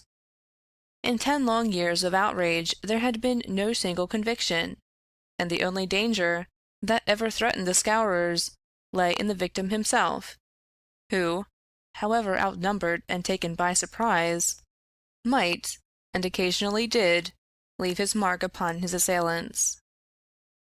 McMurdo had been warned that some ordeal lay before him, but no one would tell him in what it consisted. He was led now into an outer room by 2 solemn brothers. Through the plank partition he could hear the murmur of many voices from the assembly within. Once or twice he caught the sound of his own name, and he knew that they were discussing his candidacy. Then there entered an inner guard with a green and gold sash across his chest. "The bodymaster orders that he shall be trussed, blinded, and entered," said he. The 3 of them removed his coat, turned up the sleeve of his right arm, and finally passed a rope round above the elbows and made it fast. They next placed a thick black cap right over his head and the upper part of his face, so that he could see nothing. He was then led into the assembly hall. It was pitch dark and very oppressive under his hood. He heard the rustle and murmur of the people round him.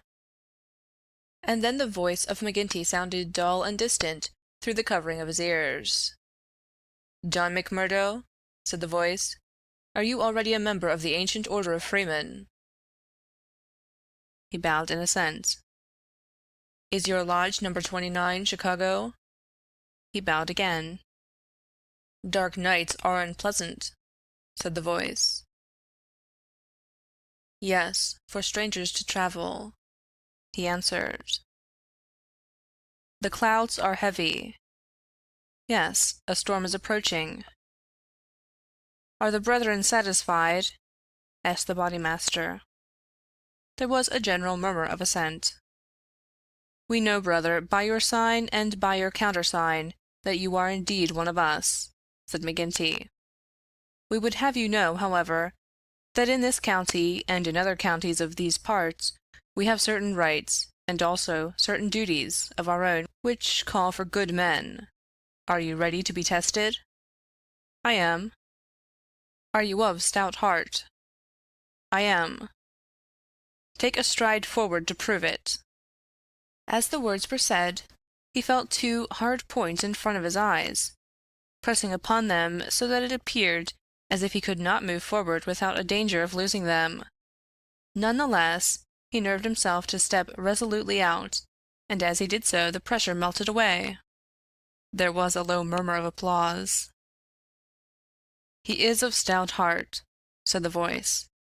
Can you bear pain? As well as another? He answered. Test him. It was all he could do to keep himself from screaming out, for an agonizing pain shot through his forearm. He nearly fainted at the sudden shock of it, but he bit his lip and clenched his hands to hide his agony.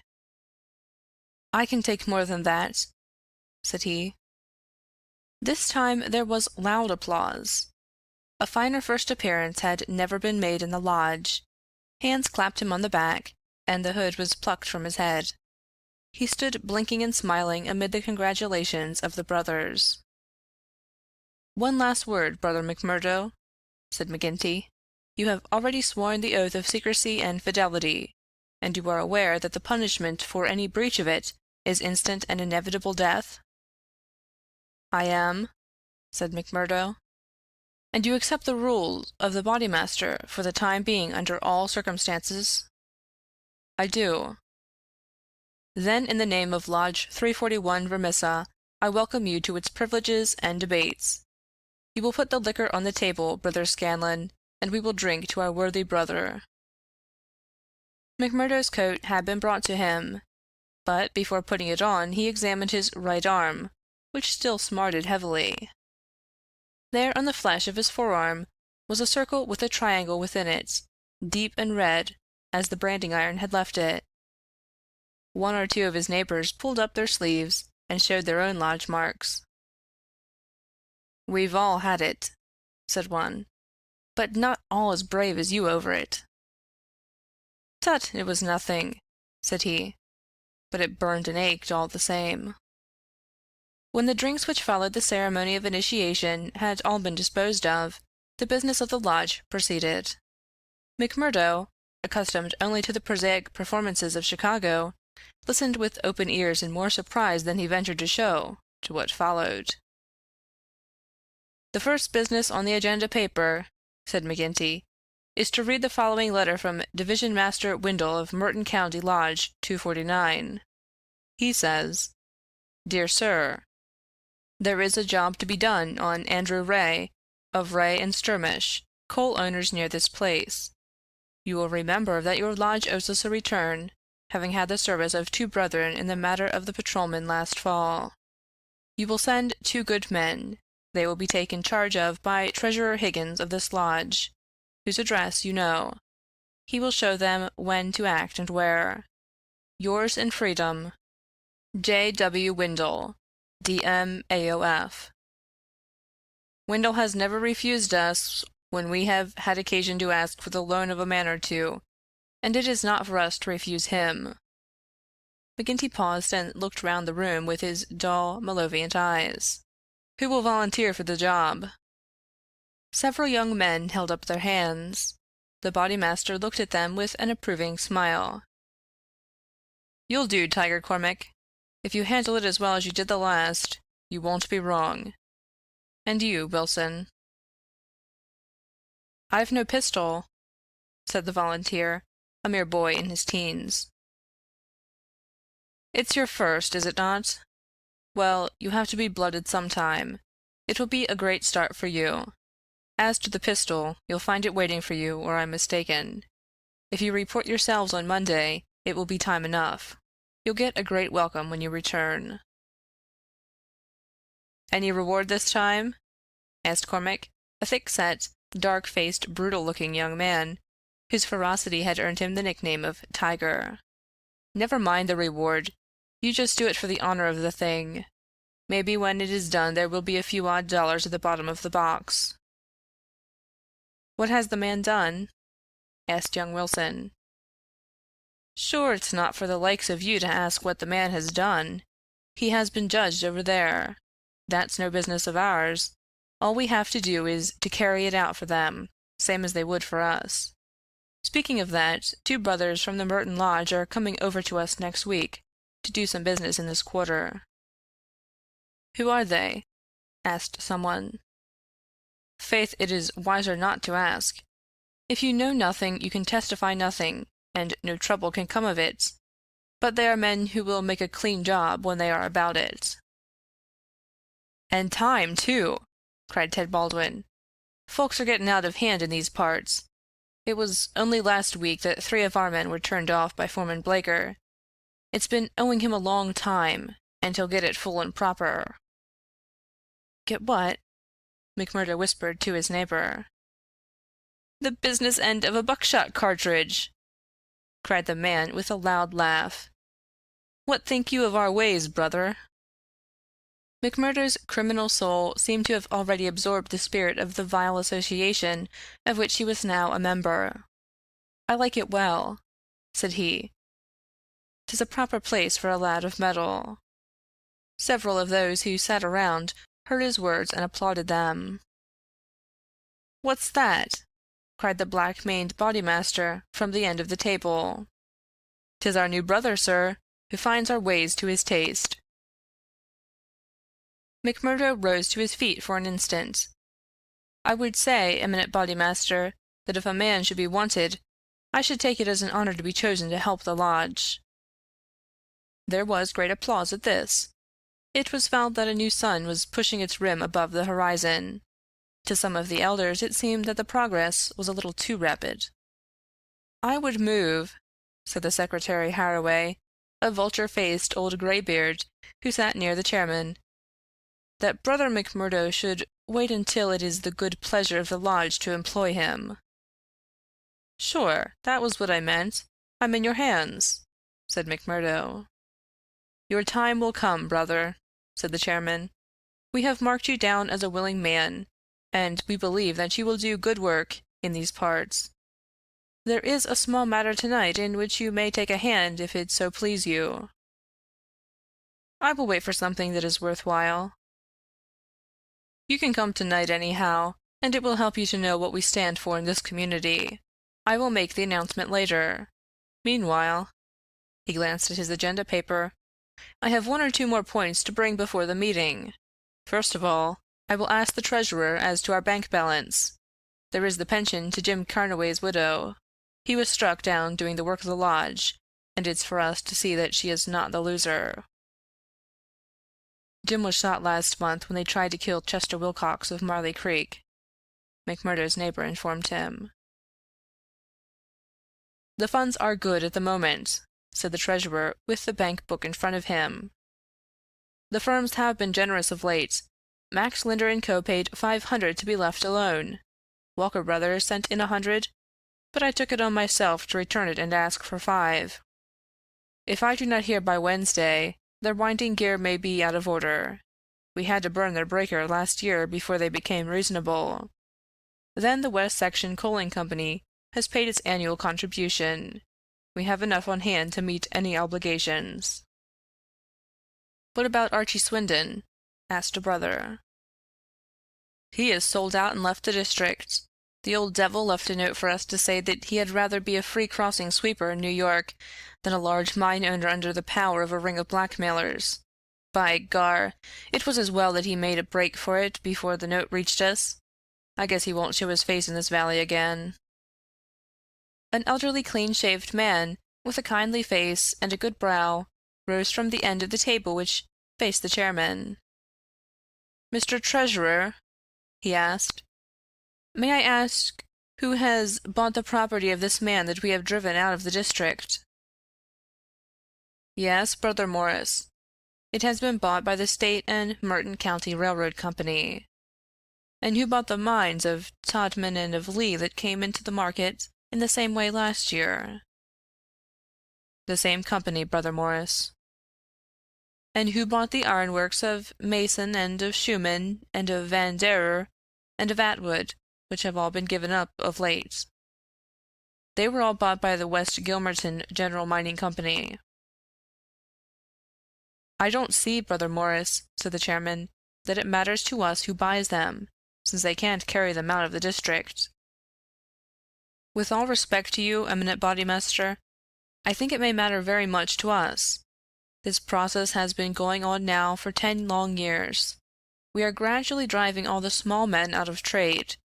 What is the result?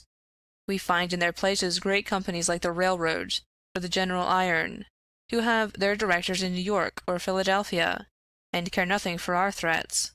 We can take it out of their local bosses, but it only means that others will be sent in their stead, and we are making it dangerous for ourselves.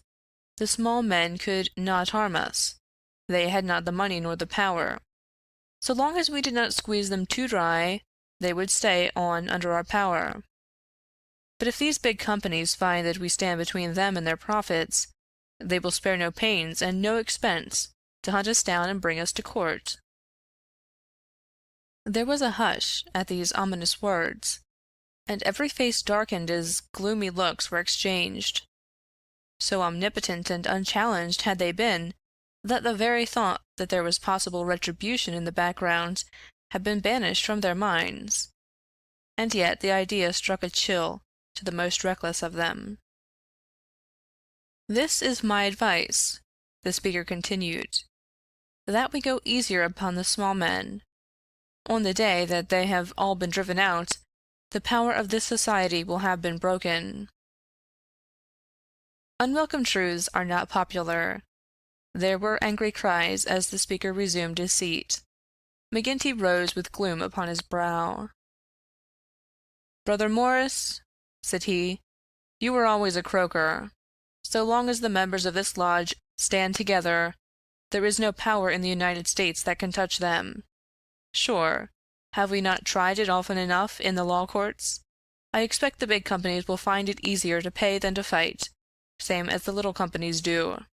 And now, brethren," McGinty took off his black velvet cap and his stole as he spoke, "this lodge has finished its business for the evening, save for one small matter which may be mentioned while we are parting. The time is now come for fraternal refreshment and for harmony." Strange indeed is human nature. Here were these men, to whom murder was familiar, who again and again had struck down the father of the family, some man against whom they had no personal feeling, without one thought of compunction or of compassion for his weeping wife or helpless children, and yet the tender or pathetic in music could move them to tears. McMurdo had a fine tenor voice, and if he had failed to gain the goodwill of the lodge before, it could no longer have been withheld after he had thrilled them with "I'm sitting on the stile, Mary," and "On the banks of Allan Water." In his very first night the new recruit had made himself one of the most popular of the brethren, marked already for advancement and high office. There were other qualities needed, however, besides those of good fellowship, to make a worthy freeman, and of those he was given an example before the evening was over. The whiskey bottle had passed round many times, and the men were flushed and ripe for mischief when their bodymaster rose once more to address them. "Boys," said he, "there's one man in this town that wants trimming up, and it's for you to see that he gets it. I'm speaking of James Stanger, of the Herald. You've seen how he's been opening his mouth against us, again." There was a murmur of assent, with many a muttered oath. McGinty took a slip of paper from his waistcoat pocket. "Law and order! That's how we heads it. Reign of terror in the coal and iron district. 12 years have now elapsed since the first assassinations which proved the existence of a criminal organization in our midst. From that day these outrages have never ceased, until now they have reached a pitch which makes us the opprobrium of the civilized world. Is it for such results as this that our great country welcomes to its bosom the alien who flies from the despotisms of Europe? Is it that they shall themselves become tyrants over the very men who have given them shelter, and that a state of terrorism and lawlessness should be established under the very shadow of the sacred folds of the starry flag of freedom, which would raise horror in our minds if we read of it as existing under the most effete monarchy of the East? The men are known. The organization is patent and public. How long are we to endure it? Can we forever live? Sure, I've read enough of the slush, cried the chairman, tossing the paper down upon the table. That's what he says of us. The question I'm asking you is what shall we say to him? Kill him! Cried a dozen fierce voices. I protest against that, said Brother Morris, the man of the good brow and shaved face. I tell you, brethren, that our hand is too heavy in this valley, and that there will come a point where in self-defense every man will unite to crush us out. James Stanger is an old man. He is respected in the township and the district. His paper stands for all that is solid in the valley. If that man is struck down, there will be a stir through the state that will only end with our destruction. And how would they bring about our destruction, Mr. Standback? Cried McGinty. Is it by the police? Sure, half of them are in our pay and half of them afraid of us. Or is it by the law courts and the judge? Haven't we tried that before now? And whatever came of it? There is a Judge Lynch that might try the case, said Brother Morris. A general shout of anger greeted the suggestion. I have but to raise my finger, cried McGinty, and I could put 200 men into this town that would clear it out from end to end. Then suddenly, raising his voice and bending his huge black brows into a terrible frown, See here, Brother Morris, I have my eye on you, and have had for some time. You've no heart yourself, and you try to take the heart out of others. It will be an ill day for you, Brother Morris, when your own name comes on our agenda paper, and I'm thinking that it's just there that I ought to place it. Morris had turned deadly pale, and his knees seemed to give way under him as he fell back into his chair. He raised his glass in his trembling hand and drank before he could answer. I apologize, eminent bodymaster, to you and to every brother in this lodge if I have said more than I should. I am a faithful member, you all know that, and it is my fear lest evil come to the lodge which makes me speak in anxious words. But I have greater trust in your judgment than in my own, eminent bodymaster, and I promise you that I will not offend again. The bodymaster's scowl relaxed as he listened to the humble words. Very good, Brother Morris. It's myself that would be sorry if it were needful to give you a lesson. But so long as I am in this chair, we shall be a united lodge in word and in deed. And now, boys, he continued, looking round at the company, I'll say this much, that if Stanger got his full deserts, there would be more trouble than we need ask for. These editors hang together, and every journal in the state will be crying out for police and troops. But I guess you can give 'em a pretty severe warning. Will you fix it, Brother Baldwin? Sure, said the young man eagerly. How many will you take? Half a dozen, and 2 to guard the door. You'll come, Gower, and you, Mansell, and you, Scanlon, and the 2 Willoughbys. I promised the new brother he should go, said the chairman. Ted Baldwin looked at McMurdo with eyes which showed that he had not forgotten or forgiven. Well, he can come if he wants, he said in a surly voice. That's enough. The sooner we get to work, the better. The company broke up with shouts and yells and snatches of drunken song. The bar was still crowded with revellers, and many of the brethren remained there. The little band who had been told off for duty passed out into the street, proceeding in twos and threes along the sidewalk so as not to provoke attention. It was a bitterly cold night, with a half-moon shining brilliantly in a frosty, star-spangled sky. The men stopped and gathered in a yard which faced a high building. The words, Vermissa Hotel, were printed in gold lettering between the brightly lit windows. From within came the clanking of the printing press. "Here, you," said Baldwin to McMurdo. "You stand below at the door and see that the road is kept open for us. Arthur Willoughby can stay with you. You others come with me. Have no fears, boys, for we have a dozen witnesses that we are in the Union Bar at this very moment." It was nearly midnight, and the street was deserted save for one or two revelers upon their way home.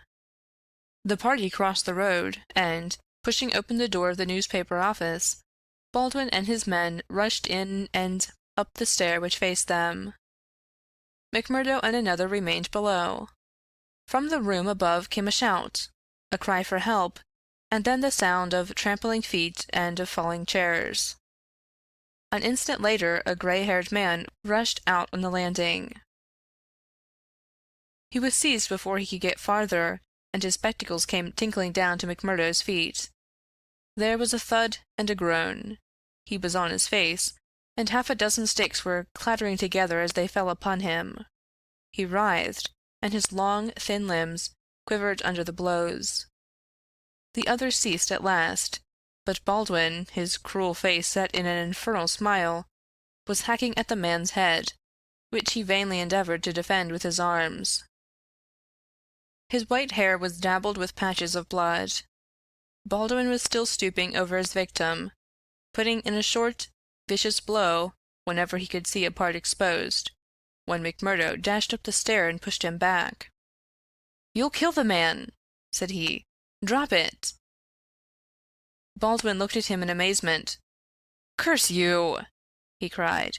"Who are you to interfere, you that are new to the lodge? Stand back!" He raised his stick, but McMurdo had whooped his pistol out of his pocket. "Stand back yourself!" he cried. "I'll blow your face in if you lay a hand on me. As to the lodge, wasn't it the order of the bodymaster that the man was not to be killed? And what are you doing but killing him?" "It's the truth he says," remarked one of the men. "By gar, you'd best hurry yourselves," cried the man below. "The windows are all lighting up, and you'll have the whole town here inside of 5 minutes." There was indeed the sound of shouting in the street, and a little group of compositors and pressmen was forming in the hall below and nerving itself to action. Leaving the limp and motionless body of the editor at the head of the stair, the criminals rushed down and made their way swiftly along the street. Having reached the Union House, some of them mixed with the crowd in McGinty's saloon, whispering across the bar to the boss that the job had been well carried through. Others, and among them McMurdo, broke away into side streets, and so by devious paths to their own homes. End of Chapter 3. Part 2, Chapter 4. The Valley of Fear. When McMurdo awoke next morning, he had good reason to remember his initiation into the lodge. His head ached with the effect of the drink, and his arm, where he had been branded, was hot and swollen. Having his own peculiar source of income, he was irregular in his attendance at his work, so he had a late breakfast, and remained at home for the morning writing a long letter to a friend. Afterwards he read the Daily Herald. In a special column put in at the last moment, he read, "Outrage at the Herald office. Editor seriously injured." It was a short account of the facts with which he was himself more familiar than the writer could have been. It ended with the statement, "The matter is now in the hands of the police, but it can hardly be hoped that their exertions will be attended by any better results than in the past. Some of the men were recognized, and there is hope that a conviction may be obtained. The source of the outrage was, it need hardly be said, that infamous society which has held this community in bondage for so long a period, and against which the Herald has taken so uncompromising a stand. Mr. Stanger's many friends will rejoice to hear that, though he has been cruelly and brutally beaten, and though he has sustained severe injuries about the head, there is no immediate danger to his life." Below it stated that a guard of police, armed with Winchester rifles, had been requisitioned for the defense of the office. McMurdo had laid down the paper, and was lighting his pipe with a hand which was shaky from the excesses of the previous evening, when there was a knock outside, and his landlady brought to him a note which had just been handed in by a lad. It was unsigned, and ran thus: "I should wish to speak to you, but would rather not do so in your house. You will find me beside the flagstaff upon Miller Hill. If you will come there now, I have something which it is important for you to hear, and for me to say." McMurdo read the note twice with the utmost surprise, for he could not imagine what it meant or who was the author of it. Had it been in a feminine hand, he might have imagined that it was the beginning of one of those adventures which had been familiar enough in his past life. But it was the writing of a man, and of a well-educated one too. Finally, after some hesitation, he determined to see the matter through. Miller Hill is an ill-kept public park in the very center of the town. In summer it is a favorite resort of the people, but in winter it is desolate enough. From the top of it one has a view not only of the whole straggling grimy town, but of the winding valley beneath, with its scattered mines and factories blackening the snow on each side of it, and of the wooded and white-capped ranges flanking it. McMurdo strolled up the winding path hedged in with evergreens until he reached the deserted restaurant which forms the center of summer gaiety. Beside it was a bare flagstaff, and underneath it a man, his hat drawn down and the collar of his overcoat turned up. When he turned his face, McMurdo saw that it was Brother Morris, he who had incurred the anger of the Bodymaster the night before. The lodge sign was given and exchanged as they met. "I wanted to have a word with you, Mr. McMurdo," said the older man, speaking with a hesitation which showed that he was on delicate ground. "It was kind of you to come." "Why did you not put your name to the note?" "One has to be cautious, mister. One never knows in times like these how a thing may come back to one.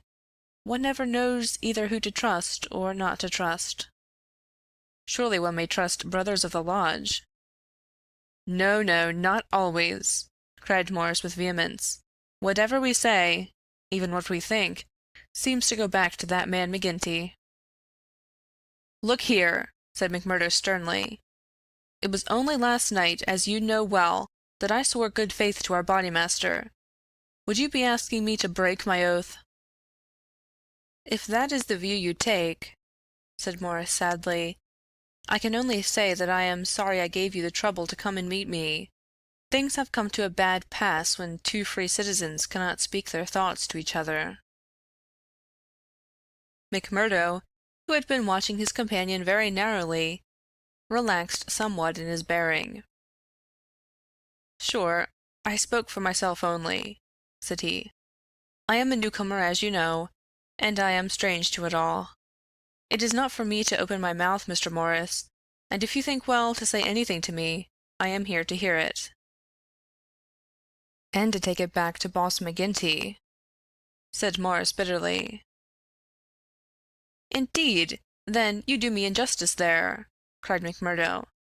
"For myself I am loyal to the lodge, and so I tell you straight, but I would be a poor creature if I were to repeat to any other what you might say to me in confidence. It will go no further than me, though I warn you that you may get neither help nor sympathy." "I have given up looking for either the one or the other," said Morris. "I may be putting my very life in your hands by what I say, but bad as you are, and it seemed to me last night that you were shaping to be as bad as the worst, still you are new to it, and your conscience cannot yet be as hardened as theirs. That was why I thought to speak with you. Well, what have you to say? If you give me away, may a curse be on you. Sure, I said I would not. I would ask you, then, when you joined the Freemen's Society in Chicago, and swore vows of charity and fidelity, did ever it cross your minds that you might find it would lead you to crime? If you call it crime, McMurdo answered. Call it crime? Cried Morris, his voice vibrating with passion. You have seen little of it, if you can call it anything else. Was it crime last night when a man old enough to be your father was beaten till the blood dripped from his white hairs? Was that crime, or what else would you call it? There are some would say it was war, said McMurdo. A war of two classes with all in, so that each struck as best it could. Well, did you think of such a thing when you joined the Freemen's Society at Chicago? No, I'm bound to say I did not. Nor did I when I joined it at Philadelphia. It was just a benefit club, and a meeting place for one's fellows. Then I heard of this place. Cursed the hour that the name first fell upon my ears. And I came to better myself. My God, to better myself. My wife and 3 children came with me. I started a dry goods store in Market Square, and I prospered well. The word had gone round that I was a freeman, and I was forced to join the local lodge, same as you did last night. I've the badge of shame on my forearm, and something worse branded on my heart. I found that I was under the orders of a black villain, and caught in a meshwork of crime. What could I do? Every word I said to make things better was taken as treason, same as it was last night. I can't get away, for all I have in the world is in my store. If I leave the society, I know well that it means murder to me, and God knows what to my wife and children. Oh, man, it is awful, awful. He put his hands to his face, and his body shook with convulsive sobs. McMurdo shrugged his shoulders. You were too soft for the job, said he. You are the wrong sort for such work. I had a conscience and a religion, but they made me a criminal among them. I was chosen for a job. If I backed down, I knew well what would come to me. Maybe I'm a coward. Maybe it's the thought of my poor little woman and the children that makes me one. Anyhow, I went. I guess it will haunt me forever. It was a lonely house, 20 miles from here, over the range yonder. I was told off for the door, same as you were last night. They could not trust me with the job. The others went in. When they came out, their hands were crimson to the wrists. As we turned away, a child was screaming out of the house behind us. It was a boy of 5 who had seen his father murdered. I nearly fainted with the horror of it, and yet I had to keep a bold and smiling face, for well I knew that if I did not, it would be out of my house that they would come next with their bloody hands, and it would be my little Fred that would be screaming for his father. But I was a criminal then, part sharer in a murder, lost forever in this world, and also in the next. I am a good Catholic, but the priest would have no word with me when he heard I was a scourer, and I am excommunicated from my faith. That's how it stands with me, and I see you going down the same road, and I ask you what the end is to be. Are you ready to be a cold-blooded murderer also, or can we do anything to stop it?" "What would you do?" asked McMurdo abruptly. "You would not inform?" "God forbid!" cried Morris. "Sure, the very thought would cost me my life." "That's well," said McMurdo. "I'm thinking that you are a weak man, and that you make too much of the matter." "Too much? Wait till you have lived here longer. Look down the valley. See the cloud of 100 chimneys that overshadows it." I tell you that the cloud of murder hangs thicker and lower than that over the heads of the people. It is the valley of fear, the valley of death. The terror is in the hearts of the people, from the dusk to the dawn. Wait, young man, and you will learn for yourself. Well, I'll let you know what I think when I have seen more, said McMurdo carelessly. What is very clear is that you are not the man for the place, and that the sooner you sell out, if you only get a dime a dollar for what the business is worth, the better it will be for you. What you have said is safe with me, but, by gar, if I thought you were an informer— No, no, cried Morris piteously. Well, let it rest at that. I'll bear what you have said in mind, and maybe some day I'll come back to it. I expect you meant kindly by speaking to me like this. Now, I'll be getting home. One word before you go, said Morris. We may have been seen together. They may want to know what we have spoken about. Ah, that's well thought of. I offer you a clerkship in my store. And I refuse it. That's our business. Well, so long, Brother Morris, and may you find things go better with you in the future. That same afternoon, as McMurdo sat smoking, lost in thought beside the stove of his sitting-room, the door swung open, and its framework was filled with the huge figure of Boss McGinty. He passed the sign, and then, seating himself opposite to the young man, he looked at him steadily for some time, a look which was as steadily returned. "I'm not much of a visitor, Brother McMurdo," he said at last. "I guess I am too busy over the folk that visit me. But I thought I'd stretch a point and drop down to see you in your own house." "I'm proud to see you here, Counselor," said McMurdo heartily, bringing his whiskey bottle out of the cupboard. "It's an honor that I had not expected." "How's the arm?" asked the boss. McMurdo made a wry face. "Well, I'm not forgetting it," he said, "but it's worth it." "Yes, it's worth it," the other answered, "to those that are loyal and go through with it and are a help to the lodge.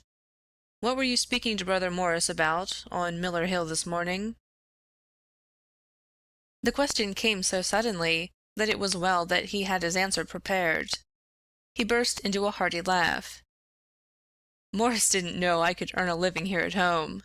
He shan't know either, for he has got too much conscience for the likes of me. But he's a good-hearted old chap. It was his idea that I was at a loose end, and that he would do me a good turn by offering me a clerkship in a dry-goods store." "Oh, that was it?" "Yes, that was it." "And you refused it?" "Sure. Couldn't I earn 10 times as much in my own bedroom with 4 hours' work?" "That's so, but I wouldn't get about too much with Morris." "Why not?" "Well, I guess because I tell you not." "That's enough for most folk in these parts." "It may be enough for most folk, but it ain't enough for me, Counselor," said McMurdo boldly. "If you are a judge of men, you'll know that." The swarthy giant glared at him, and his hairy paw closed for an instant round the glass as though he would hurl it at the head of his companion. Then he laughed in his loud, boisterous, insincere fashion. "You're a queer card for sure," said he. "Well, if you want reasons, I'll give them. Did Morris say nothing to you against the lodge?" "No." "Nor against me?" "No." "Well, that's because he daren't trust you. But in his heart he is not a loyal brother. We know that well. So we watch him and we wait for the time to admonish him. I'm thinking that the time is drawing near. There's no room for scabby sheep in our pen, but if you keep company with a disloyal man, we might think that you were disloyal too. See?" "There's no chance of my keeping company with him, for I dislike the man," McMurdo answered. "As to being disloyal, if it was any man but you, he would not use the word to me twice." Well, that's enough, said McGinty, draining off his glass. I came down to give you a word in season, and you've had it. I'd like to know, said McMurdo, how you ever came to learn that I had spoken with Morris at all. McGinty laughed. It's my business to know what goes on in this township, said he. I guess you'd best reckon on my hearing all that passes. Well, time's up, and I'll just say— But his leave-taking was cut short in a very unexpected fashion. With a sudden crash the door flew open, and 3 frowning, intent faces glared in at them from under the peaks of police caps. McMurdo sprang to his feet and half drew his revolver, but his arm stopped midway as he became conscious that 2 Winchester rifles were leveled at his head. A man in uniform advanced into the room, a 6-shooter in his hand. It was Captain Marvin, once of Chicago, and now of the Mine Constabulary. He shook his head with a half-smile at McMurdo. "I thought you'd be getting into trouble, Mr. Crooked McMurdo of Chicago," said he. "Can't keep out of it, can you? Take your hat and come along with us." "I guess you'll pay for this, Captain Marvin," said McGinty. "Who are you, I'd like to know, to break into a house in this fashion and molest honest, law-abiding men?" "You're standing out in this deal, Counselor McGinty," said the police captain. "We are not out after you, but after this man McMurdo. It is for you to help, not to hinder us in our duty." "He is a friend of mine, and I'll answer for his conduct," said the boss. "By all accounts, Mr. McGinty, you may have to answer for your own conduct some of these days," the captain answered. "This man McMurdo was a crook before ever he came here, and he's a crook still. Cover him, patrolman, while I disarm him." "There's my pistol," said McMurdo coolly. "Maybe, Captain Marvin, if you and I were alone and face to face you would not take me so easily." "Where's your warrant?" asked McGinty. "By gar, a man might as well live in Russia as in Vermissa, while folk like you are running the police. It's a capitalist outrage, and you'll hear more of it, I reckon." "You do what you think is your duty the best way you can, Counselor. We'll look after ours." "What am I accused of?" asked McMurdo. "Of being concerned in the beating of old Editor Stanger at the Herald office. It wasn't your fault that it isn't a murder charge." "Well, if that's all you have against him," cried McGinty with a laugh, "you can save yourself a deal of trouble by dropping it right now. This man was with me in my saloon playing poker up to midnight, and I can bring a dozen people to prove it." "That's your affair, and I guess you can settle it in court tomorrow. Meanwhile, come on, McMurdo, and come quietly if you don't want a gun across your head. You stand wide, Mr. McGinty, for I warn you, I will stand no resistance when I am on duty." So determined was the appearance of the captain that both McMurdo and his boss were forced to accept the situation. The latter managed to have a few whispered words with the prisoner before they parted. "What about—" He jerked his thumb upward to signify the coining plant. "All right," whispered McMurdo, who had devised a safe hiding place under the floor. "I'll bid you good-bye," said the boss, shaking hands. "I'll see Riley the lawyer and take the defense upon myself. Take my word for it that they won't be able to hold you." "I wouldn't bet on that. Guard the prisoner, you two, and shoot him if he tries any games. I'll search the house before I leave." He did so, but apparently found no trace of the concealed plant. When he had descended, he and his men escorted McMurdo to headquarters. Darkness had fallen, and a keen blizzard was blowing, so that the streets were nearly deserted, but a few loiterers followed the group, and emboldened by invisibility, shouted imprecations at the prisoner. "Lynch the cursed scourer!" they cried. "Lynch him!" They laughed and jeered as he was pushed into the police station. After a short, formal examination from the inspector in charge, he was put into the common cell. Here he found Baldwin and 3 other criminals of the night before, all arrested that afternoon and waiting their trial next morning. But even within this inner fortress of the law, the long arm of the freeman was able to extend. Late at night there came a jailer with a straw bundle for their bedding, out of which he extracted 2 bottles of whiskey, some glasses, and a pack of cards. They spent a hilarious night, without an anxious thought as to the ordeal of the morning. Nor had they cause, as the result was to show. The magistrate could not possibly, on the evidence, have held them for a higher court. On the one hand, the compositors and pressmen were forced to admit that the light was uncertain, and that they were themselves much perturbed, and that it was difficult for them to swear to the identity of the assailants, although they believed that the accused were among them. Cross-examined by the clever attorney who had been engaged by McGinty, they were even more nebulous in their evidence. The injured man had already deposed that he was so taken by surprise by the suddenness of the attack that he could state nothing beyond the fact that the first man who struck him wore a mustache. He added that he knew them to be scourers, since no one else in the community could possibly have any enmity to him, and he had long been threatened on account of his outspoken editorials. On the other hand, it was clearly shown by the united and unfaltering evidence of 6 citizens, including that high municipal officer, Councillor McGinty, that the men had been at a card party at the Union House, until an hour very much later than the commission of the outrage. Needless to say, that they were discharged with something very near to an apology from the bench for the inconvenience to which they had been put, together with an implied censure of Captain Marvin and the police for their officious zeal.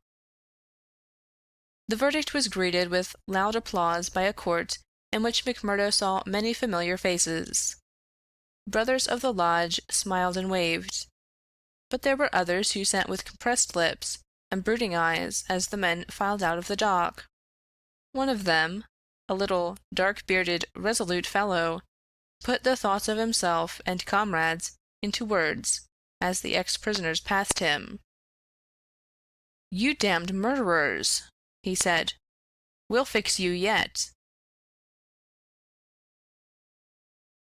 End of Chapter 4.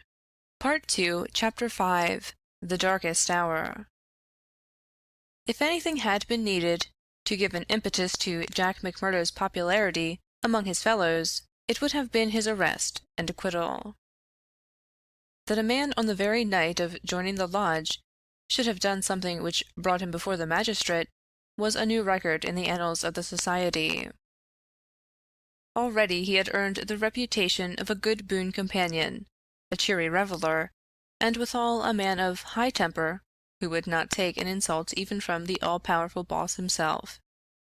But in addition to this, he impressed his comrades with the idea that among them all there was not one whose brain was so ready to devise a bloodthirsty scheme, or whose hand would be more capable of carrying it out. "He'll be the boy for the clean job," said the oldsters one to another, and waited their time until they could set him to his work. McGinty had instruments enough already, but he recognized that this was a supremely able one. He felt like a man holding a fierce bloodhound in leash. There were curs to do the smaller work, but some day he would slip this creature upon its prey. A few members of the lodge, Ted Baldwin among them, resented the rapid rise of the stranger and hated him for it, but they kept clear of him, for he was as ready to fight as to laugh. But if he gained favor with his fellows, there was another quarter, one which had become even more vital to him, in which he lost it. Eddie Shafter's father would have nothing more to do with him, nor would he allow him to enter the house. Eddie herself was too deeply in love to give him up altogether, and yet her own good sense warned her of what would come from a marriage with a man who was regarded as a criminal. One morning, after a sleepless night, she determined to see him, possibly for the last time, and make one strong endeavor to draw him from those evil influences which were sucking him down. She went to his house, as he had often begged her to do, and made her way into the room which she used as his sitting-room. He was seated at a table, with his back turned and a letter in front of him. A sudden spirit of girlish mischief came over her. She was still only 19. He had not heard her when she pushed open the door. Now she tiptoed forward, and laid her hand lightly upon his bended shoulders.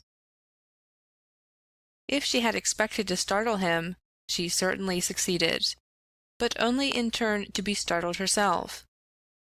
With a tiger spring, he turned on her, and his right hand was feeling for her throat. At the same instant, with the other hand he crumpled up the paper that lay before him. For an instant he stood glaring. Then astonishment and joy took the place of the ferocity which had convulsed his features, a ferocity which had sent her shrinking back in horror, as from something which had never before intruded into her gentle life. "It's you," said he, mopping his brow. "And to think that you should come to me, heart of my heart, and I should find nothing better to do than to want to strangle you. Come then, darling," and he held out his arms. "Let me make it up to you." But she had not recovered from that sudden glimpse of guilty fear which she had read in the man's face. All her woman's instinct told her that it was not the mere fright of a man who is startled. Guilt, that was it. Guilt and fear. "What's come over you, Jack?" she cried. "Why were you so scared of me? Oh, Jack, if your conscience was at ease, you would not have looked at me like that." "Sure, I was thinking of other things, and when you came tripping so lightly on those fairy feet of yours—" No, it was more than that, Jack." Then a sudden suspicion seized her. "Let me see that letter you were writing." "Ah, Eddie, I couldn't do that." Her suspicions became certainties. "It's to another woman," she cried. "I know it. Why else did you hold it from me? Was it to your wife that you were writing? How am I to know that you are not a married man? You, a stranger that nobody knows?" "I am not married, Eddie. See now, I swear it. You're the only woman on earth to me. By the cross of Christ, I swear it." He was so white with passionate earnestness that she could not but believe him. "Well, then," she cried, "why will you not show me the letter?" "I'll tell you, Acushla," said he. "I'm under oath not to show it, and just as I wouldn't break my word to you, so I would keep it to those who hold my promise. It's the business of the lodge, and even to you it's secret. And if I was scared when a hand fell on me, can't you understand it when it might have been the hand of a detective?" She felt that he was telling the truth. He gathered her into his arms, and kissed away her fears and doubts. "Sit here by me, then. It's a queer throne for such a queen, but it's the best your poor lover can find. He'll do better for you some of these days, I'm thinking. Now your mind is easy once again, is it not?"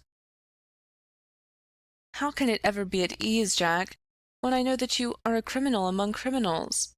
When I never know the day that I may hear you are in court for murder? McMurdo the Scourer. That's what one of our boarders called you yesterday. It went through my heart like a knife." "Sure, hard words break no bones." "But they were true." "Well, dear, it's not so bad as you think. We are but poor men that are trying in our own way to get our rights." Eddie threw her arms round her lover's neck. "Give it up, Jack. For my sake, for God's sake, give it up.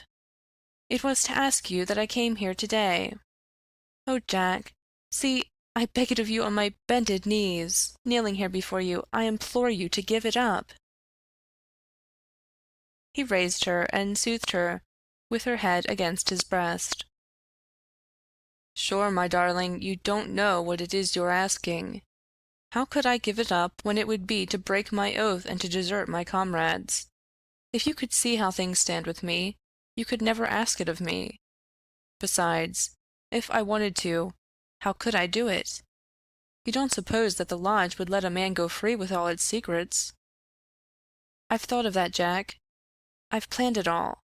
Father has saved some money. He is weary of this place, where the fear of these people darkens our lives. He is ready to go. We would fly together to Philadelphia or New York, where we would be safe from them. McMurdo laughed. The lodge has a long arm. Do you think it could not stretch from here to Philadelphia or New York? Well, then to the west, or to England, or to Germany, where father came from. Anywhere to get away from this valley of fear. McMurdo thought of old brother Morris. Sure, it is the second time I have heard the valley so named, said he. The shadow does indeed seem to lie heavy on some of you. It darkens every moment of our lives. Do you suppose that Ted Baldwin has ever forgiven us? If it were not that he fears you, what do you suppose our chances would be? If you saw the look in those dark, hungry eyes of his when they fall on me, by gar, I'd teach him better manners if I caught him at it. But see here, little girl, I can't leave here. I can't. Take that from me once and for all. But if you will leave me to find my own way, I will try to prepare a way of getting honorably out of it. There is no honor in such a matter. Well, well, it's just how you look at it. But if you'll give me 6 months, I'll work it so that I can leave without being ashamed to look others in the face. The girl laughed with joy. 6 months? She cried. Is it a promise? Well, it may be 7 or 8, but within a year at the furthest, we will leave the valley behind us. It was the most that Etty could obtain, and yet it was something. There was this distant light to illuminate the gloom of the immediate future. She returned to her father's house more light-hearted than she had ever been since Jack McMurdo came into her life. It might be thought that, as a member, all the doings of the society would be told to him, but he was soon to discover that the organization was wider and more complex than the simple lodge. Even Boss McGinty was ignorant as to many things, for there was an official, named the county delegate, living at Hobson's Patch farther down the line, who had power over several different lodges, which he wielded in a sudden and arbitrary way. Only once did McMurdo see him, a sly, little gray-haired rat of a man, with a slinking gait and a sidelong glance, which was charged with malice. Evans Pott was his name, and even the great boss of Vermissa felt towards him something of the repulsion and fear which the huge Danton may have felt for the puny but dangerous Robespierre. One day, Scanlon, who was McMurdo's fellow boarder, received a note from McGinty, enclosing one from Evans Pott, which informed him that he was sending over 2 good men, Lawler and Andrews, who had instructions to act in the neighborhood, though it was best for the cause that no particulars as to their objects should be given. Would the bodymaster see to it that suitable arrangements be made for their lodgings and comfort until the time for action should arrive? McGinty added that it was impossible for anyone to remain secret at the Union House, and that, therefore, he would be obliged if McMurdo and Scanlon could put the strangers up for a few days in their boarding-house. The same evening the 2 men arrived, each carrying his gripsack. Lawler was an elderly man, shrewd, silent, and self-contained, clad in an old black frock-coat, which, with his soft felt hat and ragged grizzled beard, gave him a general resemblance to an itinerant preacher. His companion Andrews was little more than a boy, frank-faced and cheerful, with the breezy manner of one who is out for a holiday and means to enjoy every minute of it. Both men were total abstainers, and behaved in all ways as exemplary members of the society, with the one simple exception that they were assassins, who had often proved themselves to be most capable instruments for this association of murder. Lawler had already carried out 14 commissions of the kind, and Andrews 3. They were, as McMurdo found, quite ready to converse about their deeds in the past, which they recounted with the half-bashful pride of men who had done good and unselfish service for the community. They were reticent, however, as to the immediate job in hand. "They chose us because neither I nor the boy here drink," Lawler explained. "They can count on us saying no more than we should. You must not take it amiss, but it is the orders of the county delegate that we obey." "Sure, we are all in it together," said Scanlon, McMurdo's mate, as the four sat together at supper. "That's true enough, and we'll talk till the cows come home of the killing of Charlie Williams, or of Simon Bird, or of any other job in the past. But till the work is done, we say nothing." "There are half a dozen about here that I have a word to say to," said McMurdo with an oath. "I suppose it isn't Jack Knox, of Iron Hill, that you are after. I'd go some way to see him get his deserts." "No, it's not him yet." "Or Herman Strauss?" "No, nor him either." "Well, if you won't tell us, we can't make you. But I'd be glad to know." Lawler smiled and shook his head. He was not to be drawn. In spite of the reticence of their guests, Scanlon and McMurdo were quite determined to be present at what they called the fun. When, therefore, at an early hour one morning, McMurdo heard them creeping down the stairs, he awakened Scanlon, and the two hurried on their clothes. When they were dressed, they found that the others had stolen out, leaving the door open behind them. It was not yet dawn, and by the light of the lamps they could see the two men some distance down the street. They followed them warily, treading noiselessly in the deep snow. The boarding-house was near the edge of the town, and soon they were at the crossroads which is beyond its boundary. Here 3 men were waiting, with whom Lawler and Andrews held a short, eager conversation. Then they all moved on together. It was clearly some notable job which needed numbers. At this point, there are several trails which lead to various mines.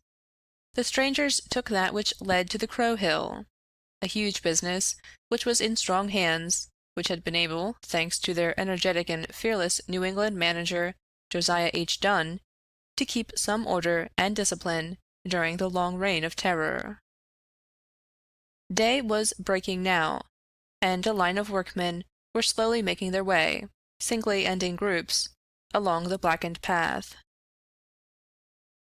McMurdo and Scanlon strolled on with the others, keeping in sight of the men whom they followed. A thick mist lay over them, and from the heart of it there came the sudden scream of a steam whistle. It was the 10-minute signal before the cages descended and the day's labor began. When they reached the open space round the mine shaft, there were 100 miners waiting, stamping their feet and blowing on their fingers, for it was bitterly cold. The strangers stood in a little group under the shadow of the engine-house. Scanlon and McMurdo climbed a heap of slag, from which the whole scene lay before them. They saw the mine engineer, a great bearded Scotchman named Menzies, come out of the engine-house and blow his whistle for the cages to be lowered.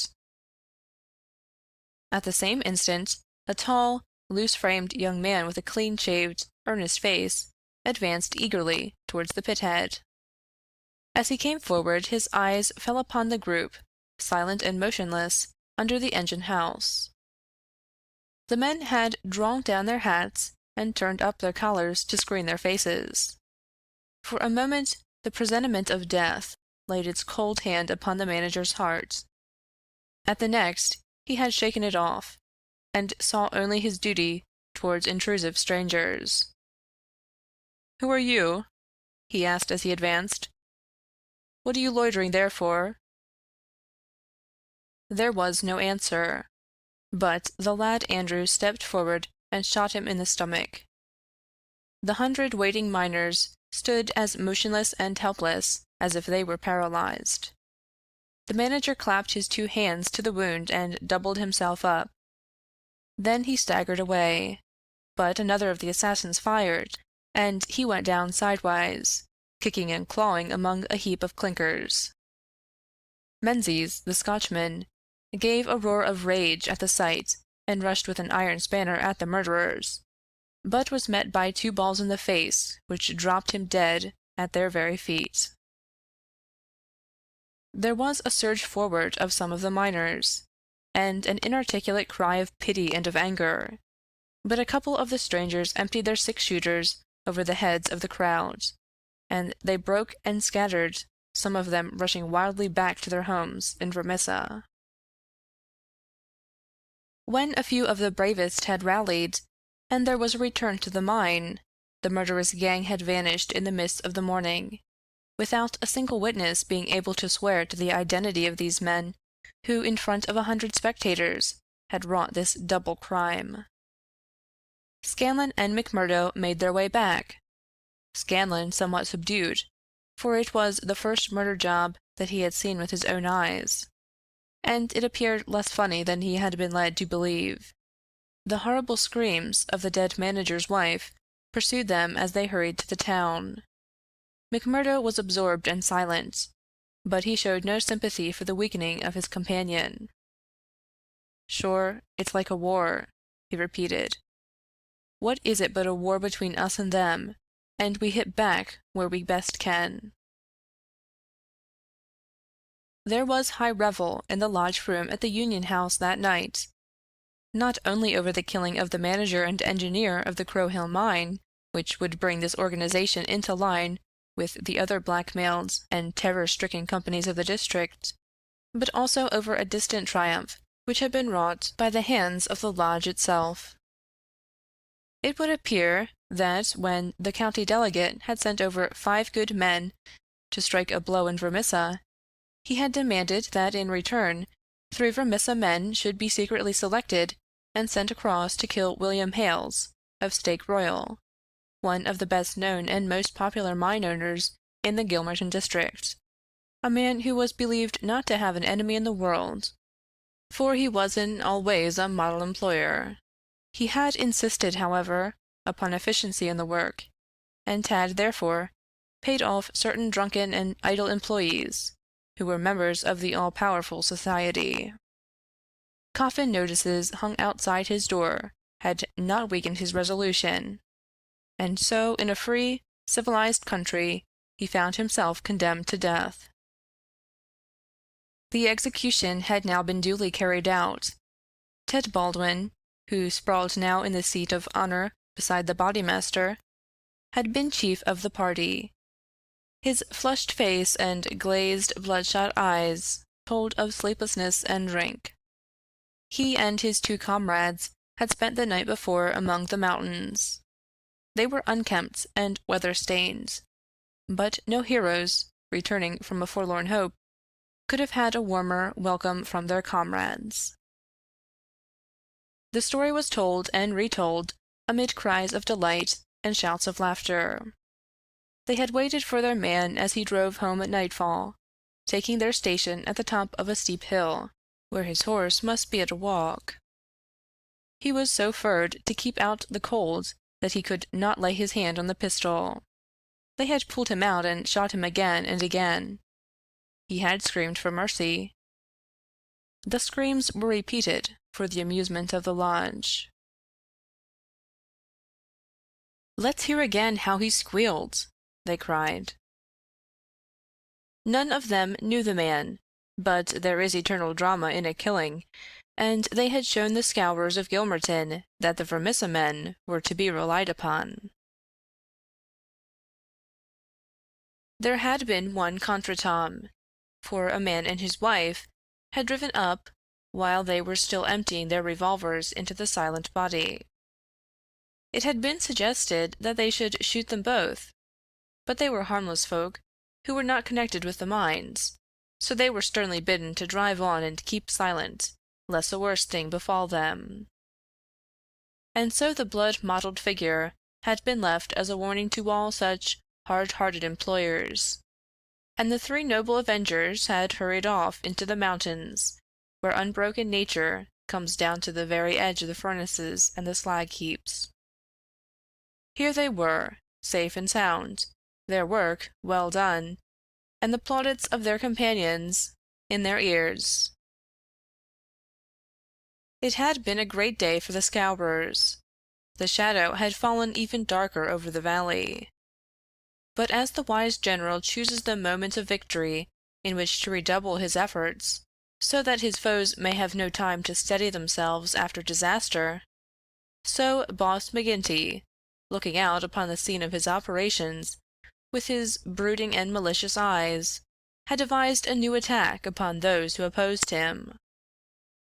That very night, as the half-drunken company broke up, he touched McMurdo on the arm and led him aside into that inner room where they had their first interview.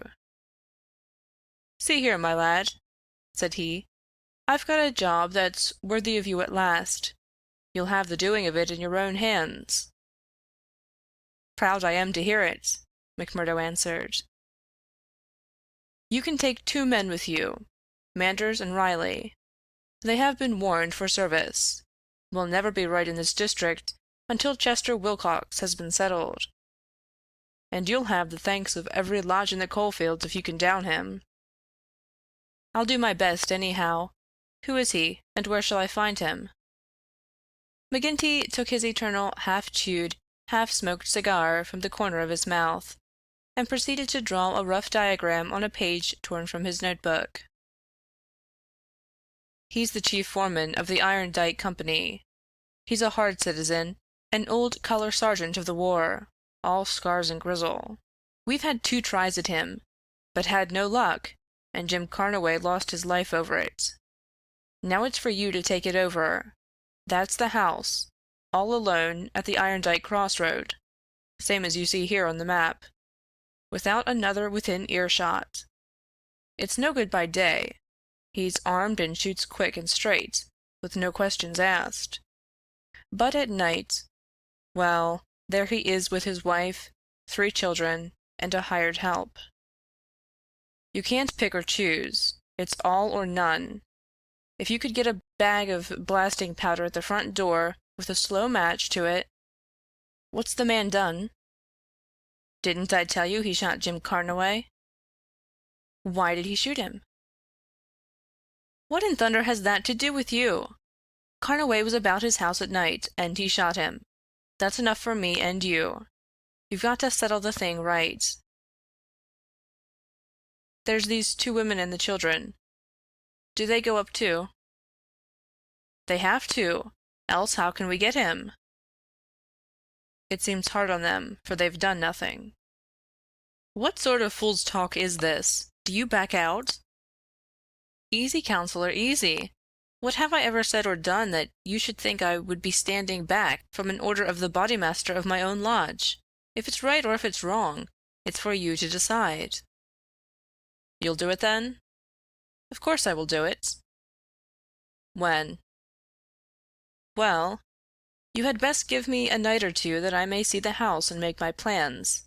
Then—" "Very good," said McGinty, shaking him by the hand. "I leave it with you. It will be a great day when you bring us the news.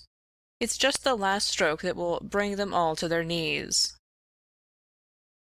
McMurdo thought long and deeply over the commission which had been so suddenly placed in his hands. The isolated house in which Chester Wilcox lived was about 5 miles off in an adjacent valley. That very night he started off all alone to prepare for the attempt. It was daylight before he returned from his reconnaissance. Next day he interviewed his 2 subordinates, Manders and Riley, reckless youngsters who were as elated as if it were a deer hunt. 2 nights later they met outside the town, all 3 armed, and one of them carrying a sack stuffed with the powder which was used in the quarries. It was 2 in the morning before they came to the lonely house. The night was a windy one, with broken clouds drifting swiftly across the face of a 3/4 moon. They had been warned to be on their guard against bloodhounds, so they moved forward cautiously, with their pistols cocked in their hands.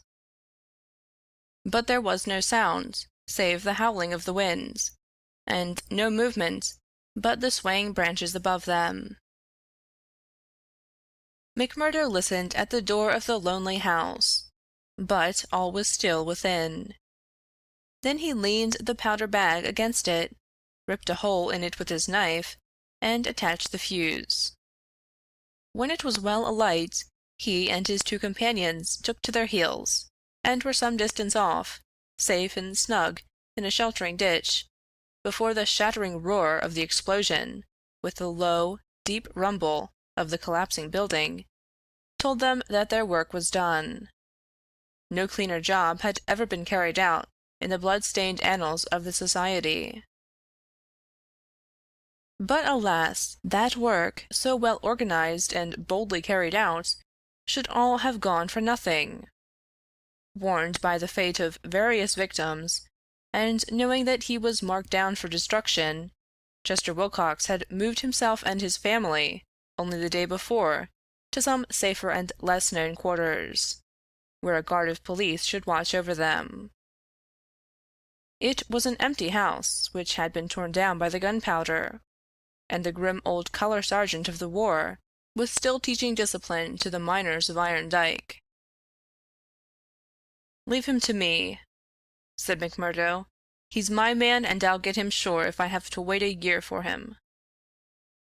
A vote of thanks and confidence was passed in full lodge, and so for the time the matter ended. When a few weeks later it was reported in the papers that Wilcox had been shot at from an ambuscade, it was an open secret that McMurdo was still at work upon his unfinished job. Such were the methods of the Society of Freemen, and such were the deeds of the Scourers, by which they spread their rule of fear over the great and rich district which was for so long a period haunted by their terrible presence. Why should these pages be stained by further crimes? Have I not said enough to show the men and their methods? These deeds are written in history, and there are records wherein one may read the details of them.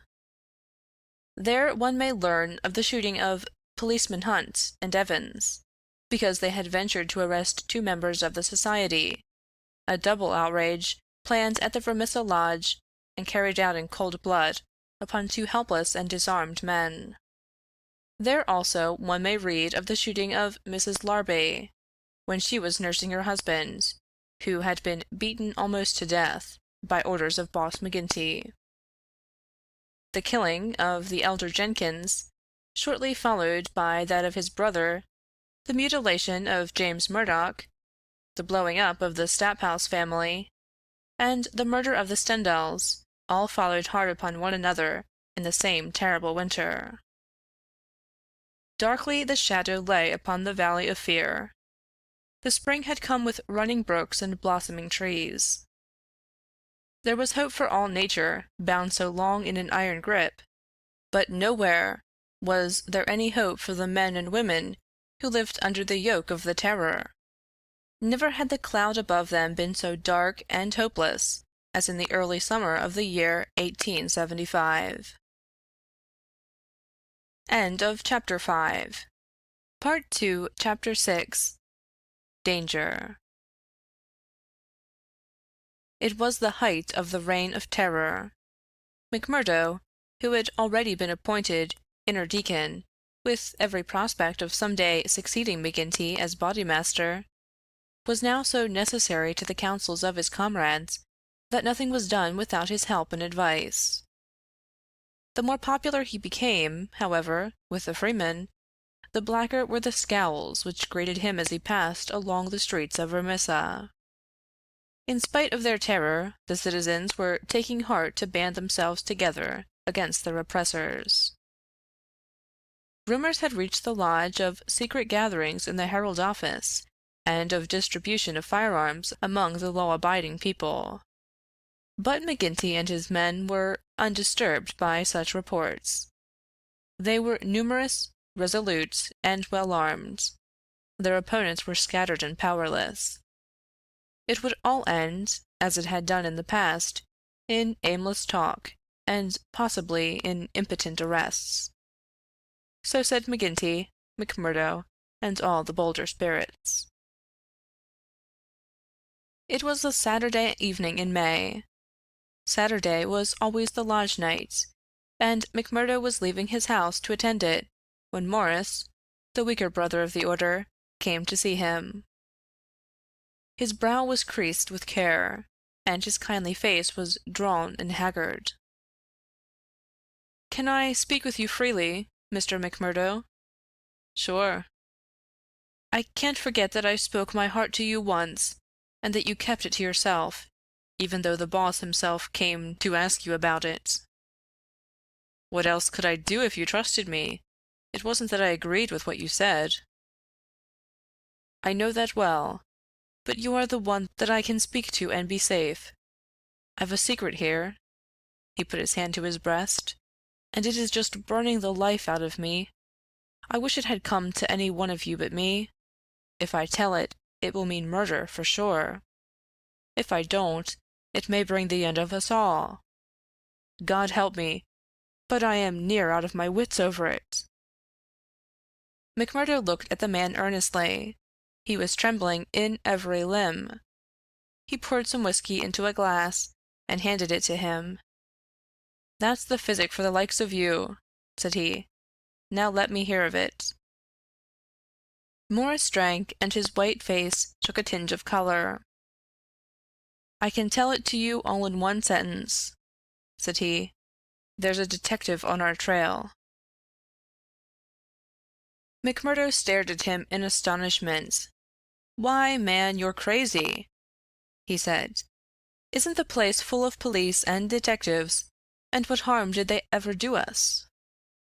"No, no, it's not a man of the district. As you say, we know them, and it is little that they can do. But you've heard of Pinkertons?" "I've read of some folk of that name." "Well, you can take it from me you've no show when they are on your trail.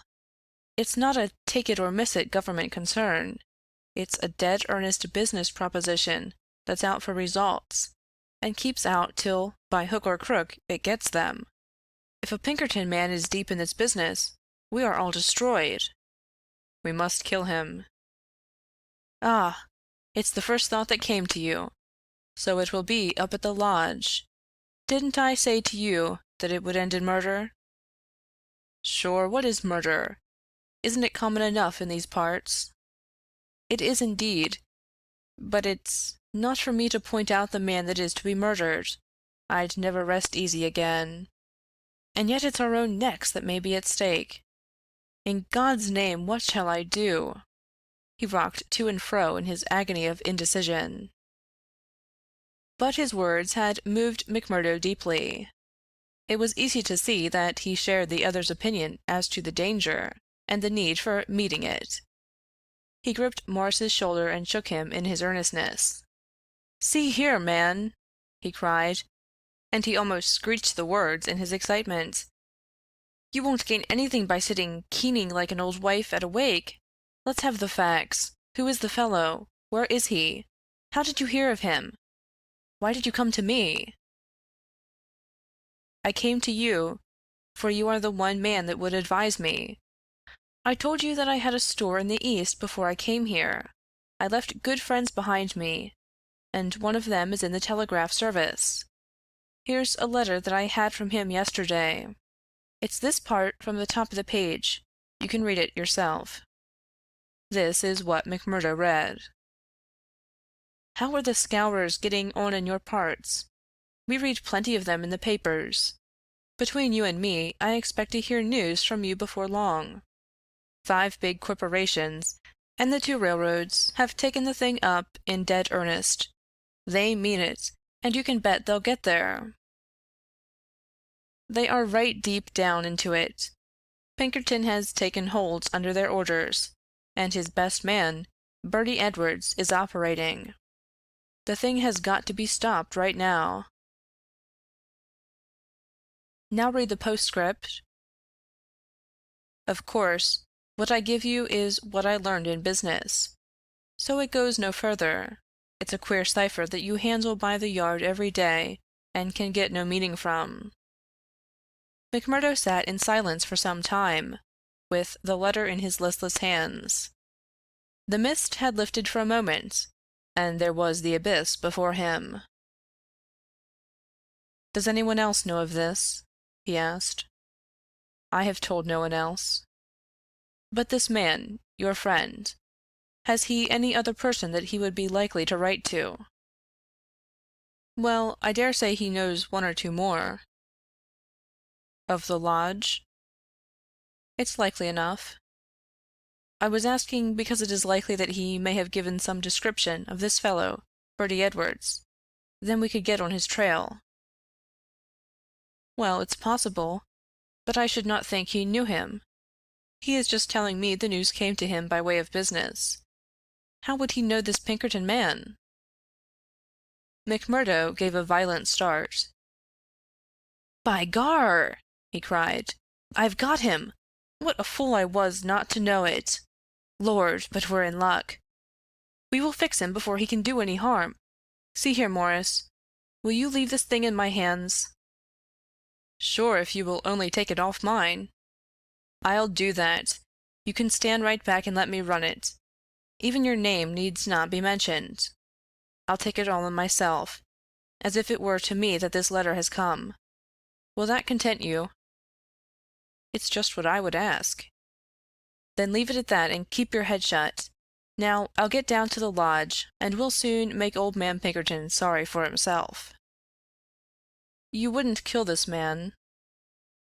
"The less you know, friend Morris, the easier your conscience will be, and the better you will sleep. Ask no questions, and let these things settle themselves. I have hold of it now." Morris shook his head sadly as he left. "I feel that his blood is on my hands," he groaned. "Self-protection is no murder anyhow," said McMurdo, smiling grimly. "It's him or us. I guess this man would destroy us all if we left him long in the valley. Why, Brother Morris, we'll have to elect you bodymaster yet, for you've surely saved the lodge." And yet it was clear from his actions that he thought more seriously of this new intrusion than his words would show. It may have been his guilty conscience, it may have been the reputation of the Pinkerton organization, it may have been the knowledge that great, rich corporations had set themselves the task of clearing out the Scowrers. But, whatever his reason, his actions were those of a man who was preparing for the worst. Every paper which would incriminate him was destroyed before he left the house. After that he gave a long sigh of satisfaction, for it seemed to him that he was safe. And yet the danger must still have pressed somewhat upon him, for on his way to the lodge he stopped at old man Shafter's. The house was forbidden him, but when he tapped at the window, Etty came out to him. The dancing Irish deviltry had gone from her lover's eyes. She read his danger in his earnest face. "Something has happened!" she cried. "Oh, Jack, you were in danger!" "Sure, it is not very bad, my sweetheart, and yet it may be wise that we make a move before it is worse." "Make a move?" "I promised you once that I would go some day. I think the time is coming. I had news tonight, bad news, and I see trouble coming." "The police?" "Well, a Pinkerton. But sure, you wouldn't know what that is, acushla, nor what it may mean to the likes of me. I'm too deep in this thing, and I may have to get out of it quick. You said you would come with me if I went." "Oh, Jack, it would be the saving of you." "I'm an honest man in some things, Etty, I wouldn't hurt a hair of your bonny head for all that the world can give, nor ever pull you down 1 inch from the golden throne above the clouds where I always see you. Would you trust me?" She put her hand in his without a word. "Well, then listen to what I say and do as I order you, for indeed it's the only way for us. Things are going to happen in this valley. I feel it in my bones. There may be many of us that will have to look out for ourselves. I'm one, anyhow. If I go, by day or night, it's you that must come with me." "I'd come after you, Jack." "No, no, you shall come with me. If this valley is closed to me, and I can never come back, how can I leave you behind? And me perhaps in hiding from the police, with never a chance of a message. It's with me you must come. I know a good woman in the place I come from, and it's there I'd leave you till we can get married. Will you come?" "Yes, Jack, I will come." "God bless you for your trust in me. It's a fiend out of hell that I should be, if I abused it. Now, mark you, Eddie, it will be just a word to you, and when it reaches you, you will drop everything and come right down to the waiting room at the depot and stay there till I come for you. Day or night, I'll come at the word, Jack." Somewhat eased in mind, now that his own preparations for escape had been begun, McMurdo went on to the lodge. It had already assembled, and only by complicated signs and countersigns could he pass through the outer guard and inner guard who close tiled it. A buzz of pleasure and welcome greeted him as he entered. The long room was crowded, and through the haze of tobacco smoke he saw the tangled black mane of the bodymaster, the cruel, unfriendly features of Baldwin, the vulture face of Harraway, the secretary, and a dozen more who were among the leaders of the lodge. He rejoiced that they should all be there to take counsel over his news. "Indeed, it's glad we are to see you, brother," cried the chairman.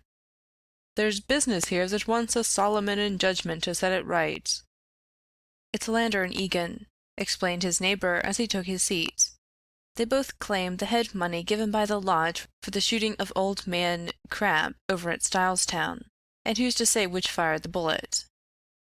McMurdo rose in his place and raised his hand. The expression of his face froze the attention of the audience. There was a dead hush of expectation. "Eminent bodymaster," he said in a solemn voice, "I claim urgency." "Brother McMurdo claims urgency," said McGinty.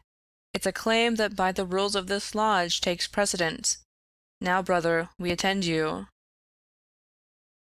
McMurdo took the letter from his pocket. "Eminent bodymaster and brethren," he said, "I am the bearer of ill news this day, but it is better that it should be known and discussed, than that a blow should fall upon us without warning, which would destroy us all. I have information that the most powerful and richest organizations in this state have bound themselves together for our destruction, and that at this very moment there is a Pinkerton detective, one Bertie Edwards, at work in the valley collecting the evidence which may put a rope around the necks of many of us, and send every man in this room into a felon's cell. That is the situation for the discussion of which I have made a claim of urgency." There was a dead silence in the room. It was broken by the chairman. "What is your evidence for this, brother McMurdo?" he asked. "It is in this letter which has come into my hands," said McMurdo. He read the passage aloud. "It is a matter of honor with me that I can give no further particulars about the letter, nor put it into your hands, but I assure you that there is nothing else in it which can affect the interests of the lodge. I put the case before you as it has reached me." "Let me say, Mr. Chairman," said one of the older brethren, "that I have heard of Bertie Edwards, and that he has the name of being the best man in the Pinkerton service." "Does anyone know him by sight?" asked McGinty. Yes, said McMurdo. I do. There was a murmur of astonishment through the hall. I believe we hold him in the hollow of our hands, he continued, with an exulting smile upon his face. If we act quickly and wisely, we can cut this thing short. If I have your confidence and your help, it is little that we have to fear. What have we to fear, anyhow? What can he know of our affairs? You might say so if all were as stanch as you, counselor. But this man has all the millions of the capitalists at his back. Do you think there is no weaker brother among all our lodges that could not be bought? He will get at our secrets. Maybe he has got them already. There's only one sure cure. That he never leaves the valley, said Baldwin. McMurdo nodded. Good for you, Brother Baldwin, he said. You and I have had our differences, but you have said the true word tonight. Where is he, then? Where shall we know him? Eminent Bodymaster, said McMurdo earnestly, I would put it to you that this is too vital a thing for us to discuss in open lodge. God forbid that I should throw a doubt on anyone here, but if so much as a word of gossip got to the ears of this man, there would be an end of any chance of our getting him. I would ask the lodge to choose a trusty committee, Mr. Chairman, yourself, if I might suggest it, and Brother Baldwin here, and 5 more. Then I can talk freely of what I know, and of what I advise should be done. The proposition was at once adopted, and the committee chosen. Besides the chairman and Baldwin, there were the vulture-faced secretary, Harroway, Tiger Cormac, the brutal young assassin, Carter, the treasurer, and the brothers Willoughby, fearless and desperate men who would stick at nothing. The usual revelry of the lodge was short and subdued, for there was a cloud upon the men's spirits, and many there, for the first time, began to see the cloud of avenging law drifting up in that serene sky under which they had dwelt so long. The horrors they had dealt out to others had been so much a part of their settled lives that the thought of retribution had become a remote one, and so seemed the more startling now that it came so closely upon them. They broke up early and left their leaders to their council. Now, McMurdo, said McGinty, when they were alone. The 7 men sat frozen in their seats. I said just now that I knew Bertie Edwards, McMurdo explained. I need not tell you that he is not here under that name. He's a brave man, but not a crazy one. He passes under the name of Steve Wilson, and he is lodging at Hobson's Patch. How do you know this? Because I fell into talk with him. I thought little of it at the time, nor would have given it a second thought but for this letter. But now I'm sure it's the man. I met him on the cars, when I went down the line on Wednesday. A hard case if ever there was one. He said he was a reporter. I believed it for the moment. Wanted to know all he could about the Scowrers and what he called the outrages, for a New York paper. Asked me every kind of question so as to get something. You bet I was giving nothing away. I'd pay for it and pay well, said he, if I could get some stuff that would suit my editor. I said what I thought would please him best, and he handed me a $20 bill for my information. There's 10 times that for you, said he, if you can find me all that I want. What did you tell him, then? Any stuff I could make up. How do you know he wasn't a newspaper man? I'll tell you. He got out at Hobson's Patch, and so did I. I chanced into the telegraph bureau, and he was leaving it. See here, said the operator after he'd gone out. I guess we should charge double rates for this. I guess you should, said I. He had filled the form with stuff that might have been Chinese, for all we could make of it. He fires a sheet of this off every day, said the clerk. Yes, said I. It's special news for his paper, and he's scared that the others should tap it. That was what the operator thought, and what I thought at the time, but I think differently now. By gar, I believe you are right, said McGinty. But what do you allow that we should do about it? Why not go right down now and fix him? Someone suggested. Aye, the sooner the better. I'd start this next minute if I knew where we could find him, said McMurdo. He's in Hobson's Patch, but I don't know the house. I've got a plan, though, if you'll only take my advice. Well, what is it? I'll go to the patch tomorrow morning. I'll find him through the operator. He can locate him, I guess. Well, then I'll tell him that I'm a freeman myself. I'll offer him all the secrets of the lodge for a price. You bet he'll tumble to it. I'll tell him the papers are at my house, and that it's as much as my life would be worth to let him come while folk were about. He'll see that that's horse sense. Let him come at 10 o'clock at night, and he shall see everything. That will fetch him for sure. Well? You can plan the rest for yourselves. Widow McNamara's is a lonely house. She's as true as steel, and as deaf as a post. There's only Scanlon and me in the house. If I get his promise, and I'll let you know if I do, I'd have the whole 7 of you come to me by 9 o'clock. We'll get him in, if ever he gets out alive. Well, he can talk of Bertie Edwards' luck for the rest of his days. There's going to be a vacancy at Pinkerton's, or I'm mistaken. Leave it at that, McMurdo. At 9 tomorrow we'll be with you.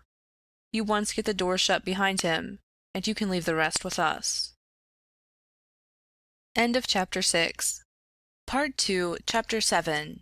The Trapping of Bertie Edwards. As McMurdo had said, the house in which he lived was a lonely one, and well suited for such a crime as they had planned. It was on the extreme fringe of the town, and stood well back from the road.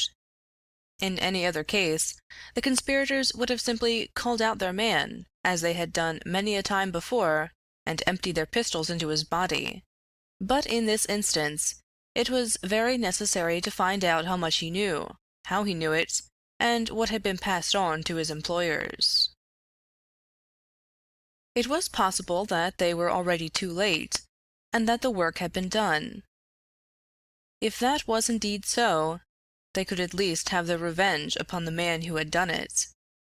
But they were hopeful that nothing of great importance had yet come to the detective's knowledge, as, otherwise, they argued, he would not have troubled to write down and forward such trivial information as McMurdo claimed to have given him. However, all this they would learn from his own lips. Once in their power, they would find a way to make him speak. It was not the first time that they had handled an unwilling witness. McMurdo went to Hobson's Patch as agreed. The police seemed to take particular interest in him that morning, and Captain Marvin, he who had claimed the old acquaintance with him at Chicago, actually addressed him as he waited at the station. McMurdo turned away, and refused to speak with him.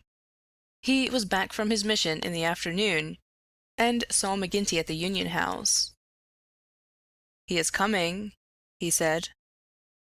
"Good," said McGinty. The giant was in his shirt-sleeves, with chains and seals gleaming athwart his ample waistcoat, and a diamond twinkling through the fringe of his bristling beard. Drink and politics had made the boss a very rich as well as powerful man. The more terrible, therefore, seemed that glimpse of the prison or the gallows which had risen before him the night before. "Do you reckon he knows much?" he asked anxiously. McMurdo shook his head gloomily. "He's been here some time, 6 weeks at the least. I guess he didn't come into these parts to look at the prospect. If he has been working among us all that time, with the railroad money at his back, I should expect that he has got results, and that he has passed them on." "There's not a weak man in the lodge," cried McGinty. "True as steel, every man of them. And yet, by the Lord, there is that skunk Morris. What about him? If any man gives us away, it would be him. I've a mind to send a couple of the boys round before evening to give him a beating up and see what they can get from him." "Well, there would be no harm in that," McMurdo answered. "I won't deny that I have a liking for Morris, and would be sorry to see him come to harm. He has spoken to me once or twice over lodge matters, and though he may not see the same as you or I, he never seemed the sort that squeals. But still, it is not for me to stand between him and you." "I'll fix the old devil," said McGinty with an oath. "I've had my eye on him this past year." "Well, you know best about that," McMurdo answered. "But whatever you do must be tomorrow, for we must lie low until the Pinkerton affair is settled up.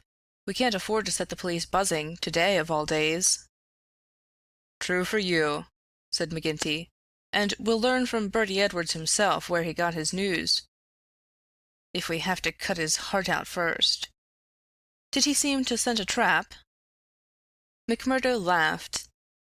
"I guess I took him on his weak point," he said. "If he could get on a good trail of the Scowrers, he's ready to follow it into hell. I took his money." McMurdo grinned as he produced a wad of dollar notes.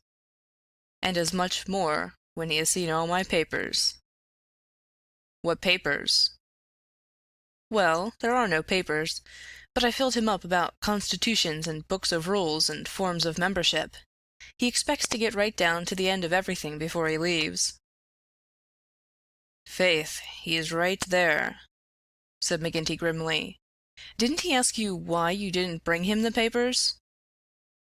"As if I would carry such things, and me a suspected man, and Captain Marvin after speaking to me this very day at the depot."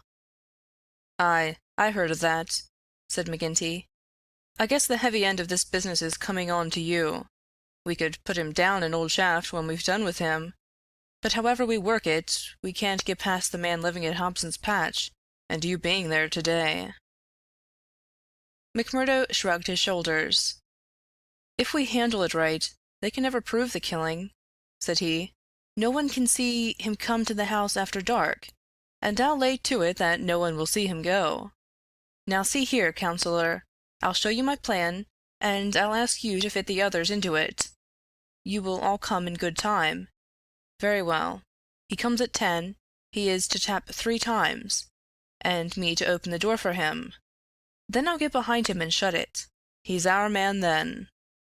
"That's all easy and plain." "Yes, but the next step wants considering. He's a hard proposition. He's heavily armed. I fooled him proper, and yet he is likely to be on his guard. Suppose I show him right into a room with 7 men in it, where he expected to find me alone. There is going to be shooting, and somebody is going to be hurt." "That's so." "And the noise is going to bring every damned copper in the township on top of it." "I guess you are right." "This is how I should work it. You will all be in the big room, same as you saw when you had a chat with me. I'll open the door for him, show him into the parlor beside the door, and leave him there while I get the papers. That will give me the chance of telling you how things are shaping. Then I will go back to him with some faked papers. As he is reading them, I will jump for him and get my grip on his pistol arm. You'll hear me call, and in you will rush. The quicker the better, for he is as strong a man as I, and I may have more than I can manage. But I allow that I can hold him till you come." "It's a good plan," said McGinty. "The lodge will owe you a debt for this. I guess when I move out of the chair I can put a name to the man that's coming after me." "Sure, counselor, I am little more than a recruit," said McMurdo, but his face showed what he thought of the great man's compliment. When he had returned home, he made his own preparations for the grim evening in front of him. First he cleaned, oiled, and loaded his Smith & Wesson revolver. Then he surveyed the room in which the detective was to be trapped. It was a large apartment, with a long deal table in the center, and the big stove at one side. At each of the other sides were windows. There were no shutters on these, only light curtains which drew across. McMurdo examined these attentively.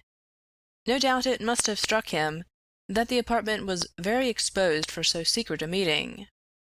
Yet its distance from the road made it of less consequence. Finally he discussed the matter with his fellow lodger. Scanlon, though a scourer, was an inoffensive little man who was too weak to stand against the opinion of his comrades, but was secretly horrified by the deeds of blood at which he had sometimes been forced to assist. McMurdo told him shortly what was intended. "And if I were you, Mike Scanlon, I would take a night off and keep clear of it. There will be bloody work here before morning." "Well, indeed, then, Mac," Scanlon answered. "It's not the will but the nerve that is wanting in me. When I saw Manager Dunn go down at the colliery yonder, it was just more than I could stand. I'm not made for it, same as you or McGinty. If the lodge will think none the worse of me, I'll just do as you advise and leave you to yourselves for the evening." The men came in good time as arranged. They were outwardly respectable citizens, well clad and cleanly, but a judge of faces would have read little hope for Bertie Edwards in those hard mouths and remorseless eyes. There was not a man in the room whose hands had not been reddened a dozen times before. They were as hardened to human murder as a butcher to sheep. Foremost, of course, both in appearance and in guilt, was the formidable boss. Harroway, the secretary, was a lean, bitter man, with a long, scraggy neck and nervous, jerky limbs, a man of incorruptible fidelity where the finances of the order were concerned, and with no notion of justice or honesty to anyone beyond. The treasurer, Carter, was a middle-aged man, with an impassive, rather sulky expression, and a yellow parchment skin. He was a capable organizer, and the actual details of nearly every outrage had sprung from his plotting brain. The two Willoughbys were men of action, tall, lithe young fellows with determined faces, while their companion, Tiger Cormac, a heavy, dark youth, was feared even by his own comrades for the ferocity of his disposition. These were the men who assembled that night under the roof of McMurdo for the killing of the Pinkerton detective. Their host had placed whiskey upon the table, and they had hastened to prime themselves for the work before them. Baldwin and Cormac were already half drunk, and the liquor had brought out all their ferocity. Cormac placed his hands on the stove for an instant. It had been lighted, for the nights were still cold. "That will do," said he, with an oath. "Aye," said Baldwin, catching his meaning. "If he is strapped to that, we will have the truth out of him." "We will have the truth out of him, never fear," said McMurdo. He had nerves of steel, this man, for though the whole weight of the affair was on him, his manner was as cool and unconcerned as ever. The others marked it and applauded. "You are the one to handle him," said the boss approvingly.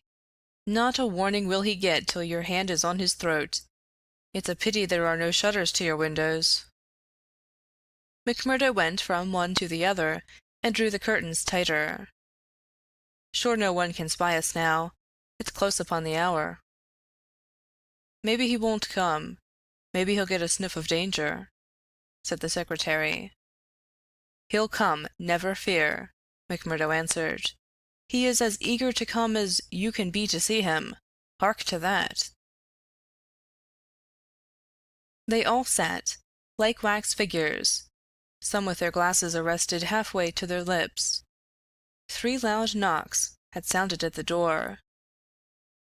"Hush!" McMurdo raised his hand in caution. An exulting glance went round the circle, and hands were laid upon their weapons. "Not a sound, for your lives," McMurdo whispered, as he went from the room, closing the door carefully behind him. With strained ears the murderers waited. They counted the steps of their comrade down the passage. Then they heard him open the outer door. There were a few words as of greeting. Then they were aware of a strange step inside, and of an unfamiliar voice. An instant later came the slam of the door and the turning of the key in the lock. Their prey was safe within the trap. Tiger Cormac laughed horribly, and Boss McGinty clapped his great hand across his mouth. "Be quiet, you fool!" he whispered. "You'll be the undoing of us yet." There was a mutter of conversation from the next room. It seemed interminable. Then the door opened, and McMurdo appeared, his finger upon his lip. He came to the end of the table and looked round at them. A subtle change had come over him. His manner was as of one who has great work to do. His face had set into granite firmness. His eyes shone with a fierce excitement behind his spectacles. He had become a visible leader of men. They stared at him with eager interest, but he said nothing. Still with the same singular gaze he looked from man to man. "Well," cried Boss McGinty at last, "is he here? Is Bertie Edwards here?" "Yes," McMurdo answered slowly. "Bertie Edwards is here. I am Bertie Edwards." There were 10 seconds after that brief speech, during which the room might have been empty, so profound was the silence. The hissing of a kettle upon the stove rose sharp and strident to the ear. 7 white faces, all turned upward to this man who dominated them, were set motionless with utter terror. Then, with a sudden shivering of glass, a bristle of glistening rifle barrels broke through each window, while the curtains were torn from their hangings. At the sight, Boss McGinty gave the roar of a wounded bear, and plunged for the half-open door.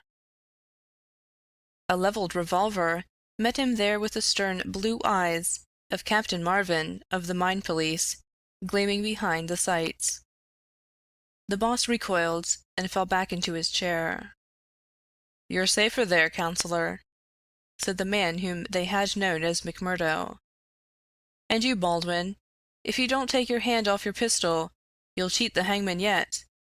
Pull it out, or by the Lord that made me— There, that will do. There are 40 armed men round this house, and you can figure it out for yourselves what chance you have. Take their pistols, Marvin." There was no possible resistance under the menace of those rifles. The men were disarmed. Sulky, sheepish, and amazed, they still sat round the table. "I'd like to say a word to you before we separate," said the man who had trapped them. "I guess we may not meet again until you see me on the stand in the courthouse. I'll give you something to think over between now and then. You know me now for what I am. At last I can put my cards on the table. I am Bertie Edwards of Pinkerton's. I was chosen to break up your gang. I had a hard and dangerous game to play. Not a soul, not one soul, not my nearest and dearest, knew that I was playing it. Only Captain Marvin here, and my employers, knew that. But it's over tonight, thank God, and I am the winner." The 7 pale, rigid faces looked up at him. There was unappeasable hatred in their eyes. He read the relentless threat. "Maybe you think that the game is not over yet. Well, I take my chance of that. Anyhow, some of you will take no further hand, and there are 60 more besides yourselves that will see a jail this night. I'll tell you this, that when I was put upon this job, I never believed there was such a society as yours. I thought it was paper talk, and that I would prove it so. They told me it was to do with the freemen, so I went to Chicago and was made one. Then I was surer than ever that it was just paper talk, for I found no harm in the society, but a deal of good. Still, I had to carry out my job, and I came to the coal valleys. When I reached this place, I learned that I was wrong, and that it wasn't a dime novel after all, so I stayed to look after it. I never killed a man in Chicago. I never minted a dollar in my life. Those I gave you were as good as any others, but I never spent money better. But I knew the way into your good wishes, and so I pretended to you that the law was after me. It all worked just as I thought. So I joined your infernal lodge, and I took my share in your councils. Maybe they will say that I was as bad as you. They can say what they like, so long as I get you. But what is the truth? The night I joined, you beat up old man Stanger. I could not warn him, for there was no time. But I held your hand, Baldwin, when you would have killed him. If ever I have suggested things so as to keep my place among you, they were things which I knew I could prevent. I could not save Dunn and Menzies, for I did not know enough. But I will see that their murderers are hanged. I gave Chester Wilcox warning, so that when I blew his house in, he and his folk were in hiding. There was many a crime that I could not stop. But if you look back, and think how often your man came home the other road, or was down in town when you went for him, or stayed indoors when you thought he would come out, you'll see my work. You blasted traitor, hissed McGinty through his closed teeth. Aye, Don McGinty, you may call me that if it eases your smart. You and your like have been the enemy of God and man in these parts. It took a man to go between you and the poor devils of men and women that you held under your grip. There was just one way of doing it, and I did it. You call me a traitor, but I guess there's many a thousand will call me a deliverer that went down into hell to save them. I've had 3 months of it. I wouldn't have 3 such months again if they let me loose in the treasury at Washington for it. I had to stay till I had it all, every man and every secret right here in this hand. I'd have waited a little longer if it hadn't come to my knowledge that my secret was coming out. A letter had come into the town that would have set you wise to it all. Then I had to act, and act quickly. I've nothing more to say to you, except that when my time comes, I'll die the easier when I think of the work I have done in this valley. Now, Marvin, I'll keep you no more. Take them in and get it over. There is little more to tell. Scanlon had been given a sealed note to be left at the address of Miss Etty Shafter, a mission which he had accepted with a wink and a knowing smile. In the early hours of the morning, a beautiful woman and a much muffled man boarded a special train which had been sent by the railroad company, and made a swift, unbroken journey out of the land of danger. It was the last time that ever either Etty or her lover set foot in the Valley of Fear. 10 days later, they were married in Chicago, with old Jacob Shafter's witness of the wedding. The trial of the Scowrers was held far from the place where their adherents might have terrified the guardians of the law. In vain they struggled. In vain the money of the lodge, money squeezed by blackmail out of the whole countryside, was spent like water in an attempt to save them. That cold, clear, unimpassioned statement from one who knew every detail of their lives, their organization, and their crimes, was unshaken by all the wiles of their defenders. At last, after so many years, they were broken and scattered. The cloud was lifted forever from the valley. McGinty met his fate upon the scaffold, cringing and whining when the last hour came. 8 of his chief followers shared his fate. 50-odd had various degrees of imprisonment. The work of Bertie Edwards was complete. And yet, as he had guessed, the game was not over yet. There was another hand to be played, and yet another, and another. Ted Baldwin, for one, had escaped the scaffold. So had the Willoughbys. So had several others of the fiercest spirits of the gang. For 10 years they were out of the world, and then came a day when they were free once more, a day which Edwards, who knew his men, was very sure would be an end of his life of peace. They had sworn an oath on all that they thought holy to have his blood as a vengeance for their comrades. And well they strove to keep their vow.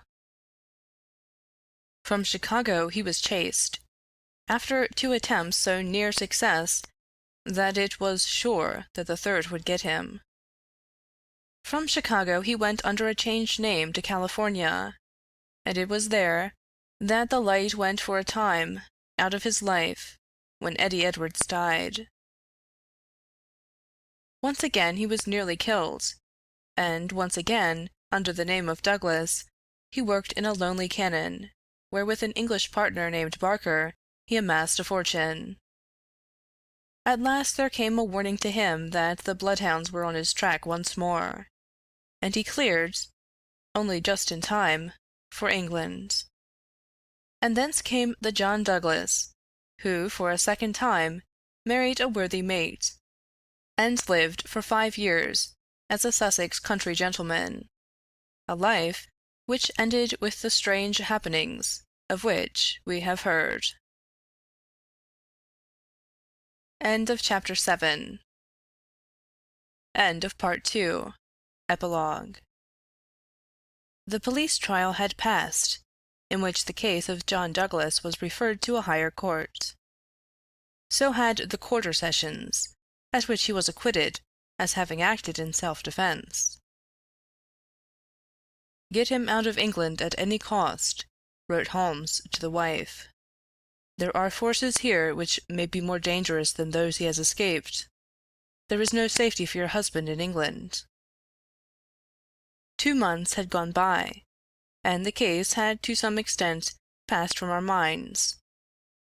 Then one morning there came an enigmatic note slipped into our letter-box.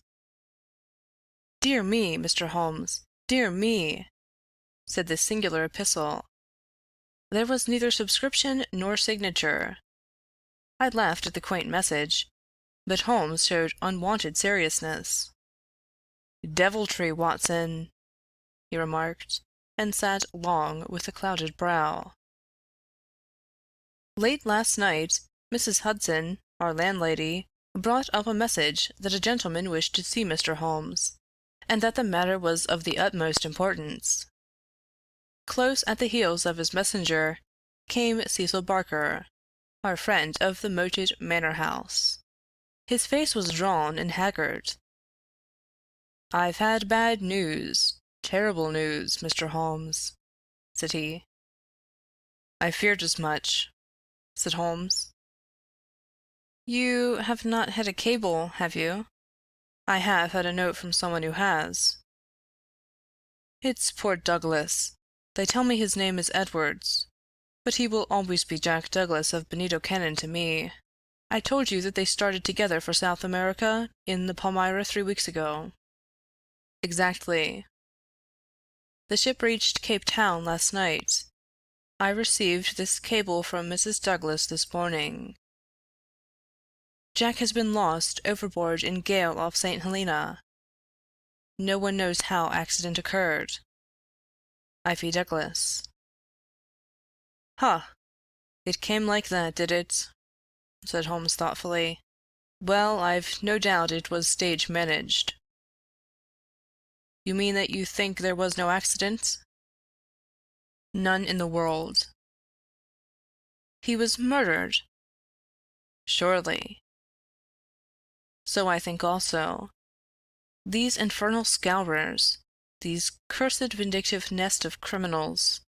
No, no, my good sir, said Holmes. There is a master hand here. It is no case of sawed-off shotguns and clumsy six-shooters. You can tell an old master by the sweep of his brush. I can tell a Moriarty when I see one. This crime is from London, not from America. But for what motive?